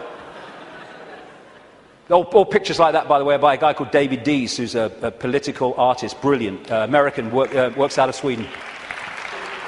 Uses images so powerfully to tell 1,000 words as they go. This guy is the second handler in the White House. His name's David Axelrod, Rothschild Zionist, and he was the man who orchestrated the entire election campaigns of Obama against Hillary Clinton and then against John McCain.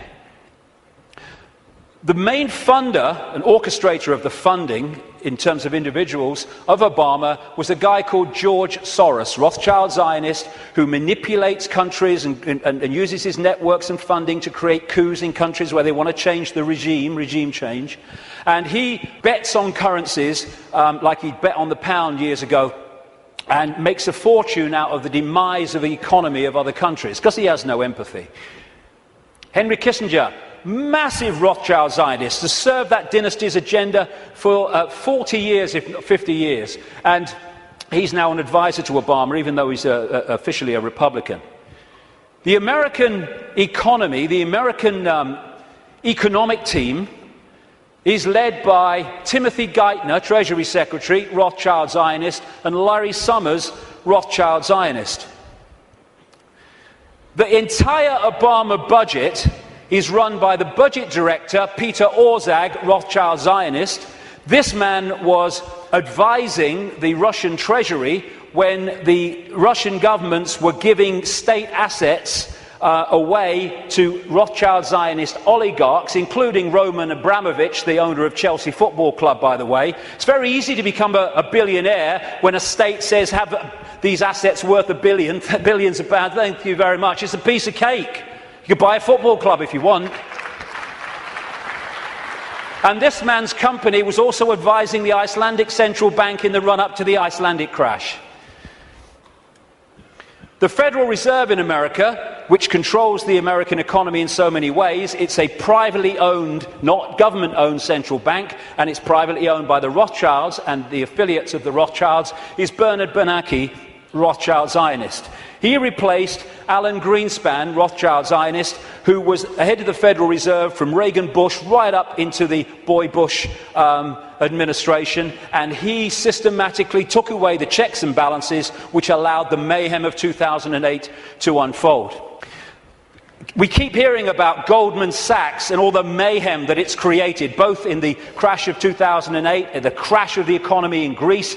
Fundamentally involved Goldman Sachs. Goldman Sachs is a fiefdom of the Rothschilds, headed by Lord Blankfein, Rothschild Zionist. The World Bank, headed by a Rothschild Zionist. The IMF, International Monetary Fund, headed by a Rothschild Zionist. European Central Bank, headed by a Rothschild Zionist. A stream of so-called czars, as they call them in America, controlling different policies and policy areas of the Obama administration, Rothschild Zionists, including Cass Sunstein, who has actually written a paper saying people who have conspiracy theories should either be banned from expressing them or taxed for expressing them. Taxed! Climate change policy in the Obama administration is controlled by Carol Browner, Rothschild Zionist, and Todd Steen, Rothschild Zionist. Major area of policy. The American administration is utterly awash with Rothschild Zionists, and that is not by accident. It's because they're agents of the dynasty or agents of the control system. It's not about race. Mossad is not the intelligence agency of Israel. It's the intelligence agency of the Rothschilds, and that's why it turns up all over the world in false flag set-up terrorist events and assassinations and all that stuff, because it's not carrying out the policy of Israel, it's carrying out the policy of the Rothschilds that control Israel. Now let's look at 9/11. The World Trade Center lease was purchased just a few weeks before 9/11 by Larry Silverstein, Rothschild Zionist, and Frank Lowy, Rothschild Zionist, and the deal was done with this guy called Eisenberg, Louis Eisenberg, Rothschild Zionist, the head of the New York Port Authority. The head of the CIA, who investigated what happened on 9/11, George Tenet, Rothschild Zionist. The Patriot Act, which was brought out, the Orwellian Take Your Freedoms Away Patriot Act in America, was co-authored, justified by 9/11, though it was written before because they knew it was coming, by Michael Chertoff, whose mother was a Mossad agent and who became the second head later of Homeland Security, an organization Orwellian that was justified by 9/11. At the time of 9/11, in the run-up to it, and then the war on terror and all that stuff, the Pentagon was dominated by Paul Wolfowitz, Rothschild Zionist, Dov Zakheim, the comptroller, who managed to lose trillions of dollars and still got away with it. And by the way, when one announcement was made of how much he'd lost or had gone missing in the Pentagon, they announced it on September the 10th, 2001. I wonder if they realized that because of that, it would never see the light of day. Dov Zakheim, Rothschild Zionist, and people like Douglas Feith or Feith, Rothschild Zionist in the Pentagon. Now, as I've said earlier, the Bush administration was dominated and controlled by what became known as the neocons, the neoconservatives, which were a Rothschild Zionist organization, led by people like Richard Pearl, Rothschild Zionist, William Crystal, Rothschild Zionist, John Bolton, Rothschild Zionist, in belief in nothing, if nothing else. And then the 9/11 Commission report, which was the official report investigating 9/11. They wanted Kissinger to head it first until the public didn't take that seriously and he had to step down. But that report, which agreed that the official story of 9/11 was true, was written and overseen by Philip Zelikow, Rothschild Zionist. The judge, Alvin Hellerstein, who is hearing and overseeing the cases of the 9/11 families, who have taken out lawsuits to try to find the truth of 9/11, etc., Rothschild Zionists, making sure that truth never comes out. Think of the ratio I said earlier as I go through this. The man who coined the phrase, he was a Bush speechwriter, the axis of evil, which targeted Iraq before they invaded Iran and North Korea, was David Froome, Rothschild Zionist. So when you look at this, because Israel is the fiefdom of the Rothschilds, you see that this dynamics, or you'd think, is the man of 300 million people, the superpower, is the most powerful of the two. No. He is controlled from there. Because the Rothschilds control them. Do you know Israel has the second biggest F-16 fleet in the world? The biggest outside of America? It's a slither of land. How did they get them? Dov Zakheim, as comptroller of the Pentagon, Rothschild Zionist, made a load of weaponry and planes in America scrap when they weren't, so they could be passed for a song to Israel. These two guys, they produced a book last year, The Israel Lobby and US Foreign Policy, and they say this: Israel receives about $3 billion in direct foreign assistance each year, which is roughly 1/5 of America's entire foreign aid budget. In per capita terms, the United States gives each Israeli a direct subsidy worth about $500 a year. This largesse is especially striking when one realizes that Israel is now a wealthy industrial state with a per capita income roughly equal to South Korea and Spain. Another writer, a former BBC and ITN journalist, produced a book, Zionism, the Real Enemy of the Jews, and my God, is that true. And he points out, Jewish people make up less than 2% of the American population, but account for 50%, I would say Rothschild Zionists, 50% of the political campaign contributions. And that's why, no matter how these people argue at election time, including this country and others, they're all agreed on one thing. What goes on in Gaza? Keep quiet, keep your head down. And I block that out because I don't want anyone to see what's behind it. It's horrific. This man, magnificent Israeli, called Mordecai Vanunu, went to jail for 18 years for revealing the truth that Israel is a nuclear power. He's still got massive restrictions on his movement and what he can say. And you know, and he announced officially that he was continuing it. There is an official policy that on Israel's nuclear weaponry, America doesn't ask and Israel doesn't say. That's an official policy. Iran hasn't even got it yet, and they want to invade the bloody place. This lady, Kay Griggs, was married to a colonel in the United States Marine Corps, and as a result, she was given a tour of the Middle East section of the State Department. There's a video on the internet where she tells of her experience. And what she says is, everywhere she went was Zionists. Everywhere she went was Zionist literature, in room after room in this department. And eventually she said to one of them, "Where's the Palestinians?" And they're looking after them. And she said, one of them said, "We look after that." Palestinians have got no bloody chance. It's a stitch-up. The main lobby group in America is called AIPAC, America-Israel Public Affairs Committee, which sounds like an official, but it's a lobby group. It's headed by a guy called Lee Rosenberg, who is a very close friend of him and comes from the same political cesspit that we call Chicago.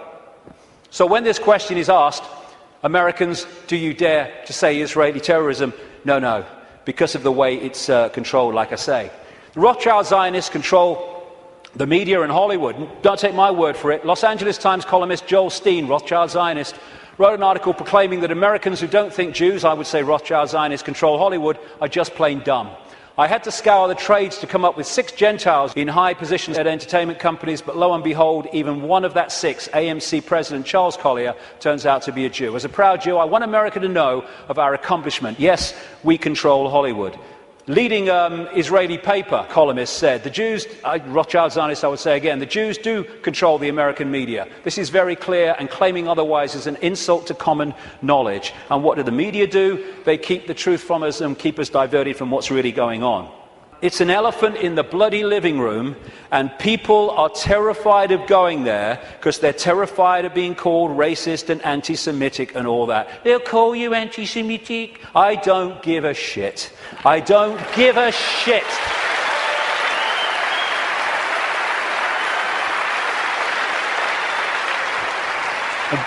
Very quickly, it's the same in this country. There was a very, very good documentary, and it was a kind of stand back in amazement that it actually got out, by a guy called Peter Oborn, a journalist, in the Dispatches series on Channel 4 that looked at the Rothschild Zionist control of British politics through organisations known as the Friends of Israel. Each party has one, but of course they all connect, so it's actually one network. And again, just like in America, never any criticism. The British government, under Tony Blair and much of it under Gordon Brown to the end, was controlled by Peter Mandelson, Rothschild Zionist. Note the hands. Rothschild Zionist. He even flaunts it, this guy. Goes on holiday with them. In all the papers with this leading light of the family, Jacob Rothschild. So many Rothschild Zionists end up in government here, like the possible leader of the Labour Party, David Miliband, Foreign Secretary before the election, Ed Miliband, Head of Climate Change and Environment, and this guy, Jack Straw, who's been in so many of the major offices since Blair came to power in 1997. The new Prime Minister of Britain, David Cameron, Rothschild Zionist. This guy, Tony Blair, was completely controlled by them, as Bush was, which is why they moved as one unit to do what the Rothschilds wanted, which was to invade Iraq and Afghanistan. And to shut people up, the Rothschilds have created organisations like the Anti-Defamation League. They haven't sent me a bloody Christmas card for years, these people. I don't want to upset them or what. But I'm speaking in New York in October. That could be funny. Anyway, they set these organisations up to target those people who are saying the sort of things that I'm saying. The idea is to throw you're a racist at people, so to shut them up or to discredit them. Like I say, I don't give a shit. You throw it, son, and I'll hit the bugger back. Thank you very much. As a result, when you criticize Israel, you are promoted as criticizing Jewish people and therefore being racist. This is how it works. And I have to say, the robot radicals on the so-called left of politics are played like a violin by these people. They go out and they protest, "You're an anti-Semite." Okay, come in and listen to what I'm going to say. No, they never bloody do. And then you get people like the magnificent Norman Finkelstein, who's a Jewish man who's had his academic career destroyed for speaking out. His parents suffered in the concentration camps of Nazi Germany, and when he exposes these frauds and fakes in the Rothschild Zionist movement and what they do against Jewish people in general, he's called a self-hater. They can't say he's anti-Semitic, although sometimes they even use that. He's a self-hater. No, he's a decent man doing decent things. You want to try it? And the idea is to create, and they're doing it, hate laws in which truth is no defense. Even though what you say is true, it's no defense. If people are upset by it, then too bad, you've broken the hate laws. They're now targeting the internet, which has been so magnificent in communicating this information. And who's doing that?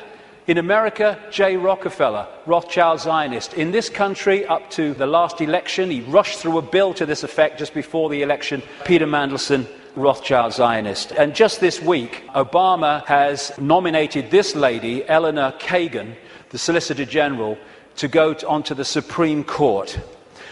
Two things. One, that will make Rothschild Zionists making up nearly half the Supreme Court judges of America, 4 of the 9, when they are well under 2% of the American population. And she is vehemently in favor of laws banning freedom of speech in association with her mate, the conspiracy theorist Sunstein. It is an elephant in the living room, and we need to address it if we're going to unravel this cabal, because they don't want to frighten us into not going here for any other reason than they know if we go here, so much is going to unravel. Home straight to tyranny. They think they're on the home straight to tyranny. Wishful thinking. This is the man, by the way, David Axelrod, Rothschild Zionist, who orchestrates the words on this guy's teleprompter. He's so welded to it that on St. Patrick's Day, he had a reception for the Irish Prime Minister, and he thanked himself for asking everyone, inviting everyone, because the Irish Prime Minister's autocue words were still on there when Barmer came forward to thank everybody. So that's how much he's welded to it. Assuming levels of knowledge that isn't there. You know, people say Obama's intelligent. He's not. What they're doing is comparing him with Bush.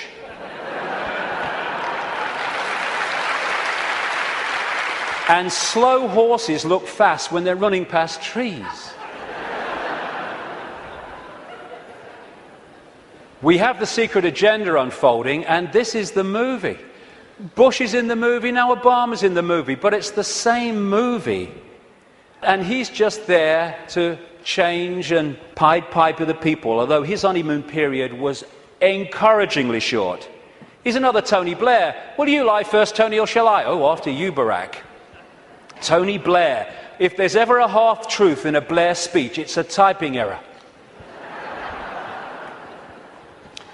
The big change man, biggest contributors came from Wall Street, Goldman Sachs. His background is full of sleazy businessmen like Tony Rezko, who went to prison for fraud, who was a major funder of his political career. Why? Because he's one of the gang. Controlled by Soros, controlled by Brzezinski. Brzezinski's interesting. Brzezinski has been, like I say, his mentor since the 1980s. And this is what Brzezinski said in a book in 1970. The technotronic era, that which we're in now, involves the gradual appearance of a more controlled society.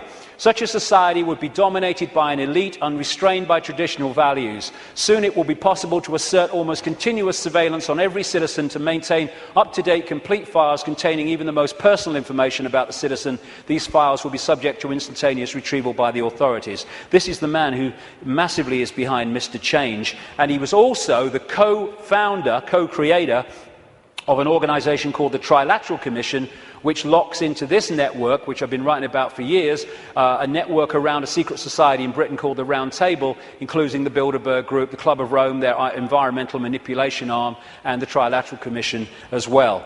And interestingly, this is very relevant to current events. In his books and his statements, Brzezinski, who's very much, like I say, running the foreign policy of Obama with people like Kissinger, he talks about an area of the world called Eurasia, which is basically from Europe across to China. Now, this is the most significant part of Eurasia on this map. What Brzezinski says, control Eurasia, you control the world, not least because of the massive oil and gas reserves around the Caspian Sea. So we're in a process of the cabal wanting to take over Eurasia, and particularly this area. Now look, the number of countries that have been invaded, had regime change, or are now being targeted. First of all, the Ukraine. They use things to get the people going, like a colour revolution or a flower revolution. So this was the Orange Revolution. It was funded and orchestrated by the networks of George Soros, and it put their man in there.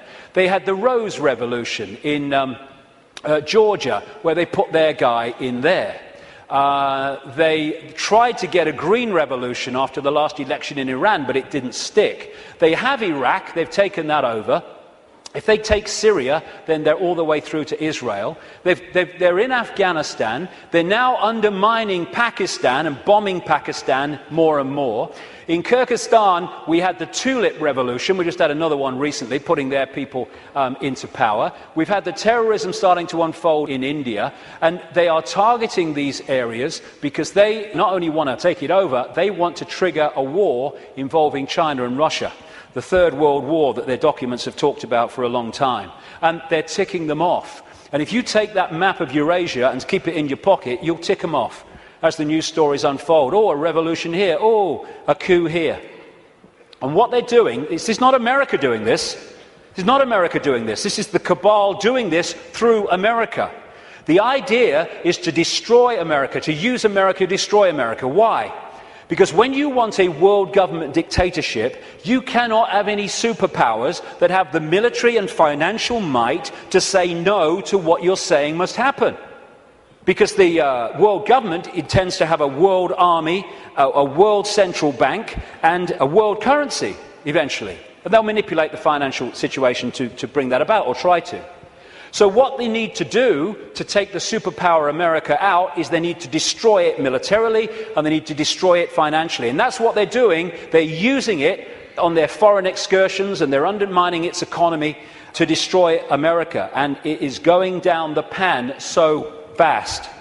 And this guy is being used as the front man. Nice smile. Oh, he's a nice man. That's what's really happening. Behind the smile.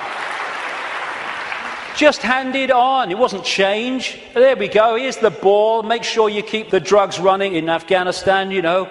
Drop some my way. And what we saw was a presidential problem reaction solution.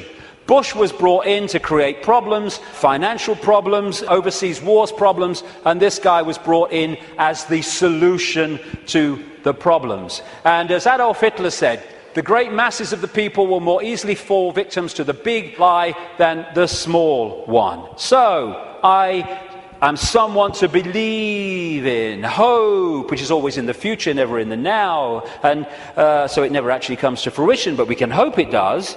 And then you had change you can believe in. And none of these trite phrases like change were ever described in detail about what they actually meant. And what they created was a massive mind control coup on vast tracts of American people, because they made Obama a blank screen, an empty suit on which people could project what they felt hope and change was. Their version of it onto him. And once he became president, of course, everything was changed. Make the lie big, make it simple, keep saying it, and eventually they will believe it. I love you, you love me, I will get you stuff for free. Oh, yay, Obama, you're such a star. I love this one. The wolf found that shepherd's clothing worked better.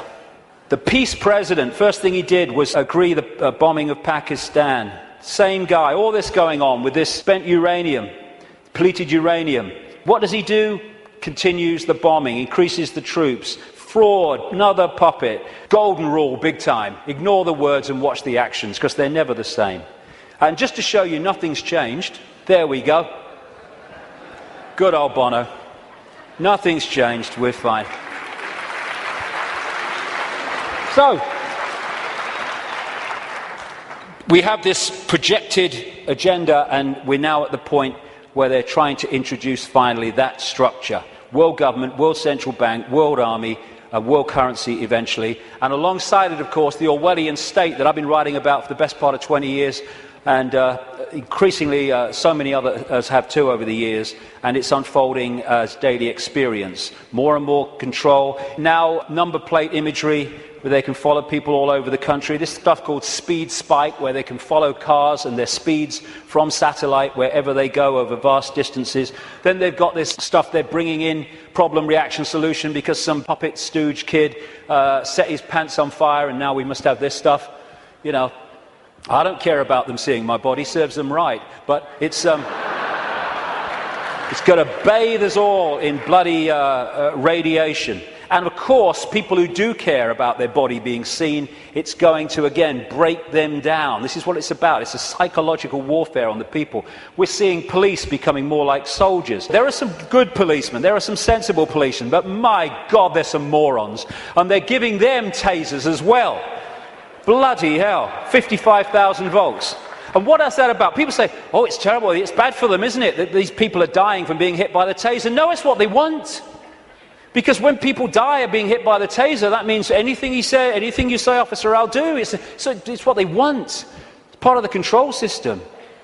And the sound to clear, peaceful protest, the microchip agenda goes on. One hospital now is replacing written tags on babies with barcoded ones. In the papers this week, it's all on the road. They now have barcodes that actually you can't see. The real ones, they would be there, but you wouldn't see them. Then there's the assault on the body computer to destabilize our ability to maximize our potential and get out there to higher levels of consciousness. That's what, in part, this is about. The chemtrails that crisscross the skies all over the world. All the chemical cocktails in food and drink, targeting children most of all. And this is an interesting thing. It's talking about problem, reaction, solution. The symptoms of the E numbers in sweets and food and everything, in terms of childhood behavior problems, mirror the alleged symptoms of attention deficit disorder. Mirror them. Why? Because they're causing them. And so what they do is have this shite.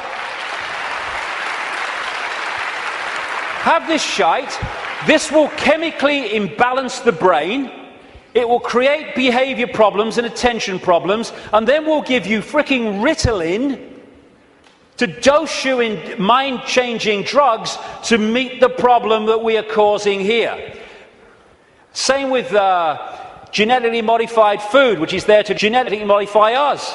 This is why they're more and more targeting organic farmers around the world and people growing their own food to overcome the chemical shite. This is why they're targeting small farmers so the great conglomerations can move in, like Monsanto and others. This is why they have this Codex Alimentarius, which was created by Nazis like Fritz Tamir, who came up with the work makes free sign across the entrance to Auschwitz. Him and some of his fellow Nazis who went to jail after Nuremberg. He was released well ahead of the end of his sentence because his mate intervened, called Nelson Rockefeller, 4 times mayor of New York, and they created these Nazis. Codex Alimentarius in the 60s means code, food book or food code, and now they're trying to impose global regulations which in effect will stop us getting the doses of food supplements and vitamins that make any difference, and also hand control over to the pharmaceutical cartel for it. Same with the attempt to get us vaccinated with all this shite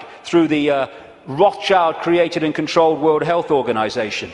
And because of the web, this centre point can control the Monsantos, the food producers, the food standards agencies, which are supposed to oversee those people, the drug companies, the Food and Drug Administration in America is supposed to oversee them. They can orchestrate all of the stuff that I've just described and listed because of this web. And the overall thing is a war on the human immune system. They're trying to undermine the human immune system in every way, shape or form because they want a massive cull of the world population because they cannot cope with the numbers. And like I say, I was reading, when I was researching the book, I saw incredible figures. But my goodness, in the last week, I've seen extraordinary figures in terms of the increase in drugs, mind-altering drugs given to children. It is fantastic. And it's being done systematically to dumb down young people and stop them expressing their true potential for consciousness, which they are. And all that is in here, how that was going to happen, written as a novel by this guy, Fabian Aldous Huxley. They're putting us in a vibrational prison in all these ways.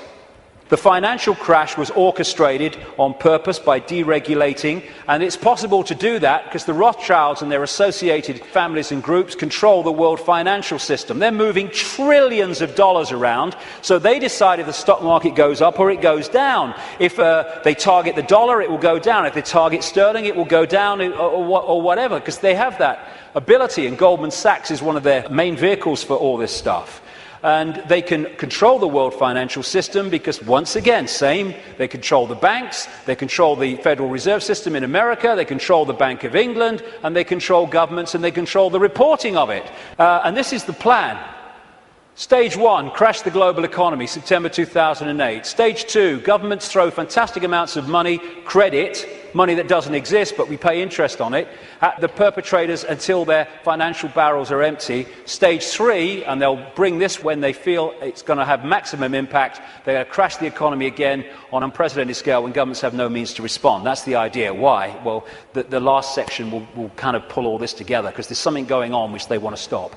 But that's the idea. The more fear, the more disruption, the more stress, the more worry that they can create, the more it impacts upon us in ways that suit the control system, as I've described through the day. And then there's this major element of their plan in the next few years is introduce massive taxation and control and imposition as a result of something that doesn't exist, thanks to this guy. If this guy's involved, it's a scam. End of story. End of story. There you go. Thanks for the Oscar, but I'm totally full of crap. This man's going around demonizing carbon dioxide, which without it the world would not be as it is, and demonizing the greenhouse effect, without which we wouldn't bloody be here. There you go. That's what he's doing. And he's orchestrating all these people. And it's so kind that David de Rothschild has produced this book to help us, Global Warming Survival Handbook. Survival. Now, let's get some sanity into this. This is a graph of greenhouse gases that make up the greenhouse effect. That one, you would think from the propaganda, would be carbon dioxide. It is water vapor and clouds. I think we ought to ban water vapor and clouds. It's the only way to save the frickin' world, right? Every time we see a cloud, they ought to add VAT. I think it's the only bloody way. And this is carbon dioxide. Not only that, the grey stuff is natural, only the green slither is coming from human activity. And we're supposed to believe it's affecting the weather. It's the bloody sun. It's the bloody sun.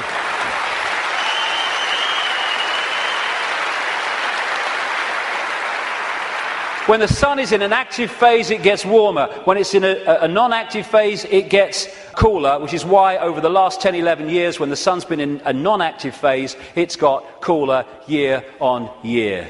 And one of these groups in this network, we're Brzezinski's Trilateral Commission is the Club of Rome. It was created in the 60s to orchestrate the use of the environment to push the agenda. Aurelio Pecci, the founder of the Club of Rome, quoted it in their own publication in 1991. In searching for a new enemy to unite us, we came up with the idea that pollution, the threat of global warming, water shortages, famine and the like would fit the bill. And they've played it out ever since through the Church of Climatology, which is just a cult. And here's the high priest. And we have this guy, Nick Clegg, who actually calls people that challenge the global warming climate change official story as climate change deniers. Because the Church of Climatology says that if you don't accept its nonsense, you are a blasphemer! And they equate you with Holocaust deniers. That's what that line is supposed to do. And we're still pushing along. We've had Climate Gate, we've had Glacier Gate, we've had Amazon Gate, we've had Polar Bear Gate, Rising Sea Levels Gate, where all these things that were supposed to be happening have found to be not happening and have been lied about and manufactured. And we've even had Cowgate. Yes, ladies and gentlemen, I bring you glad tidings and great news. These clowns have now admitted that bovine flatulence is not a threat to human existence as we know it. I can't tell you how happy I am. BBC, through gritted teeth, has had to admit on its website, but not on its television station, that temperatures have been falling. And yet, no matter, the Green Team goes in, Gore's team is taken on by Obama. They go around programming children about fear of the future, the Green Police to impose checks on your houses without your permission, and just to show it's a scam, there we go. How's that? Good stuff. Again, I keep coming back to this, the suppression vibrationally of this energy field and the human energy field. The reason they're stopping the manufacturing of light bulbs and the selling of light bulbs as we've known them up to this point, and they're replacing them with these things which are full of mercury and an environmental bloody disaster, is because they give off a certain vibration that affects the human energy field. This is why many people around the world get ill, physically ill, when they live with these light bulbs. It's all a scam. Very quickly to finish, political correctness. This is not about protecting minorities. It's about stopping people speaking their truth and having freedom of speech. That's what it's about. It's about creating what Orwell called newspeak, where the language replaces old speak, words that have meaning and detail and you can express yourself, with newspeak, which actually says nothing, has no ability to express detail. Because of the way it works. The only language in the world whose vocabulary gets smaller every year, Orwell said. And as he pointed out quite rightly, on the conscious level, we think in words. And so the more you reduce the words, and all this tech stuff, you are, and all this stuff, and the way we're changing the language and reducing it dramatically, is taking out over a periods, the ability to even think in detail. As one person said, how can you talk about freedom and how we must have freedom if there's no word left that really means freedom? And in 1984, of course, Newspeak didn't have a word meaning freedom. This is what political correctness is about, shutting people up so no one can say anything. You mustn't upset anybody. Well, it upsets me. You've upset me by saying I can't upset anybody. If I can't upset anybody, I can't say anything. It don't matter what you bloody say, you'll upset somebody. And then we have health and safety. Again, it's to create a situation where people can't move. I went into a Pizza Hut on the Isle of Wight. I'm not proud of it. I was hungry. But and I asked for a cup of coffee. And they said they couldn't make me a cup of coffee because the coffee machine was broken. I said, can't you, true story, I said, can't you put the kettle on? They said, no, we can't use a kettle because of health and safety. It's a bloody cafe. Do not hold the wrong end of a chainsaw. Oh, thanks for that, mate. I might have made a mistake there. And what all this is brilliantly portrayed here by Neil Haig. All these things, taxation, you can't do this, you can't do that, don't say that, health and safety, political correctness, oh, watch what you're thinking, oh, watch what you say, oh my God, is to tie us like flies in the spider's web so we can't move.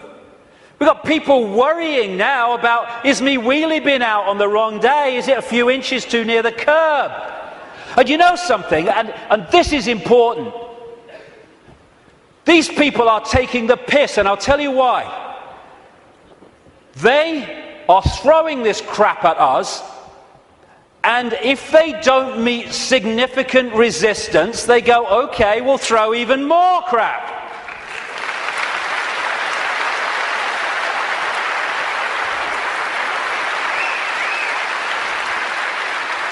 I'll get into this in the last section, but we need to draw a bloody line here. Not only say here and no bloody further, but we're going here and drawing it. Because otherwise they'll just keep doing it.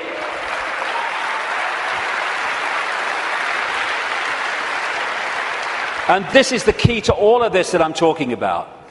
It is a mind game. It has to be.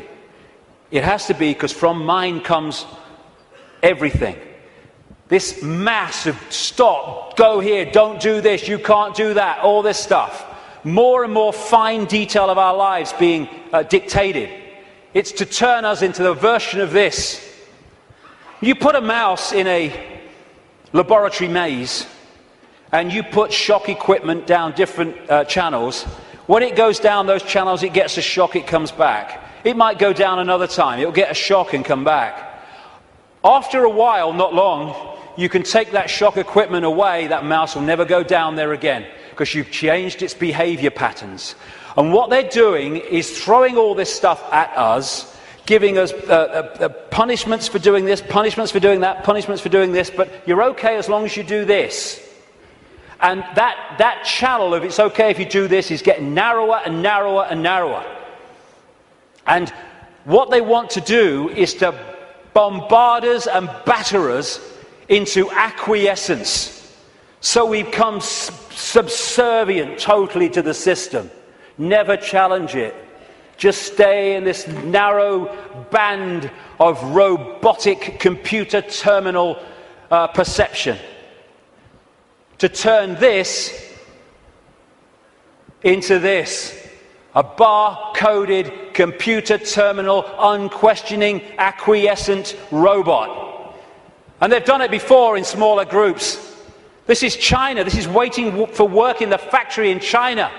And China is in so many ways a blueprint of the global society they want. 1.5 billion people in China. They're controlled by a relative handful, because the 1.5 billion are acquiescent, and therefore they cannot use their numbers to overturn the dictatorship of the few, because they're programmed not to. The rabbit hole goes very deep, even deeper than I've got to now. The journey continues. But it's to control perception and get us to believe we have no power. We bloody do. To get us to believe that we should just follow the one in front, because that's what everyone else does. Like bloody hell we will. And in 10 minutes I'll come back and let's look at what we can do. Thank you very much. Thank you.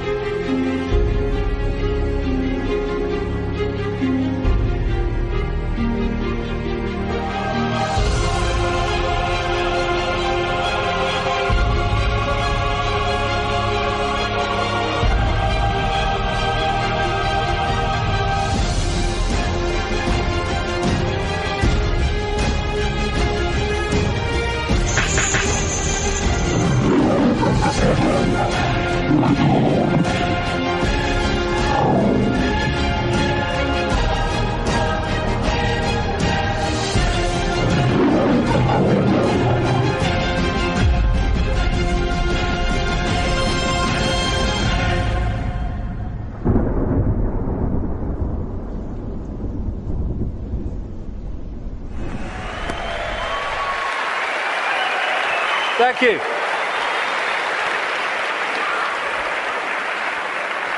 I've changed my smelly shirt for, I think, a very appropriate colour for this last section, actually. Smelt like a wrestler's jockstrap out there, I tell you. Okay, so where now? Well, this section is about the control system coming down. Because we're in a period where a dramatic shift in human awareness and human consciousness is in the process of taking shape. Some people call it the shift, sometimes I call it the vibrational quickening, but what I've been calling it for 20 years, because I came across this in the very earliest days after I met that psychic, that first psychic, I called it the truth vibrations. The first book I ever wrote after that awakening started, because it's ongoing, was called Truth Vibrations, or the Truth Vibrations, because I came across this awareness. There seemed no evidence at the time, my goodness, that there was a vibrational change in the process of coming. I understand it more now, mind, and we'll get into it, but I had no idea then. And what it was going to do was act like a spiritual alarm clock, and it was going to wake people up. It was going to wake people up from this slumber, this coma that we've been in for so long. And also, my goodness me, as this truth proved to be true 20 years on, that it was going to bring to the surface all that had remained hidden. That the truth was not only coming out, it couldn't be stopped from coming out because this vibrational change was bringing it to the surface. Like I say, 20 years ago, awakening, new consciousness, what? Truth coming out? Oh, you must be joking. 20 years on, my goodness, look at it.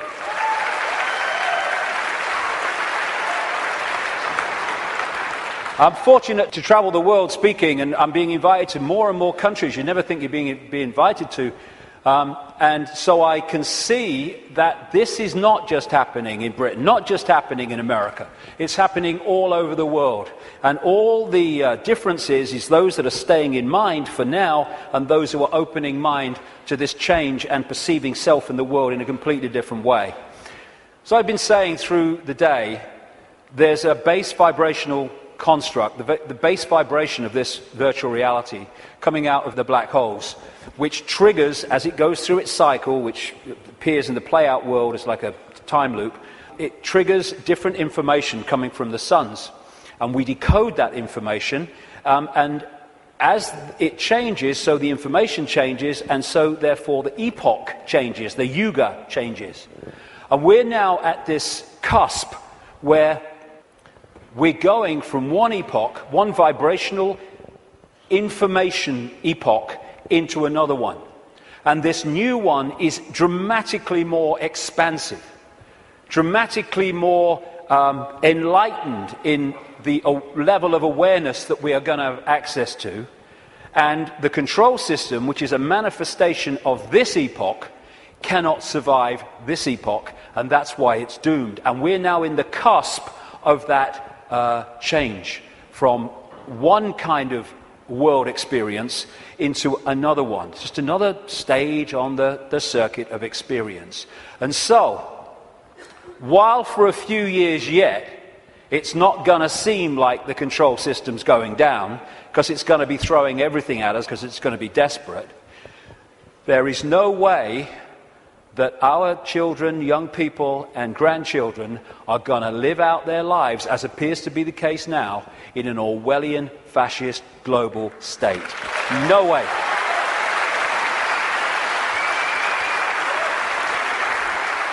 This changing epoch, changing information, is starting to be activated within the Earth grid and, of course, within the human grid. This new information is starting to, for those that open themselves to it, instead of stay closed in density, because if you stay in a dense state, then these higher vibration energies are not going to impact like you if you open yourself to them and connect with them. But those that are awakening, this new photon information, this more expanded perception, we're starting to integrate it, and we're starting to get insights from it, because it contains information that hasn't been around in this period we've been through. Now it is, and suddenly it's like, Oh, I see it now. Oh, I get it now. Why didn't I get it before? Because you're now decoding a totally different level of information that's becoming available, and it's encouraging us, it's pressing us, it's urging us to open to all that is and change the way we perceive the world. What certainly is true is some strange things are happening in the sun. The sun goes through cycles of less activity and more activity, the so-called sunspot cycle, which also produces the solar flares and all that business. And it's kind of quite a predictable cycle of some 11 years, and it goes into a down period and then another one starts. But what's happening now is that the down period has been bewildering scientists, because the new period, the new sunspot cycle of activity, which will push temperatures up a bit, and these bloody global warmers will go orgasmic when it does, is not becoming active. There is no one, this is something I read in a scientific magazine, there is no one alive today, or nearly alive today, who has experienced a down state of sunspot activity of the kind that we've been through in the last few years. This is where temperatures have been falling. This one is the so-called near solar minimum in January 2005 of sunspot activity, and this was the sun yesterday in terms of sunspot activity. Something's changing, and other things about the sun are not reacting as they normally would. But I suspect that when it starts again, and it will, we're going to see some dramatic activity in the sun. And that will impact upon not just the Earth's energy field, it will impact on our consciousness, our awareness, and things will start to speed up. Because this new information construct coming out of the sun is symbolized by Neil Haig and myself as a lion. As the real human being, I symbolize as a lion also. And basically, these truth vibrations are going to dramatically, as we go through these next few years, dramatically affect human perception, human awareness, and human potential as this new information becomes decoded and the awareness potential expands and we access a greater part of all possibility. Another thing these truth vibrations are going to do and are doing is to break that wall, that line of troops on the left brain, and we're going to be accessing more and more of our right brain potential. So our creativity, our insight, our ability for what people would call genius today, it's the natural human state, is going to more and more expand. We're heading in for an incredible time. It might not seem like it like for a few years, like I say, because these people will be battening down the hatches and trying to do everything they can to stop it, but that is what awaits us. In many ways, I wish I wasn't 58. I wish I was like 28, because I'd like to live through a bit more of this. But I'll have had me fill by the time I'm done, which is bloody well not yet, I'll tell you. So when so as we are impacted by these truth vibrations, because we open ourselves to them, then we break out of these boxes. And these are the people who are not being touched by that yet, but my goodness me, I'm seeing people now change dramatically in no time. I was walking through where I was speaking in Santa Fe last year, and this guy walks past me. He'd flown in from Austin, Texas, and he said, 3 months ago, mate, I thought you were mad. Words to that effect. He said, now I get it. And he got it so quick, and we're going to see this happening. People changing dramatically, and also, as I understood 20 years ago, that all that's been hidden, the curtain is being pulled back. And we're in for some shocks. I mean, of course, what we've talked about today is shocking to most people who have seen the world in another way, but the shocks are going to go on, because what's been going on in this world behind the scenes is nothing like what we think it is.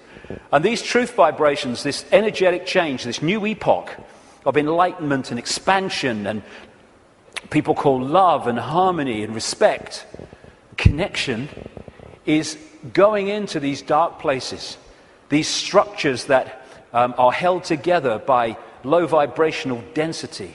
and breaking them up. Not, like a war. It's a new epoch coming. And as the new epoch comes, the energetic change is going to break up the denser structure of society and belief. And like I say, if these guys think, as they do, because they're accessing here, not here, because of their mental and emotional state, that it's a done deal, well, they're in for a bit of a shock. Because, when you've got a dam of water, it can take a long, long time before the cracks appear.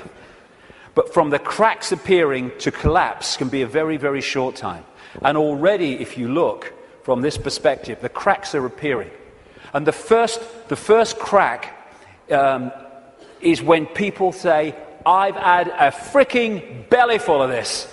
I ain't taking this anymore. Then the cracks start to appear.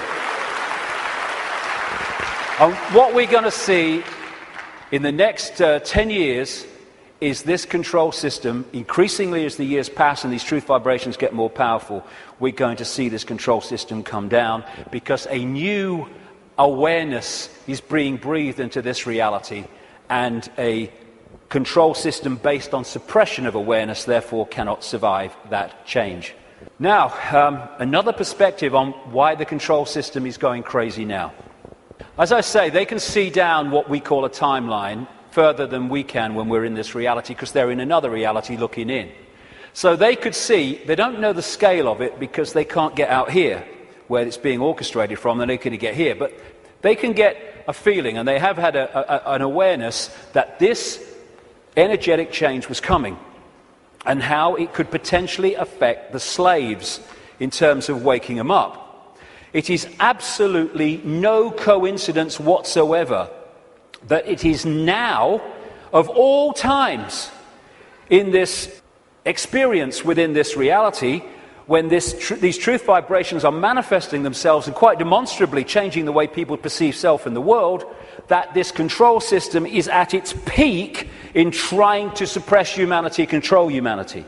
It's absolutely in sync, because this moon matrix can only influence human perception if humans stay within its vibrational frequency, within its hack. The truth vibrations are taking us out of that frequency range, and therefore it's losing its influence on awakening people by the day as we start to perceive and see and become aware of things that we weren't before when we were connected to the hack. And all these things, destabilizing us chemically through food and drink, rewiring the body genetically through genetically modified food, what they're doing to the kids, the drugs, mobile phones, and all this microwave soup that we now live in, microchips especially, they're all designed to externally suppress or internally suppress, in terms of food, etc., the human body computer to stop it accessing these truth vibrations. It seems to be, on the face of it, that they're trying to grab more and more control. The truth is, it is a desperate, desperate attempt to hold on to the control they've had thus far. That's what it's about. It's battening down the hatches to stop the control system coming down. In part because it has many expressions, including creating earthquakes and dramatic extremes of weather. This technology known as HAARP in Alaska, and it's now got other organizations connected to it and technology connected to it increasingly around the world, it bounces radio waves off the ionosphere, the highest part of the atmosphere, and back to Earth.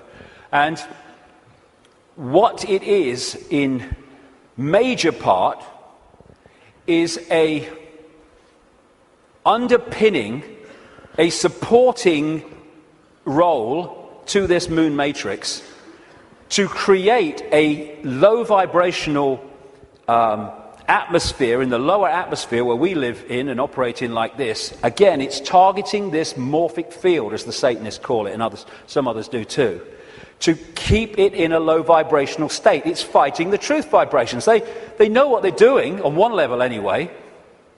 And one of the other things that HAARP can do, and it's in the patents of the technology, it can send out radio waves carrying information, thoughts, on the wavelength of human brain waves, and it can impose those thoughts on the brain, which we then manifest through as our own thinking.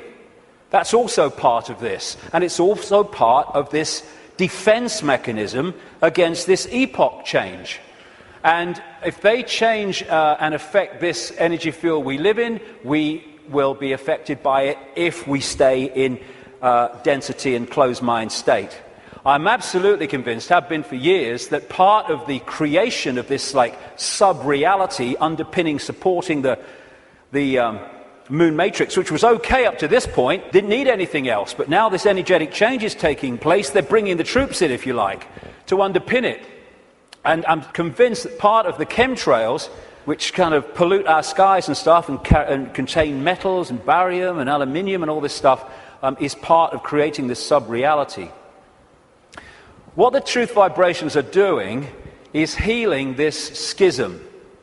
It's part of what it's doing. And the schism has been this distortion in the metaphysical universe, the waveform information construct, has been playing out into the holographic play-out world for, what would you call it? Eons, for as long as we can remember.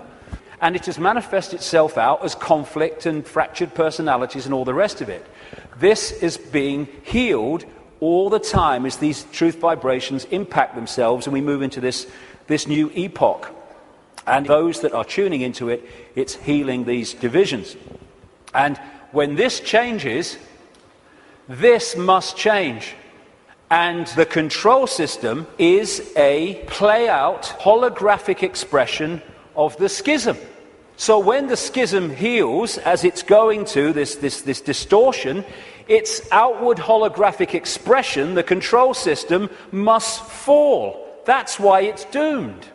It cannot survive this energetic change because it is a manifestation of the distortion that is now being healed. The pieces are being put back in that have been taken out. A totally new era is in the process of moving into human experience, and this control system, it's doomed, and all its expressions are doomed. Not doomed like, let's have a mass bloody murder, mass killing, all the rest of it. Doomed in this reality because they're connected to something that's disappearing. There'll still be infinite consciousness, even those in the control system. They'll remember who they are eventually. It might take some time, and we'll be having a beer with them one day thinking, do you remember when you were stupid? Oh, yeah, I remember that. Oh, God, mate, yeah. Oh, that's what we'll be doing at some point. And so this epoch change is moving from a sense of division, left brain, where it sees everything as apart from everything else, sees everything in terms of structure and apartness. We're moving from that perception as this energetic construct changes to a perception of what comes from expanded consciousness and awareness, which is we're all one. We're all expressions of the same one consciousness, which again makes racism ridiculous, ludicrous, insane, the height of ignorance. And as the schism, the distortion is healed, so other expressions of the distortion will become what we call history. The police state, the energetic wars, once we're really in to this expanded awareness, the very idea of going to war. We have laws because of the distortion, because of the epoch we've been going through. We don't need laws in the state of awareness that we're going into, and our children and grandchildren will go even more into. You don't need to say we have a law against murder when murdering someone would never even enter your psyche. You don't need environmental protection laws when harming the planet because you know the planet and you are one anyway would never occur to you. You don't need these things. Laws are there to suppress overwhelmingly, but also expressions of laws are to try to mitigate for the distortion that manifests itself in distorted behavior. The idea of anyone going hungry in a world of plenty in the epoch we're entering, never even conceive it. You mean they used to let people starve? That's this mentality that we're moving out of. And we're at the cusp now of this change, which is a very interesting place to be. We're going back to that. We're going back to being connected to what we really are. And of course 2012 is much talked about and will be more talked about as we get closer to it. I have a different view on that. You know, I should be saying, given I've been writing about these truth vibrations for 20 years, I should be saying, see, 2012 told you, yeah. No, I'm not saying that actually. I think 2012 is a diversion. By 2012, yes, things will have moved on. Things will be changing. Amazing things will be taking place. There'll be big challenges, and there'll also be big, wonderful things starting to manifest by 2012 compared with now. But there'll be more so in 2013, more so in 2014, more so in 2015. This is an ongoing process as we move through the cusp out of one era, epoch, energetically, information, into another one. And so by the time it reaches where it's the natural state and the old epoch has gone altogether, you know, it's going to be down the road. But every year, every month, things are going to be moving on energetically. And there'll be things in 2012, and maybe a very good chance that manufactured things will happen in 2012 to focus attention as part of the diversion of the control system. It's quite possible that that will happen. But I don't see 2012 as some epoch-changing year. But there comes a point, and I don't think it's too far away at all, where the tipping point comes in this energetic change, where the irresistible force, which is the truth vibrations, then start to become the dominating state of awareness and perception in this reality. And then we're really moving. And I don't see that as too far away. Like I say, it takes a long time for a dam to crack, but not from then to it collapsing. So we're actually living in like a river of energy that's getting faster and faster in terms of its vibration, the quickening. And what we can do is we can get on the airbed or the canoe and we can go, whoa, what a ride, this is great, that's fantastic.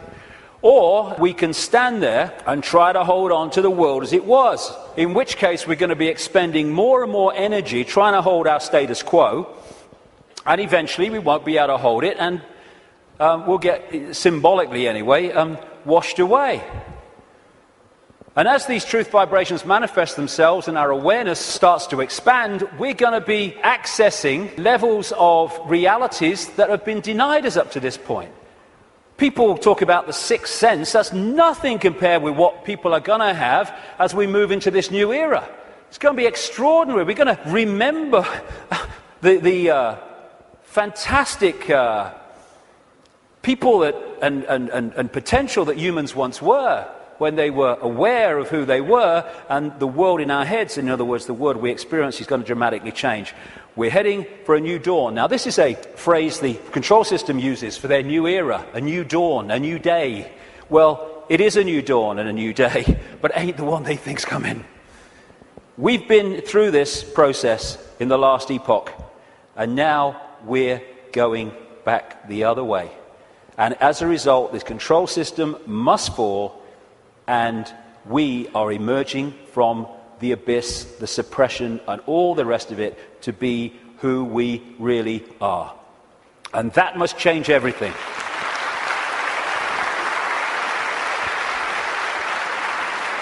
Einstein said you cannot solve problems with the same level of consciousness that created them.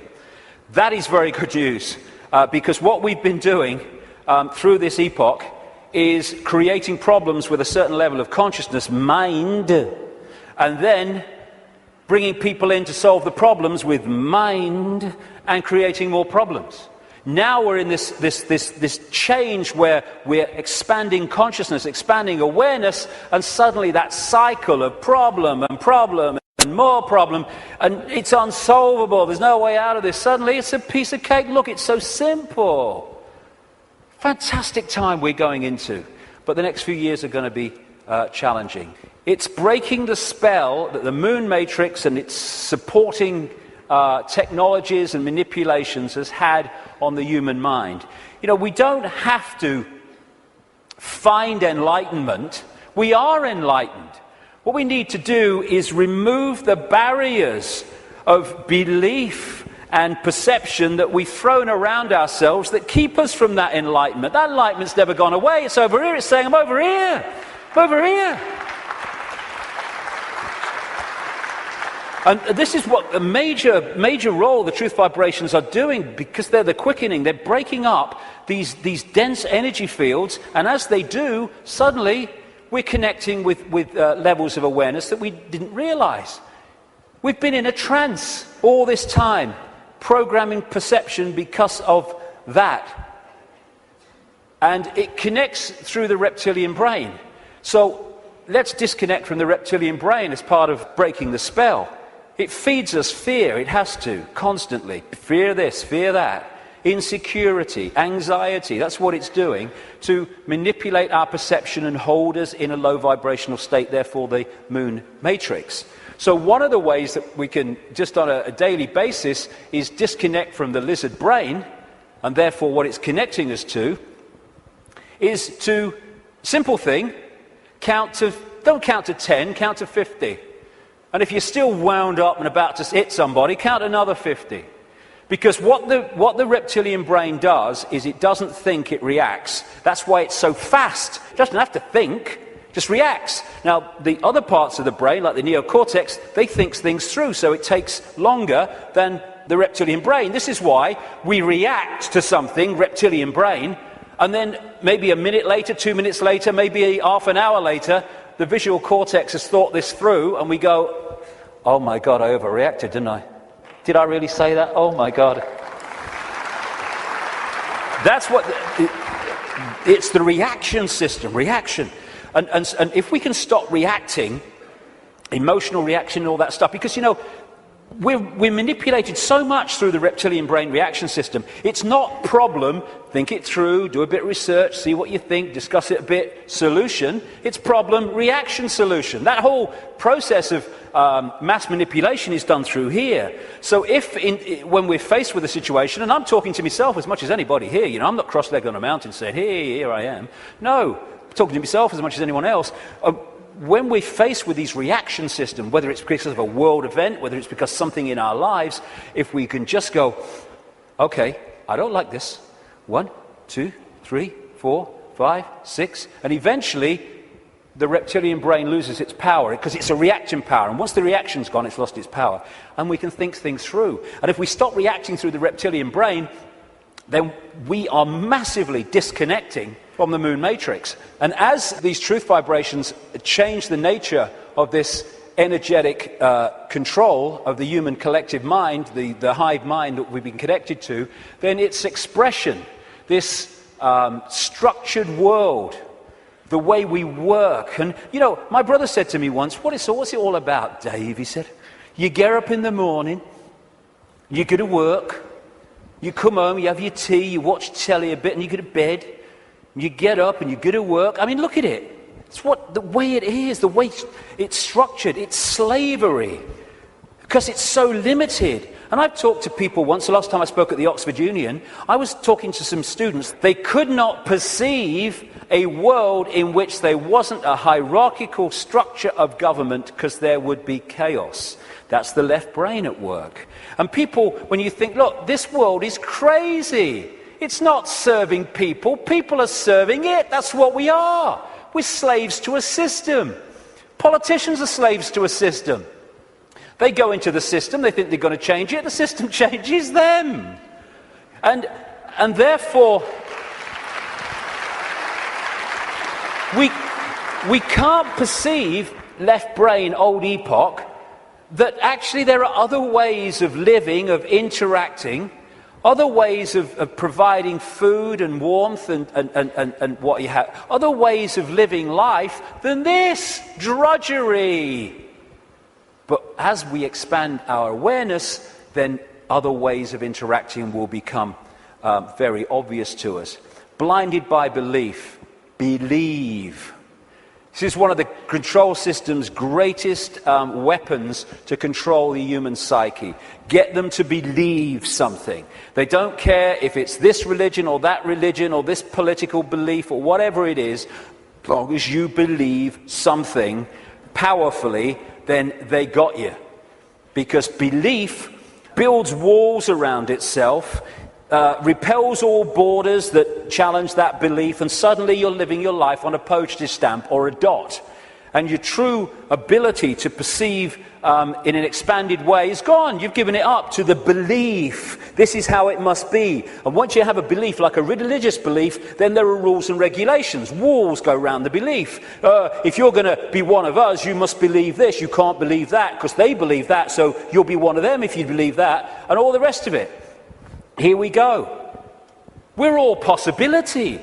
What are we doing having rigid beliefs when we're all possibility? Religion is mind. And there are many expressions of religion, not just going to church. There are many religions of the mind of various kinds that don't appear to be, but they are. Addictions of the mind. It's mind. You must believe this. There is one possibility. What's that saying? There is one possibility. That's how mind thinks. Consciousness, there is one possibility. You're having a laugh, darling.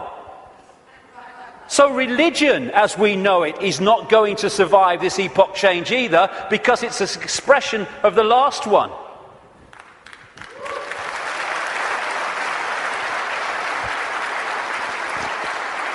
These are people in a hypnotist stage show who've been told that they are religious believers. There's so many religious believers who are like that. There's so many prisons of the mind, religious belief, racial belief. I'm in a different spacesuit to you, so I'm better than you are.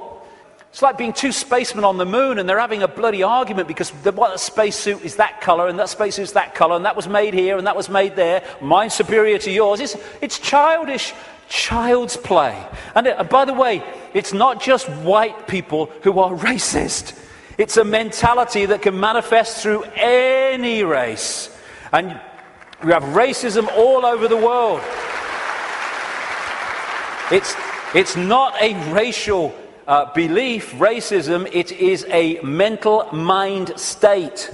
And anyone that thinks they're superior to anyone else because of their body computer state or colour or whatever is controlled completely by mind and ignorance, political belief, self-identity belief. I am Joe Public, I'm little me. All these things will go and have to go if we're going to open up to the truth vibrations, because they are all about limitation, all about little me.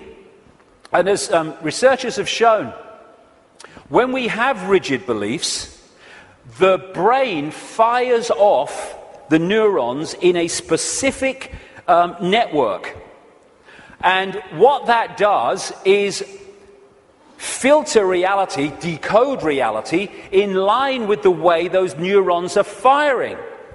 Therefore, it continually edits its reality and creates self-fulfilling prophecies, if you like, that it keeps seeing the world according to its belief. Despite receiving information that challenges the belief, it just filters that information in line to protect its belief. And then when you change your belief system, as has been shown in research, the neurons start firing in a different way, and you start seeing the world in a different way. If we can get to a point where we open our minds without belief, we come from a state of knowing, all-knowing consciousness rather than belief from mind, then we open up the range of perception and understanding and awareness well beyond anything you can access if your brain is firing off in this symbolic way, limited by rigid belief, whatever belief that may be. When we open our mind to consciousness, everything changes. And to do that, I would suggest we need a blank sheet of paper. You know, it's not about learning anything new. We're all knowing if we can access that level of ourselves. It's unlearning the programming that has kept us from that level of awareness that we truly are. And therefore, because we're dealing with all possibility at the core of our being, that's what we are, we need a blank sheet of paper. All preconceived idea needs to go. All preconceived belief needs to go. And let information, intuitive knowing, decide what we think about things and feel about things rather than preconceived idea. It's not possible becomes, well, let's see if it's possible on the basis of the evidence, the basis of the information, the basis of how I feel. And then suddenly we're not saying, no, that's possible, I'm going to shut that out by reflex action. We're going to look at it. And when you do look at it, as I know from experience, what seems to be crazy to start with starts to take on very profound dimensions. Because we're all possibility. And if we're saying only this is possible, only that's not possible, we're not operating at the core of our being, which is all possibility. We are editing things. We are limiting ourselves. We are entering the realm of mind. And it's a time to choose, in many ways, between the head, the intellect, not that he doesn't have the part to play, it does, it being the governor, and the heart, knowing, intuition.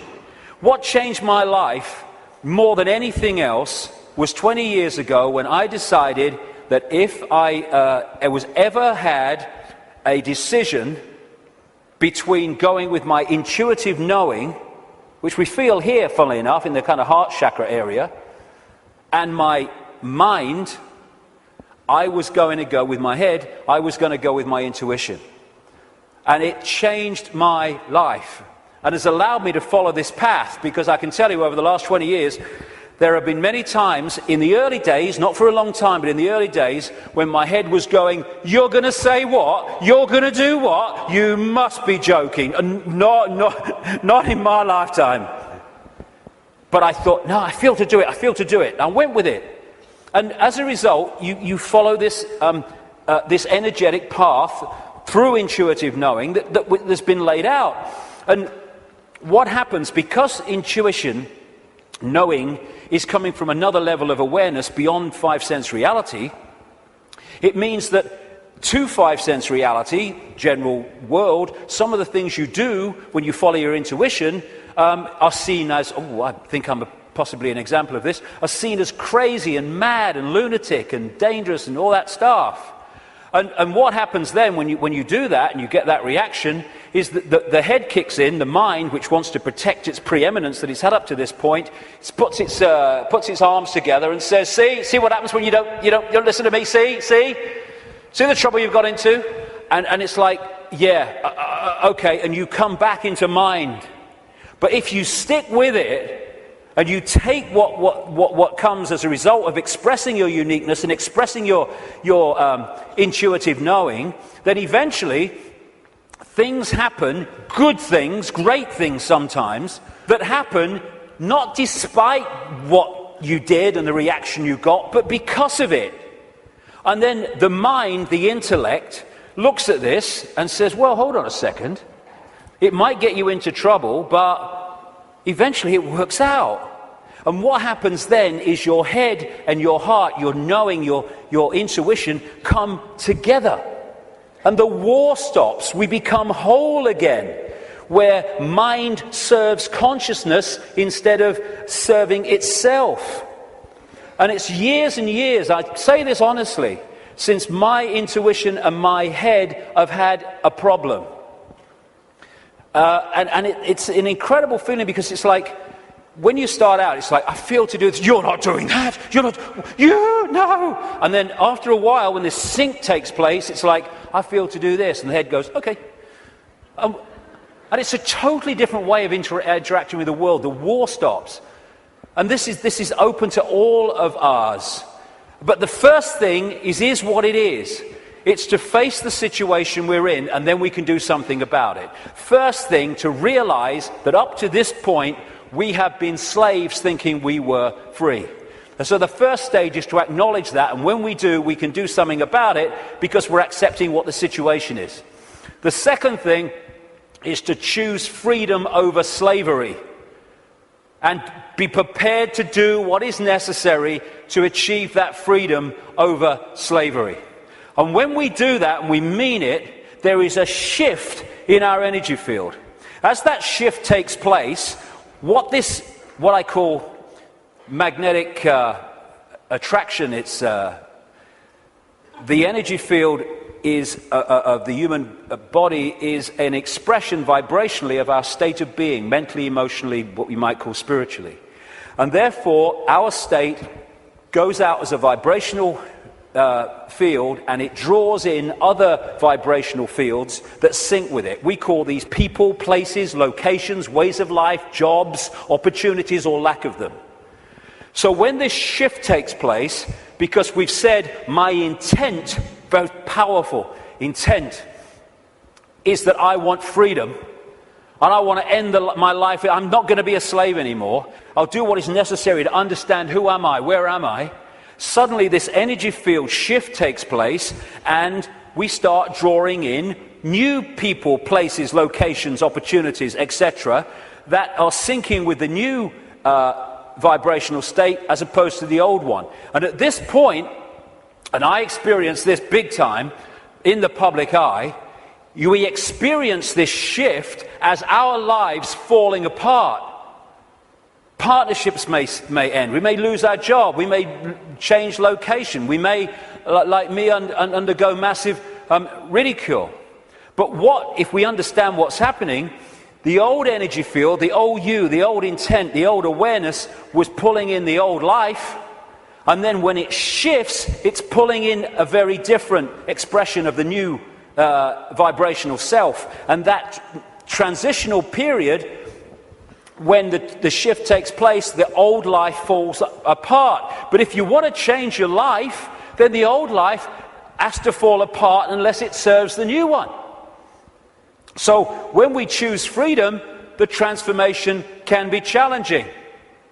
It's easier now because more and more people are going through it and we're beginning to understand the process. I felt like this so many times. I went to the top of a hill in the south of England, the west of England, one day because I didn't want to upset anybody. I went to the top of this hill in the middle of nowhere and I screamed my frustration out. I know what this image means, and so many other people do. But it was the old life breaking down so the new one can take over. It's time to know thyself. Not thyself that we've been told we are, but thyself which we really are. This self, everything from the beginning, my birth, my ancestors, my children, my wife, everything comes together simultaneously. I saw everything about me, about everyone who was around me. I saw everything they were thinking now, what they thought then, what was happening before, what was happening now. There is no time, there is no sequence of events, no such thing as limitation of distance, of period of time, of place. I could be anywhere I wanted to simultaneously. That's who we are. And that's what the control system has tried to keep from us.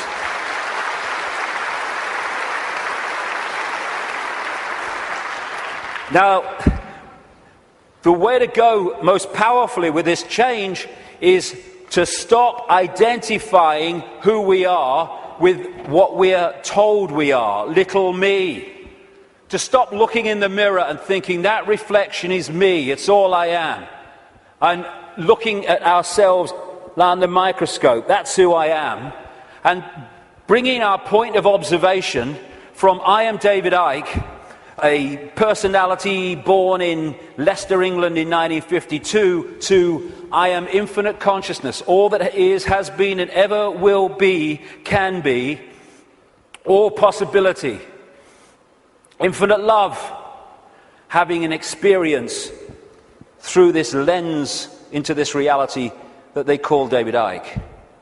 And again, once we take this observation from that observation, there is a fantastic shift in our energy field. And we break up these densities that are holding us in mental and emotional servitude. Everything starts to change when we move our sense of self-identity. That's why the control system wants us in there. It can't cope with this. We have to be in there. Little me. And this is the fork in the road. Are we going to live our lives as consciousness or mind? As all there is or little me? Because that will decide the kind of world we're going to live in. Escaping the box, and it is a box, it's a vibrational box. Getting out of this thing called cognitive dissonance, where we lie to ourselves. Cognitive dissonance is, for people who haven't come across it, it's a very powerful controlling mechanism whereby we have a belief about self or the world or a situation, and we're sticking with it. And when we face information or experience which challenges the belief, then cognitive dissonance is that uneasy state when you see that your belief system is under threat from this information or this experience. If this is real, then the belief can't be. And what you do then is you go about these incredible stories we tell to ourselves to convince ourselves that this can't be true, to protect the belief system. Cognitive dissonance can be a good thing if that dissonance leads you to look at your belief in the light of this experience or this new information, and then move the belief in the light of that. Then cognitive dissonance is a good thing. What most people do is try to hold the belief system in the face of this. And there's no greater example than the Skeptics Society. You ever come across them, the Skeptics Society? Bloody hell, they are cognitive dissonance.com, they are. I tell you. I've debated with some of them on television programs and stuff, and one of them, his bum kept bouncing on the seat. He had what they call Vitus dance, is it? My mother used to call it, where you can't stop moving, because he was in such cognitive dissonance, because the information he was hearing was so at odds with his belief system, he was kind of going crazy. And so you get people who come up with these amazing bloody stories to try to explain away why something is not challenging their belief system. So again, part of that blank sheet of paper is letting cognitive dissonance serve us. I'm going to look at my belief system instead of holding on till our knuckles turn white. Also, trying to avoid looking at the truth, because if we don't, we ain't going to change anything. Go beyond being in denial of what is happening in our lives and in the world, and start looking at it as it really is. It is what it is, because unless we look at things in that light, instead of trying to find wishful thinking reasons why actually it's not really like that, we're not going to change anything, because we're going to be in denial that anything needs changing. It is what it is, and we need to face it. And it's important to stress this. This control system, this reptilian control system, and in all its facets, is not all powerful, and it's not omnipotent. It's actually bloody stupid. You know, there's such a difference between being clever and being wise. It's very clever to build an atomic bomb, but it's not wise to do so. There is a difference between the two. And these people are very clever, but they're stupid. And cleverness without wisdom is the most destructive force on earth, which is why that's what they are. They have only managed to control humanity because they put us in a smaller box than they're in. Because of their mental and emotional state, fear, wanting to control because of fear and all the rest of it, they are in a vibrational box. They can't access any higher levels of awareness because of their mental and emotional state that's holding them in density, and their fear. Their fear is being passed on to us through this collective mind. So the only way that they can manipulate and control us is by putting us in a smaller box than they're in, and that's what the suppression of knowledge and awareness and consciousness has been all about. But as we open ourselves to the true nature of ourselves, we can move well beyond any area that they can access. So just because they're technologically advanced intellectually, it doesn't mean they have power over us and they're omnipotent and all-powerful. They're not.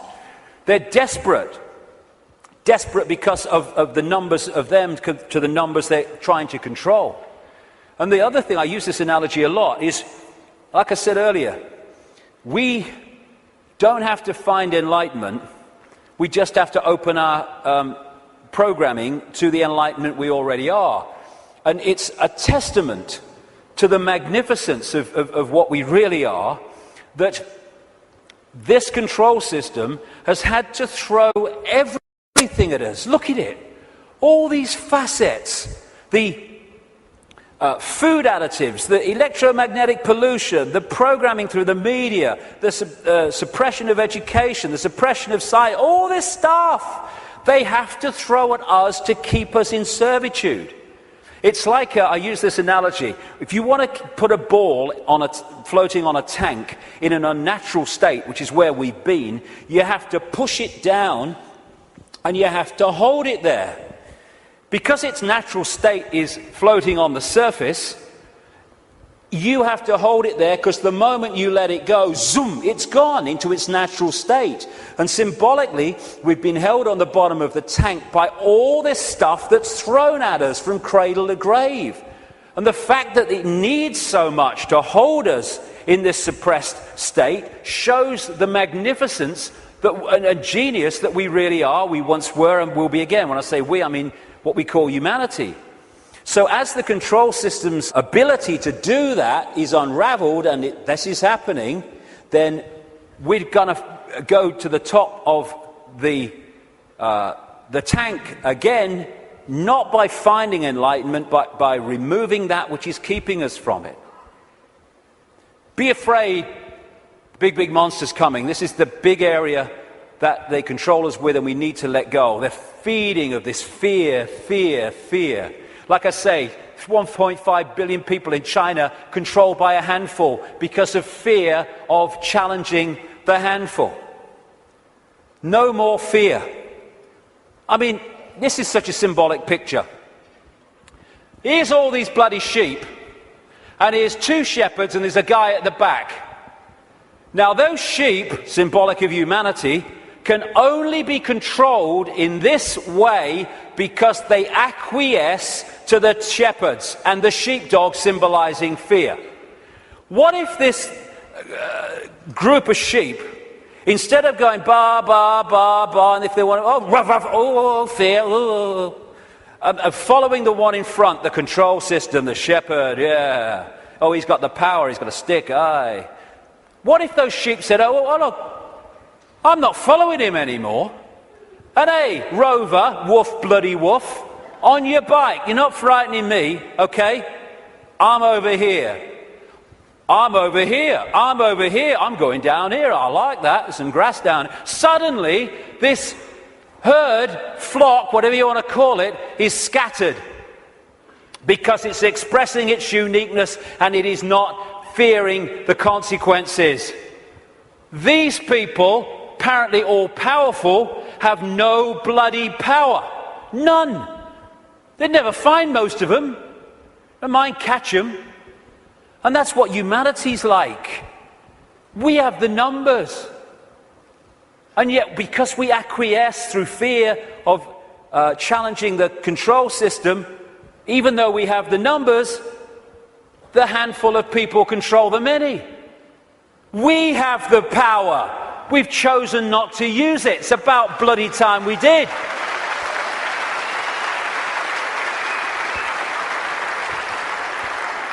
God, the answers are there in front of our eyes. The definition of insanity is doing the same thing over and over again and expecting different results, Albert Einstein. Absolutely it is. So it's pretty certain that if things are going to change in terms of control and suppression and all this stuff, then we've got to stop doing the same thing over and over again, and that is acquiescing to the control system. We're all possibility.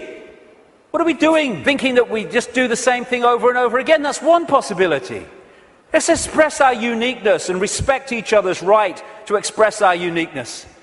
We're all possibility. Actually, one possibility is swimming against the tide. Let's try it. And let's respect each other's right to do that. We should be celebrating diversity. Diversity is an expression of all possibility. It's acquiescence and conformity that is an insult to all possibility. And yet that's what this system wants us to do, conform. And you know, at least sheep need a sheepdog to keep them in line. Humans have out-sheeped the sheep because we keep each other in line. We don't need the sheepdog.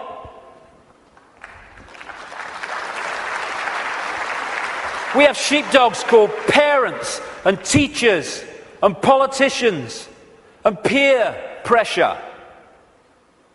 When we're thinking of expressing our uniqueness, we're not thinking, oh, what will George Bush think or what will Barack Obama think? No. We're thinking, what will my mother think? What will my father think? What will the neighbours think? What will my mates think? What will the people at work think? In other words, what will other people who have chosen to live in this sheep pen think of me getting out of it?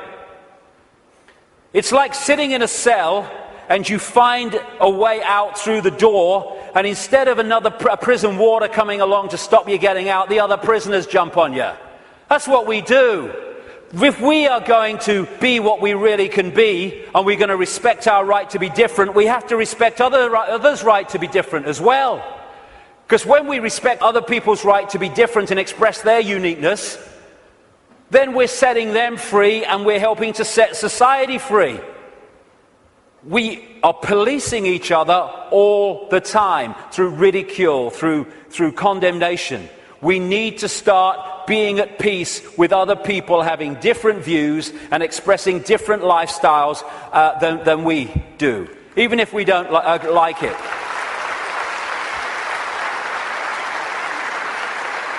This breaks up this sheep policing the sheep.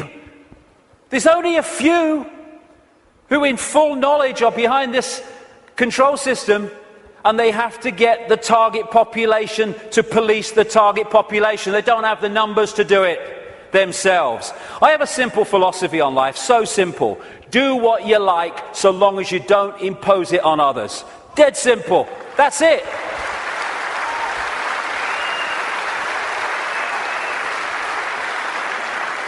And I've heard people say to me, that would be anarchy. What about people murdering each other? Well, I think that murder could just about constitute imposing your will on another person. And when you think about that simple philosophy, it overrides all law, need for law. If we live that, we don't need laws that say don't murder when you wouldn't impose yourself on another person. And we can do this. You know, if Henry Kissinger wants to sacrifice George Bush, be my guest as long as you both agreed. Because when you leave the body, you'll feel right prats and you might learn something in your eternity. I get interested when they want to impose things on other people that don't want those things imposed upon them. That's what the control system's trying to do. That's why I'm interested.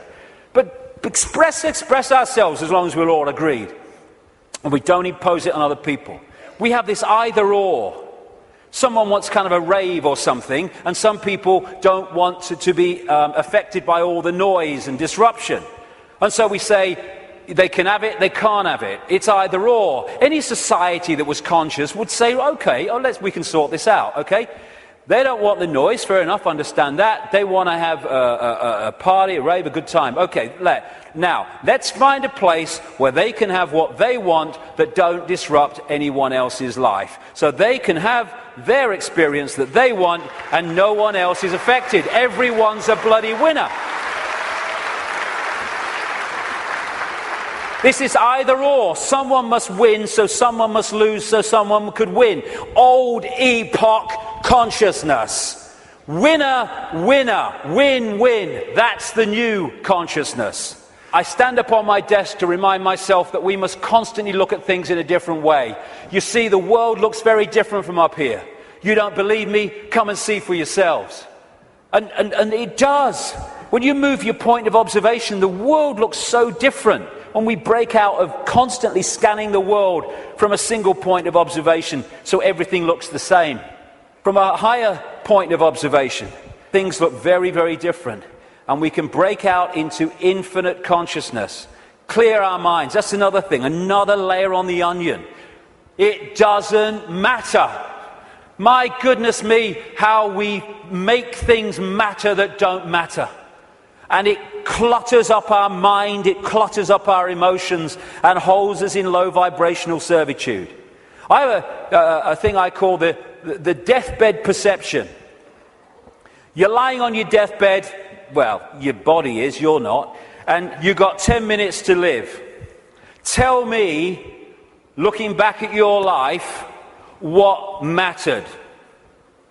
You know, in 2004, when that guy cut you up at the lights, and you got out your car and you screamed abuse, and he got out and wanted a fight, does that matter now? No. Then the trick is to make sure it doesn't matter then. To bring that mentality into everyday life. It doesn't matter. We get het up, angry, frustrated. We worry about things. People worry about going to the dentist. Then they go to the dentist and they go, oh, that was all right. What do you mean it was all right? You've been worried sick for 3 weeks. It's destroyed your life for 3 weeks.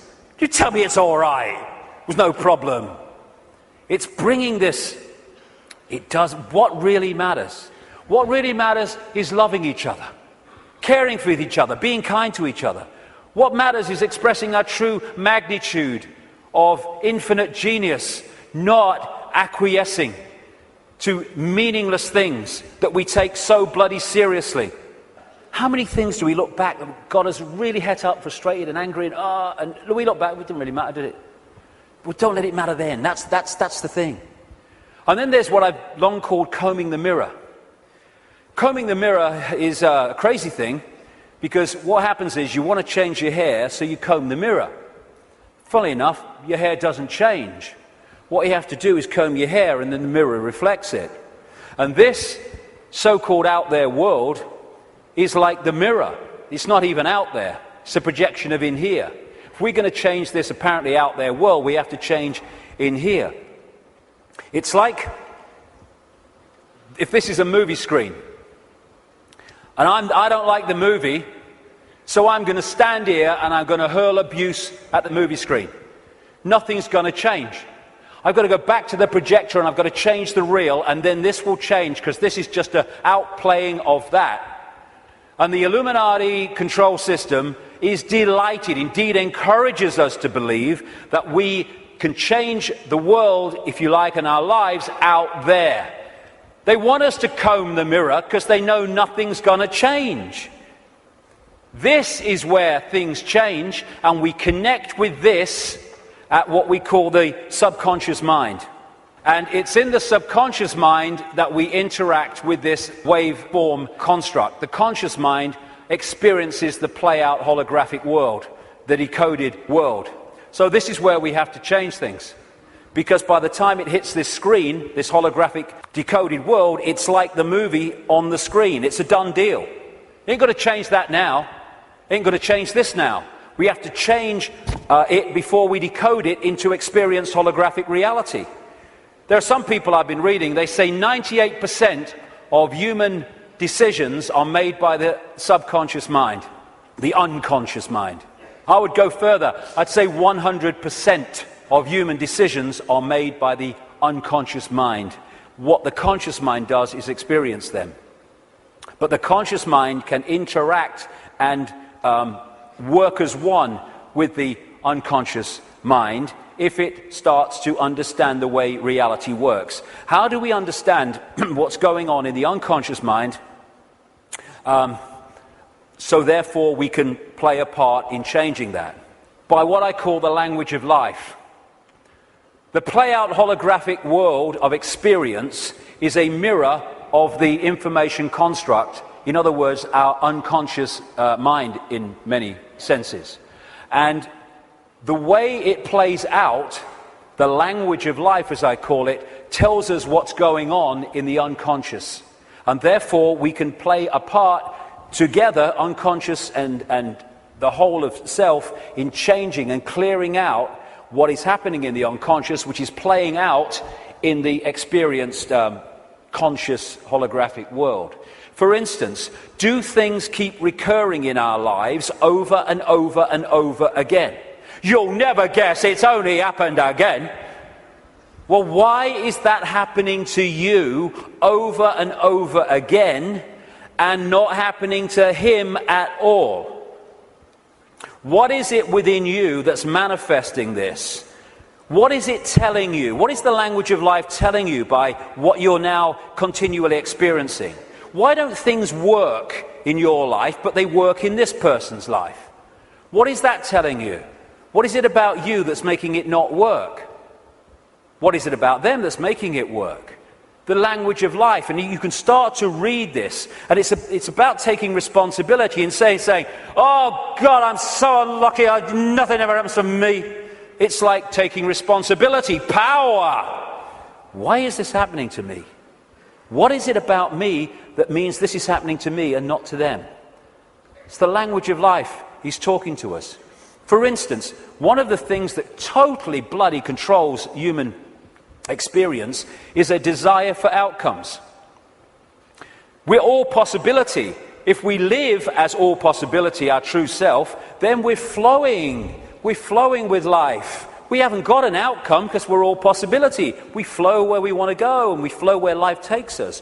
Once you have an outcome, I want this, then you have pinned yourself to one possibility.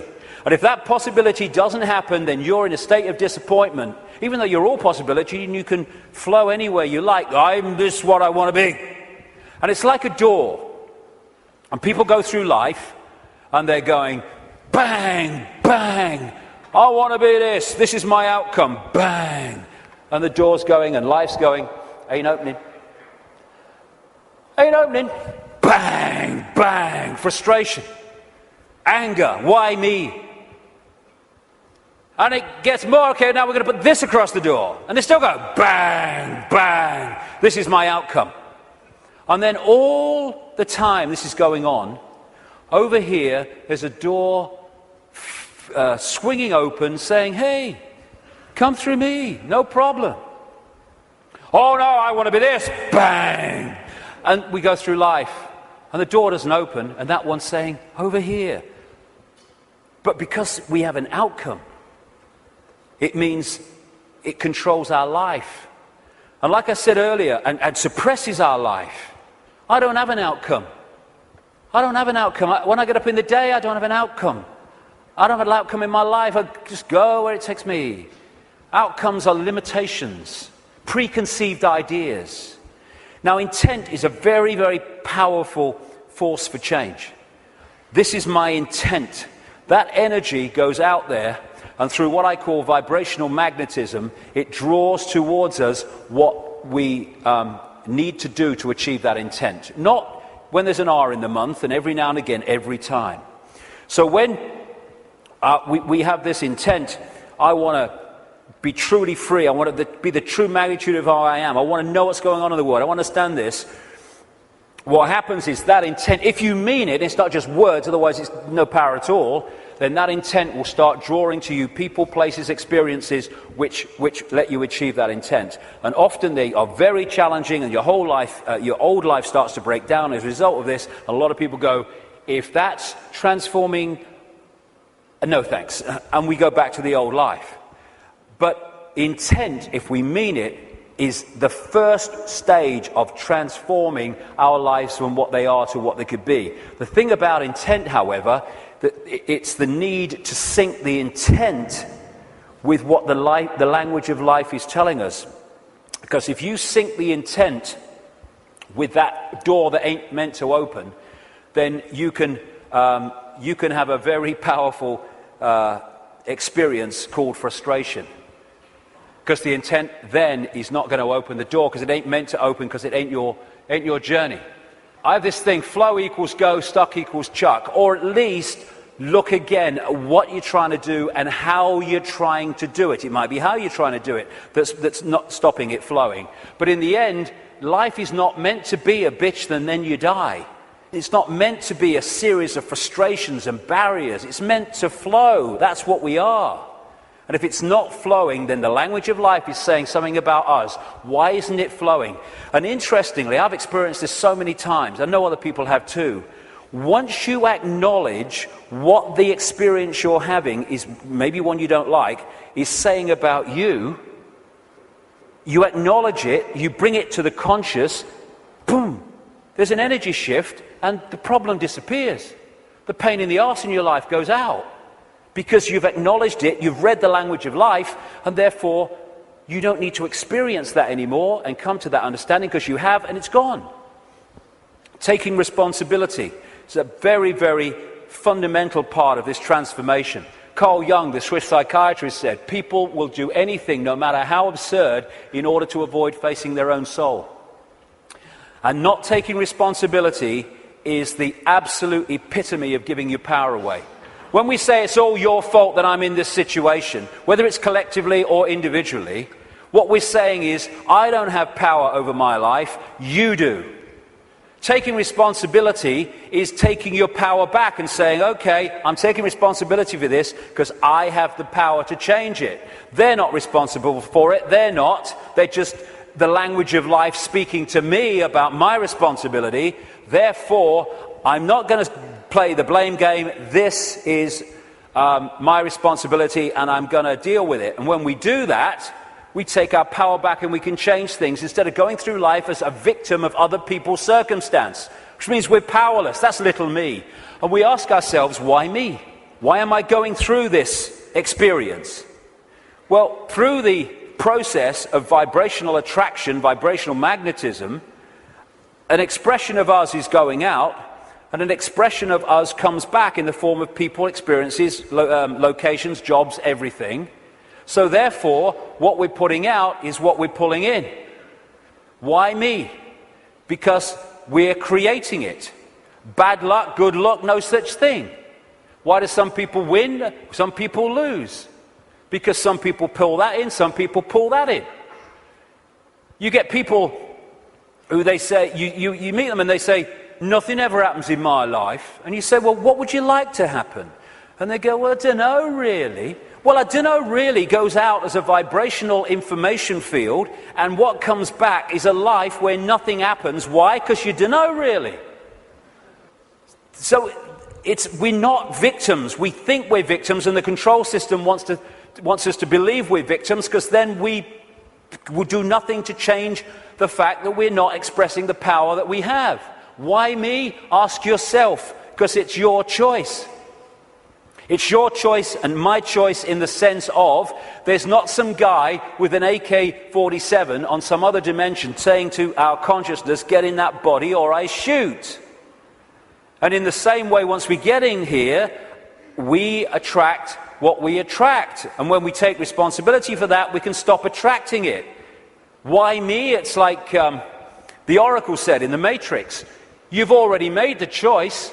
Now you have to understand it. You didn't come here to make the choice. You've already made it. You're here to try to understand why you made it. And as the message from the psychic 20 years ago said, arduous seeking is not necessary.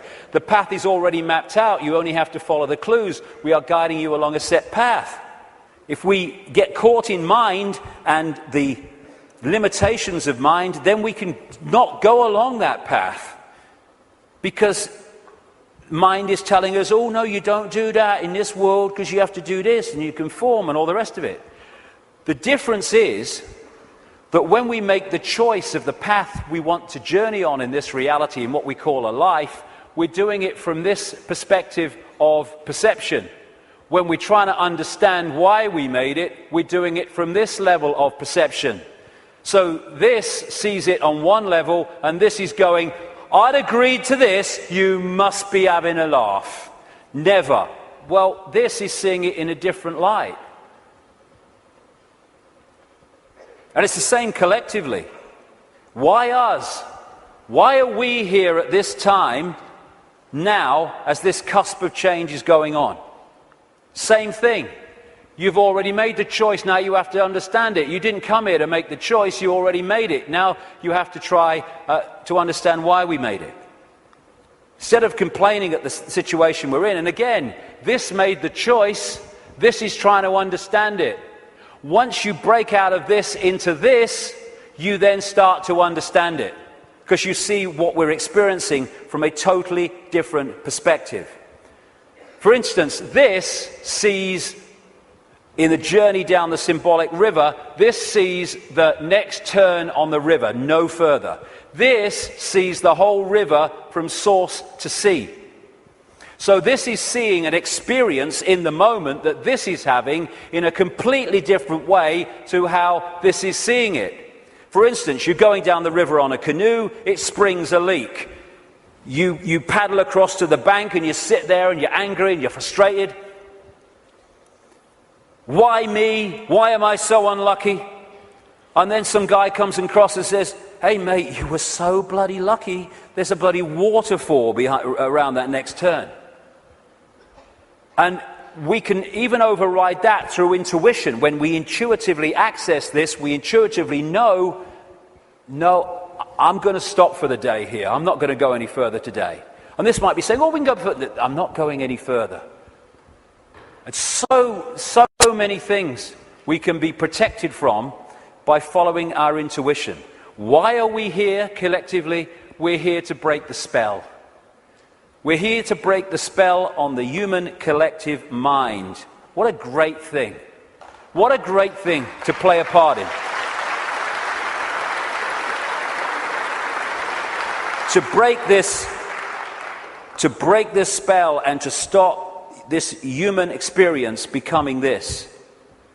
And in the next few years, like I say, they're going to throw everything in desperation, like the cornered rat, trying to hold on to a control system that's falling. This is where we're going to need to have this perspective of I am consciousness, I'm having an experience, because that will make it so much easier as we go through this transformation and challenge, because if we're in this world and of it, those people are going to find the next few years very, very difficult. Because they will not have a perspective of what's going on, except everything's going crazy, and my God, what's going to happen next? This is a great line from a song. Freedom's just another word for nothing left to lose. Isn't it amazing how when you no longer have anything to lose, the butterfly emerges? Because it's fear of loss that keeps us in servitude so much. And when you've got nothing left to lose, suddenly all that's left is freedom. And that is going to be a very powerful experience that a lot of people are going to have in this next period of challenge as this cusp moves on. Just when the caterpillar thought life was over, it became a butterfly. It's amazing that when you're in, so many people have told the story that it was in their lowest moment of despair that boom, something emerged and transformed them. Nothing left to lose, freedom. Okay, I'm waking up, so what do? Well, I would suggest that we all stop making bloody excuses. You know, we can all come to the conclusion that there's this control system and it's doing this, and what about the children, and what about the grandchildren, what's going on? And then the list of excuses why we actually can't do something today. Well, there's a game on, and I've got to do this, and I've got to do that. Nothing is more important than focusing on what is happening, because everything comes from that.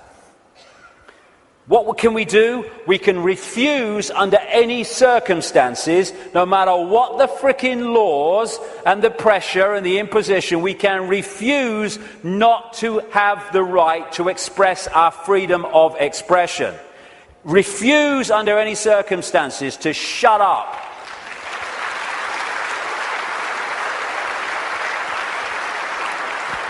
If vast numbers of people did that, this is the key to it all, what are they going to do? They don't have the numbers. We can stop focusing worship on celebrities and television and fake politicians and even sport. Not that I don't enjoy sport, but as long as it's there, peripheral vision, and not here. But worship, externalizing. And this is the biggest thing we can do. Human race, get off your knees. What are we doing down there?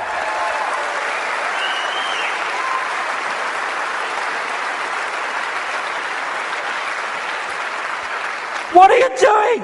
You're all that here's has been and ever can be. Where are your bloody knees for? Well, only little me. No! If we get off our knees, the control system's over. Martin Luther King said, a man can't ride your back unless it's bent. And then there's the people in dark suits and uniforms.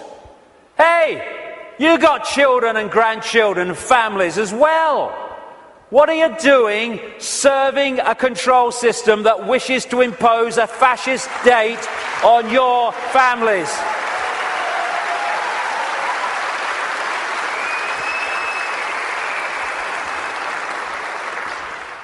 What are you going to say to your kids when the control system's in and it's controlling every facet of their bloody lives? Daddy, Mummy, Granddad, Grandma, what were you doing when the control system came in? I was helping to do it, dear. All the best with that conversation. What are we doing? Playing a part in, oh, it's me job. Well, get a bloody another one then. We got to do this to our children because it's my job.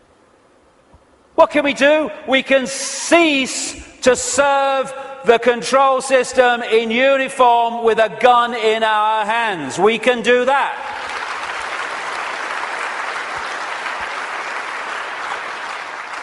Soldiers are not there serving their country, serving their people. They're there serving the cabal that's seeking to enslave their people and their families. As Einstein said, the pioneers of a warless world are the youth that refuse military service. And more are equal to that, the adults beyond military service who support those that refuse to serve this control system in uniform. Oh no, you've got to serve your country. You serve your bloody country. I ain't doing it. Just like those wonderful Israeli young people. Know thyself. When you know thyself, when you know you are consciousness, think consciousness is going to get a machine gun and start shooting at aspects of itself. Mind does that. Mind fights. Consciousness doesn't even contemplate it. And that doesn't include just people in uniform. It means fighting for freedom. What's all that about? Let's fight for freedom. Let's have a riot in Athens and let's kill 3 people from the banking system. Hey, the world's a better place now. What you fight, you become. We don't want to fight this system. We need to cease to cooperate with it.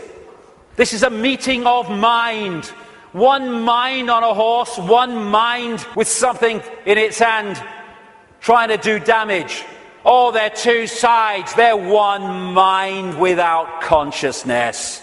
Freedom fighters, contradiction in terms. Cognitive dissonance.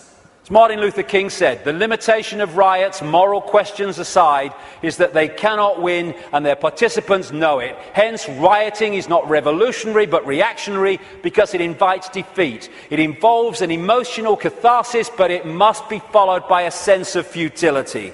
They want people to riot. It justifies more control. Nor do we need to meet this challenge with hate. That's playing away in the stadium we're trying to rid the world of. We don't need to hate these people. We just need to stop cooperating with them. Well, you know, if it's all the same with you, mate, I ain't doing it, okay? No hard feelings, bugger off. And then we've got this, you know, the protest, the mass protest. I do understand that. It might have a part to play. But so many times these protests, they're what I call steam whistles. You know, people go out in big protests with the banners and they kind of feel good about themselves and they go down the pub and say, at least we made our feelings felt. And then what happens? Bugger all. How many people marched in London against the invasion of Iraq, and what happened? Iraq was invaded. Protesting has such limitation. They don't care if we protest and walk through the streets and shout slogans and wave banners. They care if we come together, irrespective of colour, creed, gender, sexuality, any of it.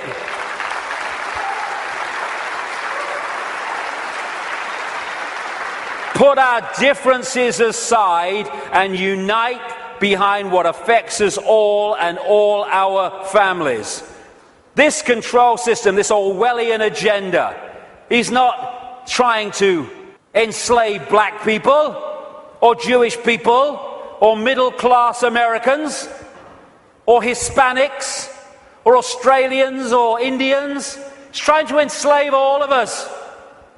And what it wants to do is divide the target population against itself through these fake, ridiculous fault lines of race, religion, income bracket, so that we divide and rule the target population and they can pick us off one by one. They are terrified of us putting down those fake fault lines and coming together and uniting behind what we should all believe in: freedom for all, irrespective of who we are.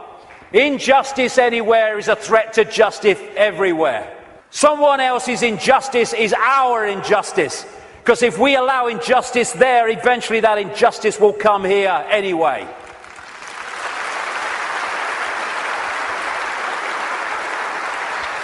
In the end, we will remember not the words of our enemies, but the silence of our friends. Silence is consent. Can you hear us now? Silence is consent. Because while we're silent on these impositions, the impositions just keep going on and on and on. By our silence, we are acquiescing, even agreeing to them being imposed. The end of silence, the end of acquiescence. If we want to be free, then don't run and hide. Because you can put your head in the sand and ignorance is bliss, but only for a while. You can put your head in the sand because there's a tornado coming. But the tornado's still coming, your bum's in the air. If you lift it out the sand, take responsibility and face it, you can take avoiding action. Ignorance is bliss with a head in the sand, and then, bang, your ass is spinning up in the clouds. Strength does not come from physical capacity, it comes from an indomitable will. Mahatma Gandhi. Isn't it amazing how true that is? How you can see soldiers in uniform involved in truly extraordinary levels of physical courage and what we call heroism. And yet those same people are terrified of saying boo to another guy in uniform who's got more stripes on his arm than he has. Isn't it amazing? Where physical strength can come so easily, and moral strength not. That's to do with the moon matrix and the way that our perception is manipulated. Turkish proverb, a lion sleeps in the heart of every brave man, every brave woman, and it's not really bravery. When you let go of fear, you don't need bravery, you don't need courage. Courage is overcoming fear. When you let go of fear, because I'm all that is, has been, and ever will be, what's the worst that can happen to me? I leave this physical body of limitation and I become all that is, has been, and ever will be, in full awareness that that is what I am. My God, I'm terrified that that might happen. I don't know how I'm going to cope with the terror of thinking that might happen. Know thyself. Again, recurring theme, know thyself. We are consciousness. What is there to fear? Death? There is no death. Just putting the telescope down. We can meet this with fear. Oh my God, the police state! Or we can treat it with the emotion it deserves.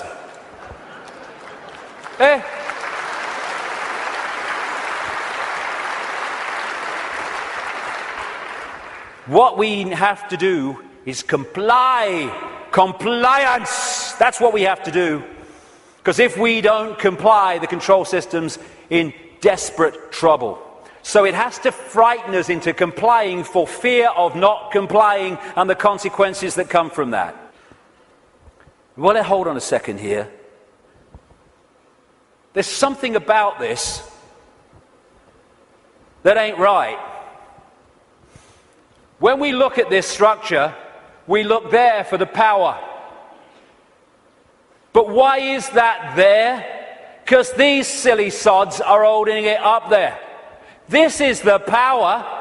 They have to persuade them that they have the power, so they don't take the power to bring that crashing down. Fear of bringing it down through fear of not complying. Once we step out of the pyramid and refuse to cooperate with it, no violence necessary, by the way, then the pyramid starts to collapse because we're holding it together. It's a house of cards. That's all it is. Oh, it's the control system. It's a house of cards. Simple thing. People are being fined ridiculous amounts of money for putting their wheelie bins out on the wrong day or too many inches from the bloody curb.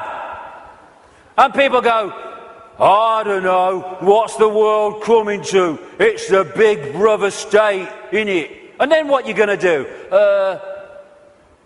What time's that game show on, honey? Terrible and bloody thing, I don't know. What? What's that going to do? Don't tell me. That's Big Brother. It's little me that's causing that, not Big Brother. What if thousands of people, when someone is fined that money for that ridiculous thing, and like I say, they're just giving us more and more ridiculous things to see how much we'll take before we resist, and when we don't, they give us even more ridiculous things. What would happen if, when someone is faced with that fine, thousands and thousands of people in that area put their wheelie bins out in the wrong place on the wrong day, week after week after week after week?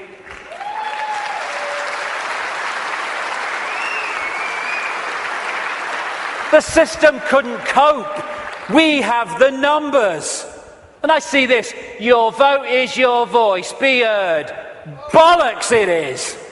How can the vote be your voice when the people you're given the choice of voting for that have any chance of forming a government are standing on the same postage stamp of political policy and perception? There's no choice. We've reached a point now where the vote becomes a voice when we refuse to vote. We refuse to play the game anymore.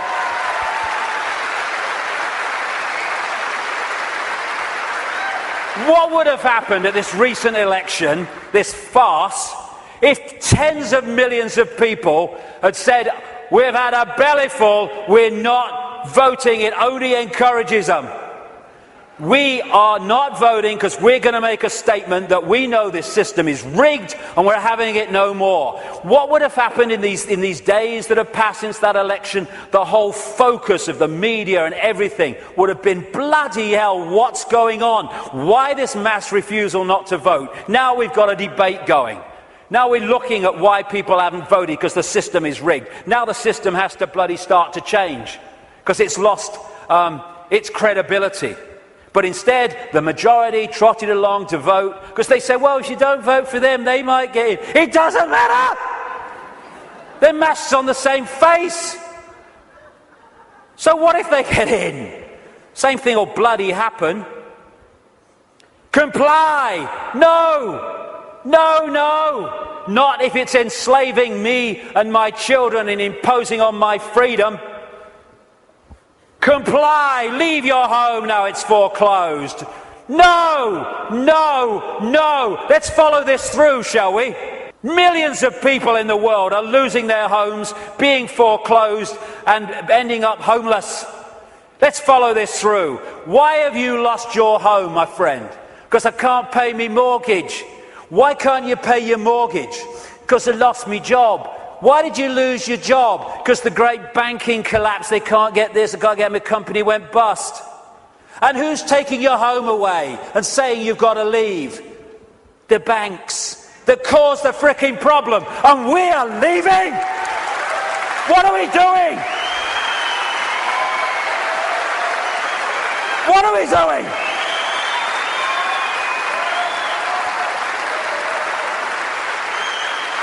No, we won't leave when the banks have caused the problem and now they're telling us to leave to take the assets. No, we won't. And people who are not being foreclosed need to support those that are. We're all in this together.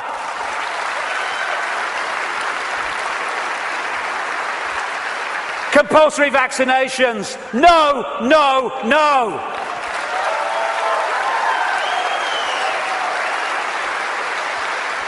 You must do what we say. We have changed the law. Not if you are imposing on my freedom and my rights to be a free citizen with a free voice. No, no, no. What are they going to do? They come out of Downing Street, whether it's Clegg and his mate bloody Cameron or it's bloody Obama or whoever it is in America, and they say, we've had a discussion and this is what we're going to do. What if vast numbers of people say, well, we ain't doing it? They have got no power whatsoever. Their power comes in our acquiescence.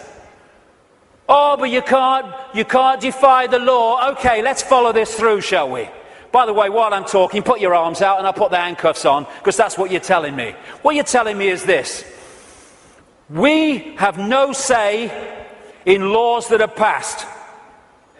And then we have to obey those laws.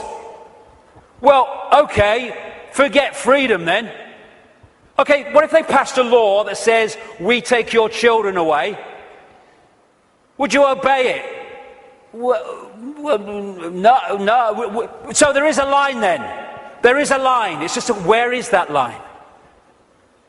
And if a law does not respect human freedom, it does not respect human justice, it doesn't respect fair play, we should not be acquiescing to those laws. We should be refusing to acquiesce.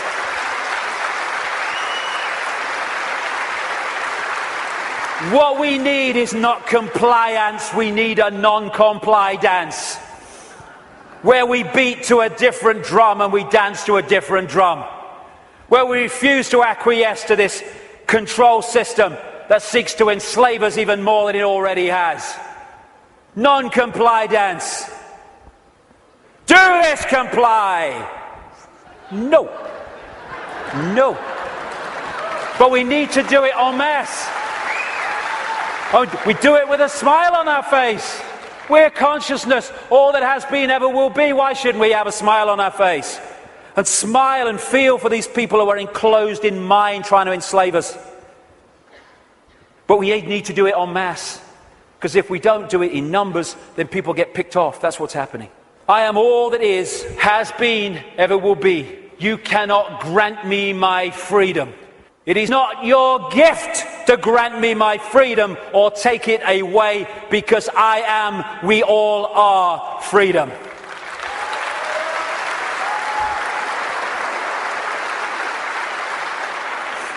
Put another way,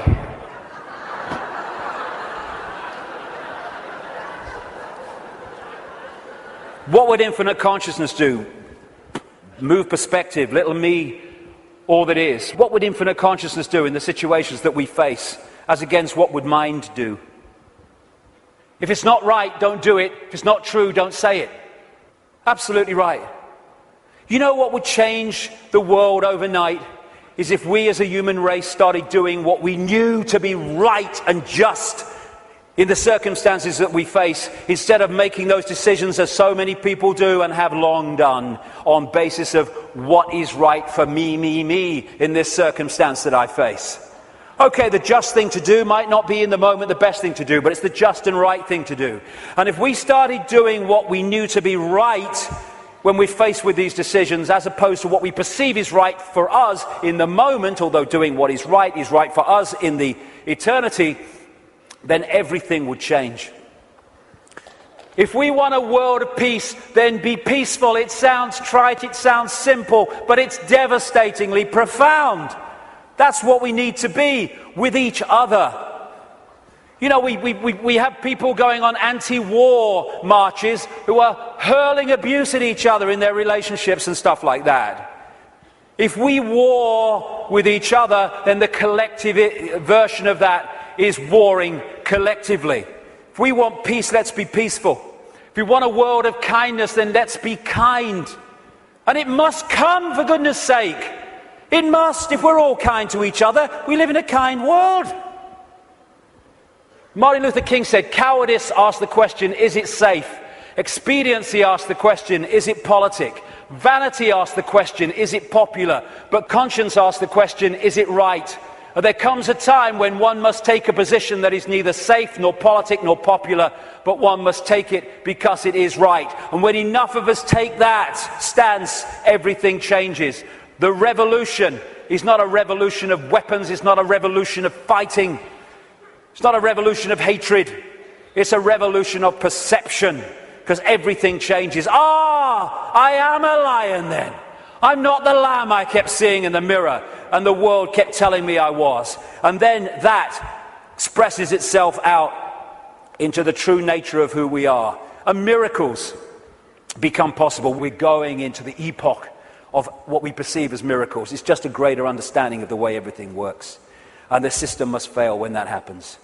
We're being offered, the truth vibrations are offering us in this time, the chance to open the key to our minds, the key to our hearts, which have long been closed by so many people, the key to the freedom on a level that we cannot comprehend, because until we expand our consciousness, we cannot be aware of the true nature of what freedom is. It's not even what we perceive in this world. Enough. Enough of this suppression. Enough of this slavery. Enough of this enslavement of the few by the many. As the poet Shelley said, rise like lions after slumber in unvanquishable number. Shake your chains to earth like dew, which in sleep had fallen on you. Ye are many, they are few. Enough! It's time to fly. It's time to fly. Thank you very much. Thank you. Thank you for coming. Thank you. Let's get on with it. Thank you. Thank you for coming. Thank you for coming. Thank you.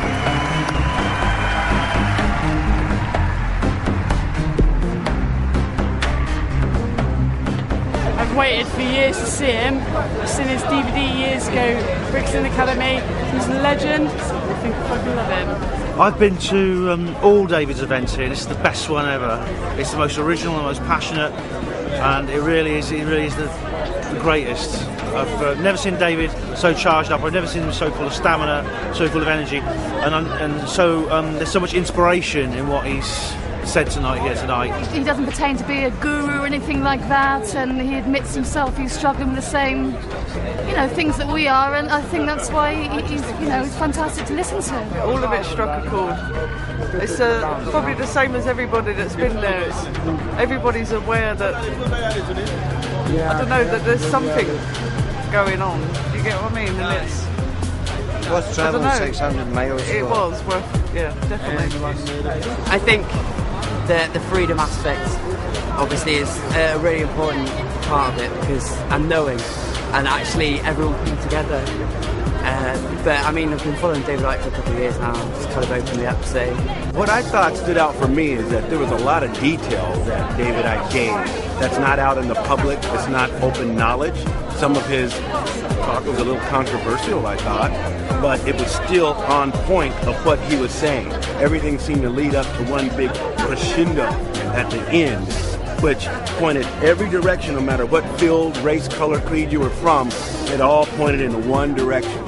So unification is the bottom line. I liked the way he ended it today. It was particularly good for me. He was much more, like you said earlier, he was much more animated today, much more kind of really like get up off your knees, do something, make decisions about things in your life, more ethical decisions, and I think that was great. That's just cool for me. But it's great. David Icke, I love him.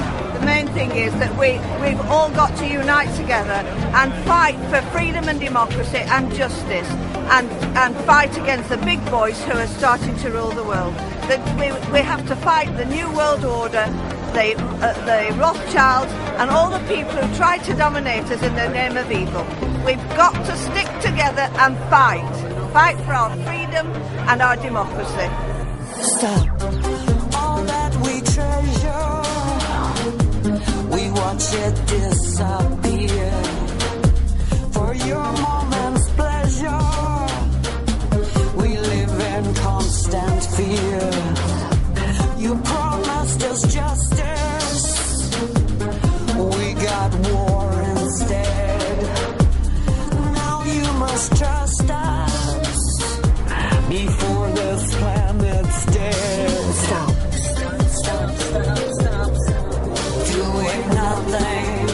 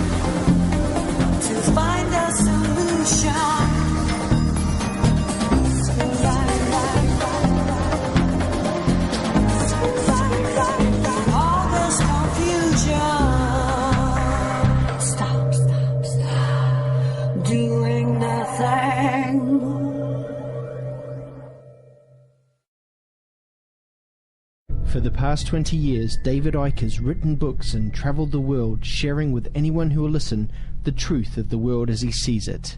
The last 20 years has not just been about me writing books and doing talks. It's been about cleaning out the sense of limitation within myself. David has experienced more than most could imagine on this journey. They're laughing at you. They're not laughing with you. Fine.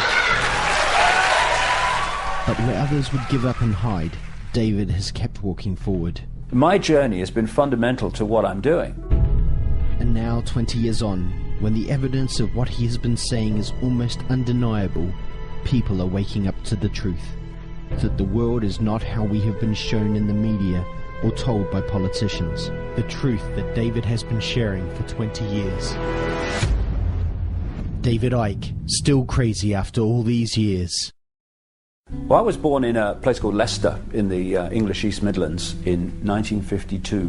We were skint, and you didn't do anything with your life because no one around us was doing anything. They were working and just trying to survive. The idea that great things happened to me never entered my mind. But great things were destined for David, and looking back, it's clear that every step on the journey has been part of a greater plan. I became a footballer because it taught me to focus, to use discipline to create an outcome. I lost that career at 19 in very tragic, from my point of view at the time, and very painful circumstances, and therefore played professional football for over a year with rheumatoid arthritis in agony, because that activated within me a will not to give in and not to go under and not to fall apart under pressure and under stress.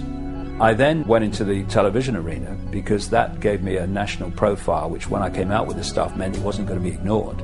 It also taught me about the media and how it works and what an irrelevance it is to informing the public what's actually going on in the world. I then went into the Green Party, which showed me the political arena and showed me what an irrelevance it was. And then I had my mass ridicule, which cleaned me out of the prison that most people live in, which is the fear of what other people think. David Icke. I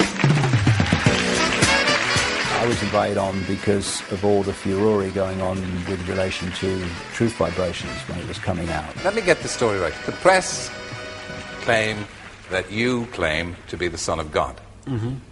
Is that true?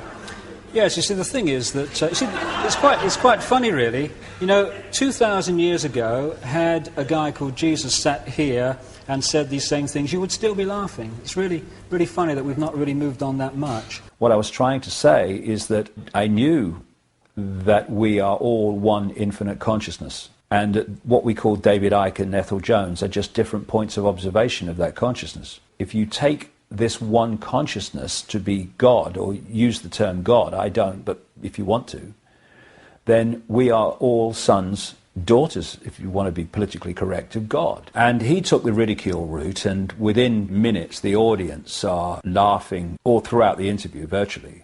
Was it a great shock for you to discover this at 38? Well, I think the word is gobsmacked. There was a massive audience. I think it was something like 17 million in a country of 60-odd million. So, you know, it was a big ratio of the population watched that. You know, the best way of removing negativity is to laugh and be joyous. So I'm delighted that there's so much laughter in the audience tonight. But just let me say this. They're laughing at you. They're not laughing with you. Fine. I look back at it with not affection, because it was a nightmare to experience, but I know that it was necessary, and I know that a lot of has come as a result of it. When you survey the world today, you know, when a child dies in this world of preventable disease every 2 seconds, when the economic system of the world must destroy the earth simply for that system to survive, when you see all the wars and when you see all the pain and when you see all the suffering, is it a force of love and wisdom and tolerance that is in control of this planet? It was just crazy after that. The ridicule reached extraordinary levels. The comeback from the public, I could never quite understand. People just pointing at you, laughing at you, and I mean literally stopping and pointing, whole families pointing and laughing. When you face that scale of ridicule, you either go under or you say, I am me, I am free, and if you don't like it, we'll do the other thing, but this is me. And I chose to do the latter. And as a result of that, I let go of the fear of what people thought of me. I mean, we get emails all the time from people that apologise and say, I watched the Wogan show, I too laughed, but I'm not laughing anymore. One of the reasons that I have a lot of credibility with a lot of people now is because of things I said and wrote 15 years ago, which are now daily experience. If I had said 15 years ago, I can't say that because they'll laugh, they wouldn't have been said. And people would not now be saying, it's happening what that bloke said, and the credibility of that, which is the important part of it, not credibility for me, but credibility for the information, that then gets people to say, well, what else is he saying? It's not about prophecy. It's about uncovering what the agenda for the world is and then watching it unfold. It's knowing what the game plan is, and the idea is to expose the game plan so the more people are aware of it, the more we can intervene on it. We have got caught in a fake self-identity of believing we are the body. There is a calculated cabal that is systematically seeking to hold us in that illusory self-identity. And there is a vibrational change underway which is breaking up this fear-based, low vibrational state, and therefore the control system must fall. Challenges coming are enormous because the control system is going to be like a cornered rat. It's going to throw the kitchen sink and the plug. We're now entering a period where miracles become possible because they're not miracles, they're just a greater lack of limitation. That's all miracles are. If you want to make a difference in the world, then don't just be yourself, live yourself, and don't think of what will people think of me, because then you're not living your life, you're living theirs. What's all that about? I'm in a real good space 20 years on, because I can look back at all the real big challenges. I'm completely at peace with them. I know the challenges that have happened before, the ridicule, the rheumatoid arthritis, and the loss of my football career. I know they were all part of my journey. And not only are they part of the journey, they're a fundamental part of the journey. Because I'm not where I am today, doing what I am today, despite what has happened to me. I'm doing it because of what has happened to me, the things I liked and the things I didn't like. And I'm still there 20 years on, more determined than I've ever been. Because we're going to see some amazing changes in the world in the next few years. And some of them are going to seem to be catastrophic, but eventually they'll be seen to be the end of the prison and the start of the paradise. I can handle that.